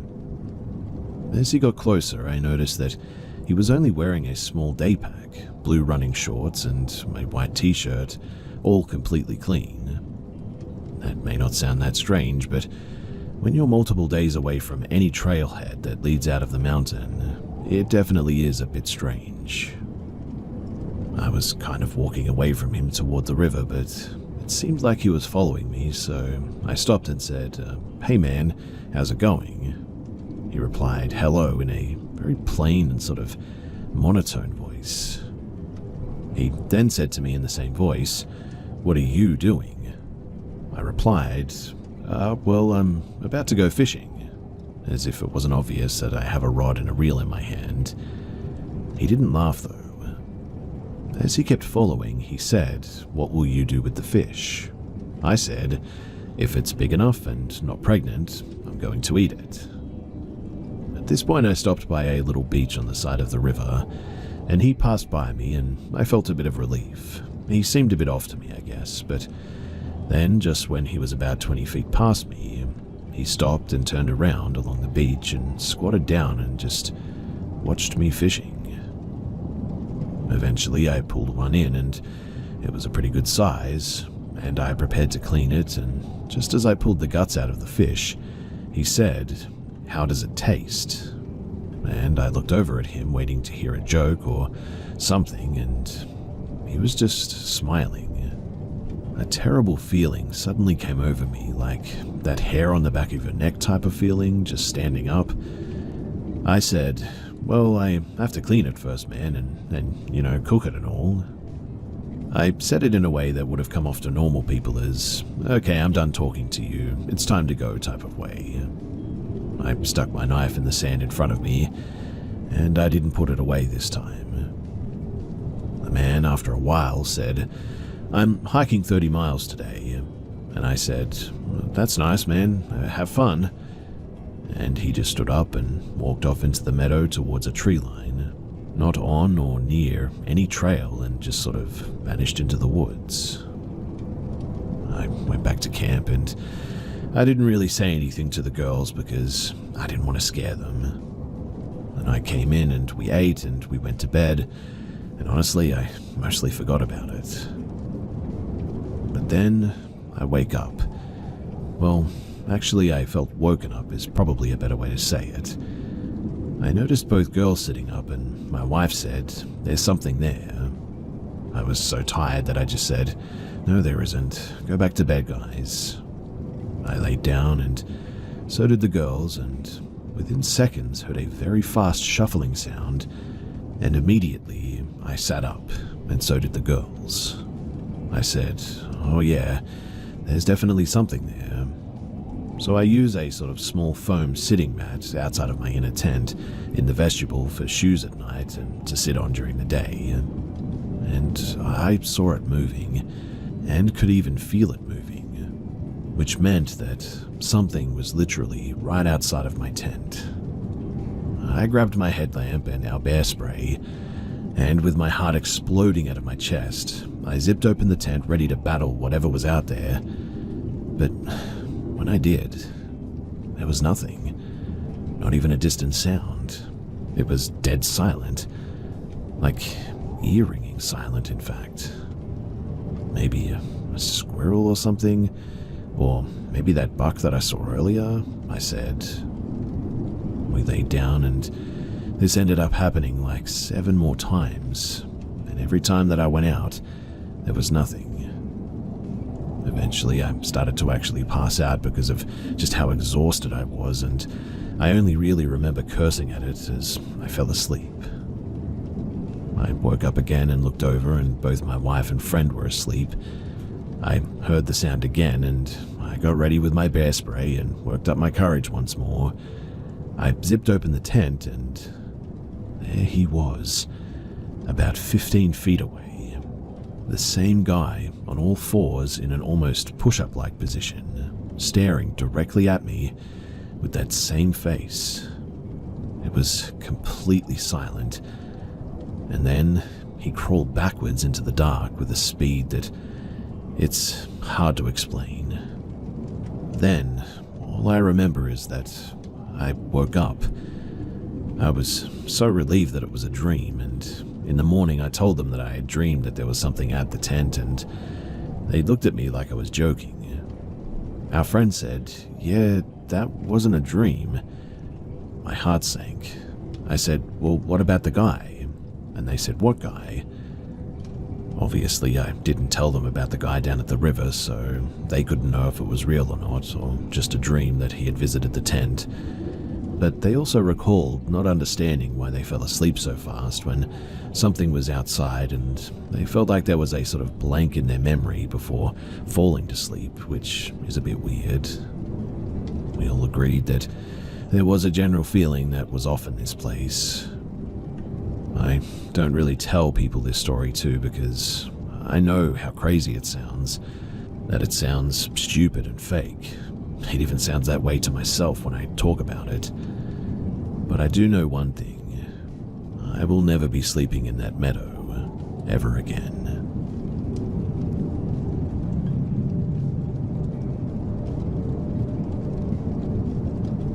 My house was haunted ever since it was built, and so I theorized that it wasn't the house, but instead that it was the land. It was a pretty big property, around 40,000 square feet, and around it were just fields. In the radius of around 1 kilometer, there was no population there either. There were about maybe 6 to 7 people who worked on our property full-time to maintain it, and every single one of them had a story to tell, let me tell you. So, when the house was being built, construction workers used to see this weird animal who looked like a rabbit. When they went to catch it, though, it would turn into a rapper and fly away into the air and just sort of vanish. Yes, that's how they described it, like a rapper. That animal would suddenly turn into an object, though, and it would just vanish. This story as well had been told to me about 3 different times by 3 different people over the years, all of them not knowing each other. When me and my siblings were little, my mother used to hear jingling of anklets at night. My father was always away on business trips, and helpers were not allowed inside the residential properties, so we used to be alone. Which means that there was nobody inside the house, and the jingling sounds and the sounds of people running around in the lounge were always heard.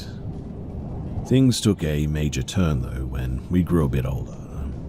Like one time a maid suddenly came over to my mother and asked her, "Yes ma'am, what is it?" My mother gave her a very confused look and she said to her, "You called for me," but my mother never did. She then said, "You were standing on the stairs staring at me, and when I asked, 'Do you want anything ma'am?' you just gestured to me with your hand to come to you. I completed my work and so I'm here." When my mother told her that nobody had called her and that I was in my room the whole time, her face literally turned pale. Another time I was alone in my room and I heard a door opening and then closing. Imagine those door closers that have the door closer on them and they are made of wood. They make a big sound when they're closed. I hope you know what I'm talking about, but when I heard it, I went downstairs to check and the door was closed and everything was normal. I thought that maybe it was the air or something, which is a bit sus because air cannot open a wooden door, but that was just me coping, I guess. I closed all the windows shut so that there was no air coming from anywhere and I went back up. And the moment that I was on my last step, I again heard that sound of the door opening and then closing. And it was now that I was beginning to realize that this might be some sort of jinn or demonic type thing. I just stood there for like a minute, but again I went downstairs anyway. I was in the middle of the stairs and I saw that the door was just hanging in between, like not closed and not open either. That was impossible, as that door had a door closer on it, and who the heck opened it? All the other doors and the windows were locked too, and there was no humans around apart from myself, and also definitely no air anymore. So I just sort of stood there a bit frozen, taken aback. I looked at the door for like 5 seconds, and then it closed itself suddenly with a huge bang, like a person just slammed the door. Well, that was enough for me. I ran upstairs and increased the volume of the TV so that I wouldn't hear it any longer, and just tried to ignore it. On another occasion, I was awoken by a large banging sound, like somebody was banging on the door very hard. The sound was coming from the lounge, which was a bit far from my room, but it was around 2 or 3 in the morning maybe, and I went to check it out. I was genuinely surprised too that nobody else was awake or seemed to be hearing this. I mean, the sound was very loud, but I tried not to think about it too much, thinking that they must just be in a deep sleep. When I reached the door though, I was completely in shock. The sound was coming from behind the door, as if somebody was banging on it, but as loud as the sound was, the door wasn't vibrating or moving or anything. It was still. Again, I stood there thinking, what the heck is happening? I was convinced that it was a thief at first or something, so I peeked through the window that was beside the door and there was no one and nothing there. The sound was still coming, but there was no one behind the door, and it was a really, really strange experience. But as I told you, we were experiencing these things since even childhood, so I just turned and I went back to my room to go to sleep. There was also this one thing too that used to happen pretty regularly as well.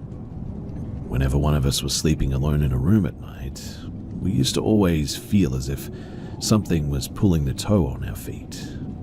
I swear as well that this happened so many times that I just eventually lost count. Another thing that usually happened to my mother, though, was that she was slapped on her leg. Even if we were in the room, she would just sort of wake up and angrily ask, "Did you just slap me?" I would always sit there clueless as to what she was talking about, and then we would both give each other that knowing look and just sort of go back to sleep or go back to our work or whatever. And the most strange part is that I used to get these dreams about strange types of darkness lingering in our house. One could say that my mind was just playing tricks on me, but hear me out first. So one time I had a dream that there were a bunch of children between the ages of 3 to 6 sitting on our lawn eating raw meat. The kids' clothes and bodies were very dirty, and they were just devouring the meat that they had in their hands. I woke up feeling a bit weird, but I didn't say anything. I went to the lawn to get some fresh air, and I saw that there was a trash bag there, randomly, just sort of seemingly placed there. I didn't give it too much thought, and I went back to the main lounge to eat some breakfast. Now, as I was eating, my mother came to me looking a bit uncomfortable, I guess, and told me that when she woke up, she found a cluster of meat on our lawn. Like, take a bunch of meat and press it tightly together, that's what this looked like. That's when I told her about my dream, and both of us just sort of sat there, speechless, really. Anyway, this is getting pretty long, so I'll leave it there for now, but I lived in that house for 13 years before eventually moving to another city, and upon moving, nothing else has ever happened.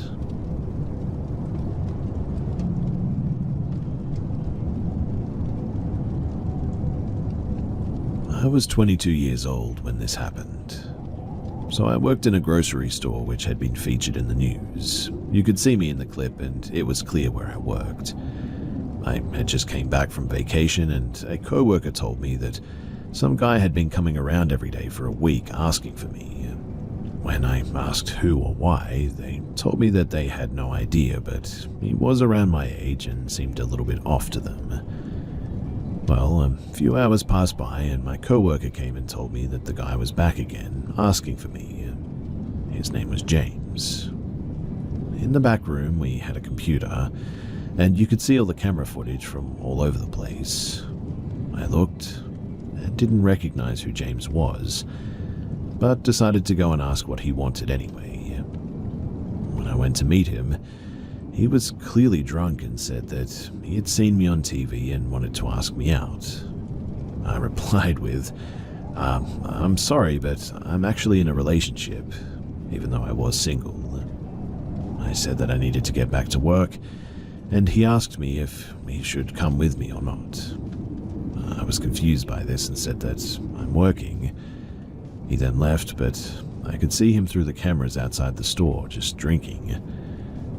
A few hours passed by and he was still waiting for me outside, so I had to use another exit when I left. The next day I came to work and I saw him waiting for me outside the store. He had a huge smile on his face and he immediately walked up to me. He was really shy and didn't say a word until I said hey while passing by to get into the store. He followed me inside and said that he needed to talk. I asked him what was up and he said, how about we go to the movies? He was really creepy and I replied, look, I'm sorry, I have a boyfriend, remember? As I was walking away, he started following me and asked if he could come help me with my work. No thanks, I replied. Once again, I looked at the camera footage and yet again he was waiting for me outside. At this point, I started asking a male co-worker to escort me safely to my tram every night when my shift ended. I started getting really scared once this had been going on for a while, and he clearly wouldn't leave me alone. I asked my brother if he could drive me to work on his motorcycle and hug me outside of my workplace, so it looked like he was my boyfriend, and James would maybe leave me alone finally, since I knew that he was somewhere watching and waiting for me to get to work.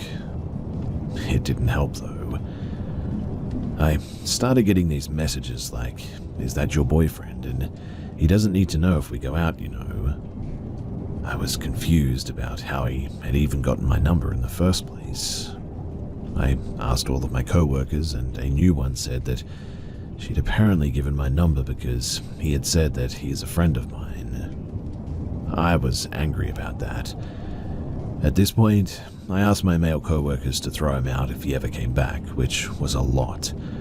A couple of weeks went by without any harassment, and I finally thought that he had left me alone. But boy, was I wrong.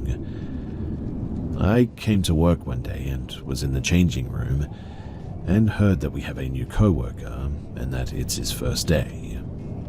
I didn't think anything of it, and proceeded to change my clothes. Once I got out of my changing room, my jaw literally hit the floor. Another co-worker said, hey, this is James. I looked in horror as she asked me what was wrong. I said, "I know, this creep has been the one stalking me for weeks," as James smiled. I went and searched for my boss to ask him what the heck. My boss said that he had no idea that this was my stalker and kind of laughed it off as no big deal. I told him that either he leaves or I will.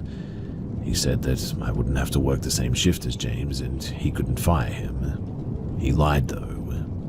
You see, I had a lot of shifts with him, and wherever I went, he followed without saying a word. He just kept following me. I would often have my lunch break by the computer so that I could at least see where he was, and every day I could see him just staring at me behind me as I ate. We had cameras there too. This went on for a while. He would text me every day, but at work he didn't say anything, just stared at me.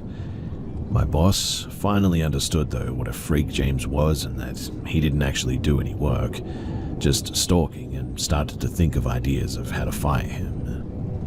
One time I noticed James was clearly drunk at work, and so I told my boss and he got fired. And this is when the stalking, well, as far as I know, finally stopped.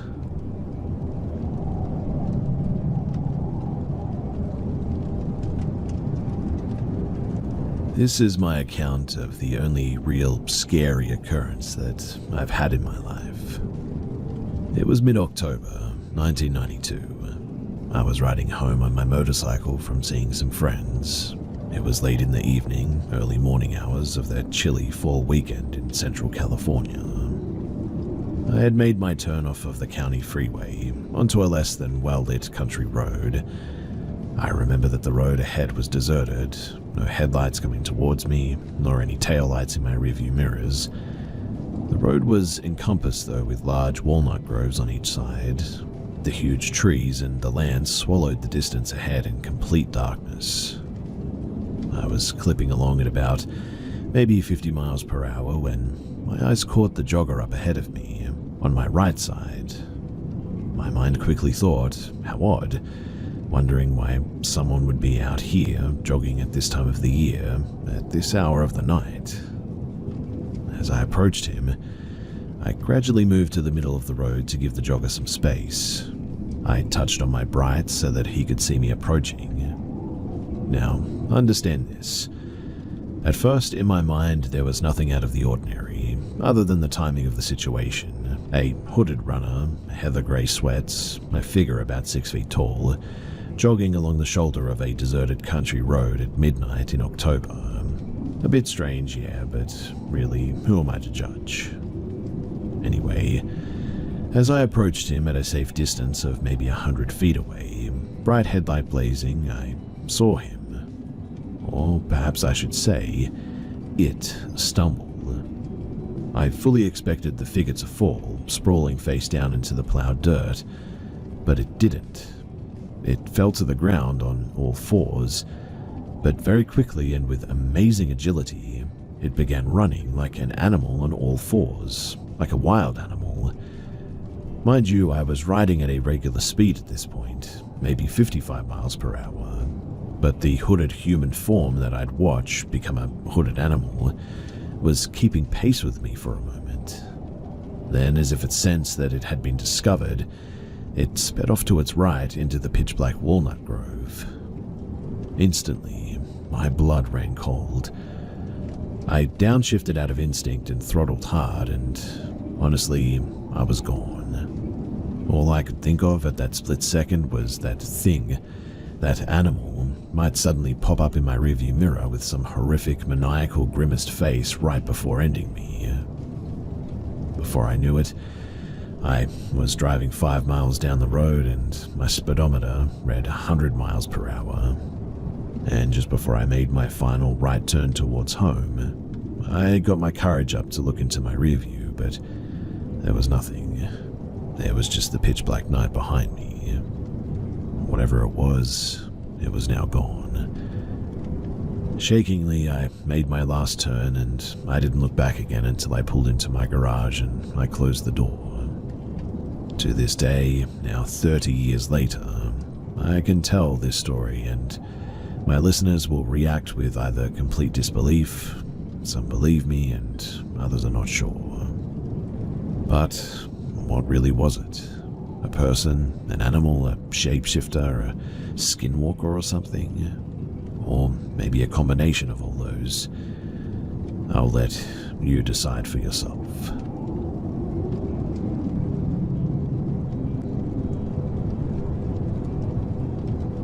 This was on the last day of June, June 30th to be exact. My stepdad worked at a motorcycle shop next to the Native American res that we were nearby. This particular day, me and my mum had to go and help him at work because they were moving to a different building to somewhere about a mile away. My stepdad told me a story about something that had happened there one time, paranormal-wise, and I've always believed in the paranormal, so I was sort of curious, I guess. Ever since I was little, I've heard voices and stuff, seen things that weren't really there, or things would fly across my room and stuff like that. So my stepdad had told me that one time he was there, he was exhausted from the summer heat and had been working all day, and he was feeling a little bit vulnerable according to his words. That's when demons come out to get you. And he said that he was talking to my mum, and the next thing that he knew, he was leaving the building. But what had happened was he had actually choked my mum out, almost killed her in fact. She had a broken nose, choke marks, and honestly, I've known this man for a long time, and this is just completely unlike him. My stepdad was never scrawny like at all, but he was maybe about 160 pounds, 5'8"-ish. My mum was like 5'11" and 245 pounds. Two other people saw this happen, and they both attested to the fact that his eyes went completely black, and his whole demeanor just suddenly changed. He eventually overpowered whatever this thing was and dropped her, leaving the place on his motorcycle immediately. And once he crossed the bridge away from the Native American res, he had to pull to the corner because he felt really sick and puked up this like black goo, as he described it. He went over to the cop that was at the other corner and asked if he had seen him, and the cop said no. He never even heard the motorcycle. So, that's my dad's story, but this night it was my turn to have an experience that secured my belief in the incident that happened and in the paranormal. So the night was normal. It was about 9 p.m. and I was going to Walmart, a little bit away with my mum to get some food since everybody was hungry. We got to said Walmart, but we actually had the dog in the car with us, and so my mum decided to stay in the car with him while I went in with her phone to get some groceries. I went into the store, and obviously I'm looking for the stuff. I was about to call my stepdad on my mum's phone. I didn't have a phone at the time since I wasn't old enough yet, and called my stepdad to see what kind of flavor of yogurt that he wanted. But he called me, and I answered the phone, and I hear, "Hi." And I said, "Hey, good thing you called me. I was just about to call to see what kind of yogurt." It was cut off by hi, hi, hi over and over again. I was like, hello? And all I got was hey and hi. And then the phone just hung up. That was a bit weird and definitely freaked me out a bit. I called him back and was like, "What did you do that for?" And he was like, "What? What do you need? I was on the phone with my boss." And my heart instantly sank. I told him what happened, and he told me not to worry, but I was worried. He said to get whatever I had to, so I hurried and got the food, and I left. I went out and told my mum what happened, and she said to just ignore it too. I was getting in the car, and we were about to leave, and a message came through on her phone. "What's your name, little one?" with a bunch of scribble and random numbers and signs and things. I then said, "What the heck?" and I started saying, "Stop, Dad, this isn't funny." We got there and I confronted him, and he said that he didn't know what I was even talking about, and he just sort of blew it off again. Me and my mum were going into his room to unstock the shelves of all the nuts and the bolts and screws and tape and all that sort of small stuff, but the lighting in this room was insanely bright, and the music was louder in there than all the others. It was too much for me for a bit, and I got really nauseous all of a sudden. My mum was directing me to leave. As I said, she's like 5'11", and I was about 5'3"-ish at the time, so she's a little bit taller, but she had her arm over my shoulder and opening the door, and as I turned, I saw an almost 6-foot black shadow figure of a man, and I hear, "Get out." And me and my mum, we instantly ran. I felt really sick all of a sudden, and it was hard to breathe, and it was hot as heck outside. But we ran and told my dad, and even he looked a little bit scared. I was absolutely terrified by all of this. Me and my mum and dad all had to go lock up the merch room, and I was the one who had to go unlock the door. And I felt sick, but my stepdad and mum were too chicken to do it, so I had to. I went over and was locking the door, and I hear Joe in an almost like little girl sing-song voice. I instantly froze. I looked back, and so did my mother and stepdad, and my mum goes, "It just called his name." And we all instantly ran together. My stepdad had this look on his face, and he looked like he was about to puke as well. We got out of there though, and I refused to go back there ever since. More stuff happened, little stuff. Like my parents kept hearing their names being called, all kind of stuff. Eventually we left, and I will never be going back there ever again. By the way, if you've ever seen a Native American bent marking tree, they're trees that are tied to rope when they're growing, so that they have a bend near the base, and there was one actually outside of this place. About a year or two later, me and my mum and my stepdad all went on vacation. We went up north, and up there was this supposed haunted mansion, and it was definitely a little bit eerie seeing one of those bent trees there as well. Also, that place was also very haunted. It had Native American print on the windows, and the people who lived there were friends with Native Americans. Also, there was a Native American pottery thing going on there as well. It's called the Riordan Mansion. If you go on tour there, you have to get told all the dark history and all that, but when I went there, I swear that I could feel and sort of sense that something had happened there. I'll perhaps write another post about that some other time, but anyway, this is what happened at my dad's workshop, and I'm super glad that we never have to go back there ever again.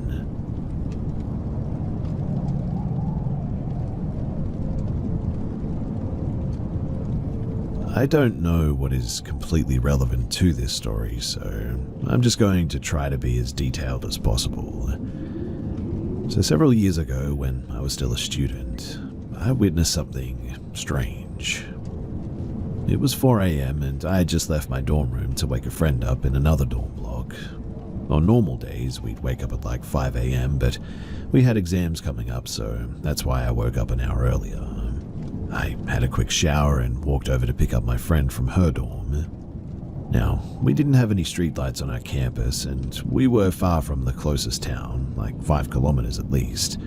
So the area was pretty dark, with exceptions of the lights emanating from the individual dorm building entrances. Her dorm was around a 3-minute walk, and between her dorm and mine, there wasn't much but a path lined up by a short hedge and some trees here and there, really. Now, around a minute away from her dorm room, now in view, I saw something. A bright, blinding ball of light, roughly the size of a volleyball, shot from behind me. I instantly froze. I felt like this thing was watching me. It made no sound at all, and somehow it didn't illuminate the area around it as much for the amount of light that it was producing. It stayed motionless, around 1.5 meters above and in front of me. I remember standing there and wondering what on earth that was. I was frozen, and I had this terrible sense of dread, and I felt paralyzed. I remember telling myself to look away and to just run, but before I could do anything, it kind of just started hovering around, and then zapped away so fast that I felt like if I had blinked that I would have thought that it just disappeared. Suddenly, I wasn't so scared anymore, so I looked around behind the tree to see if I could still spot it, but it was gone. I bolted to my friend's dorm, but By the time that I got there, some people were already awake,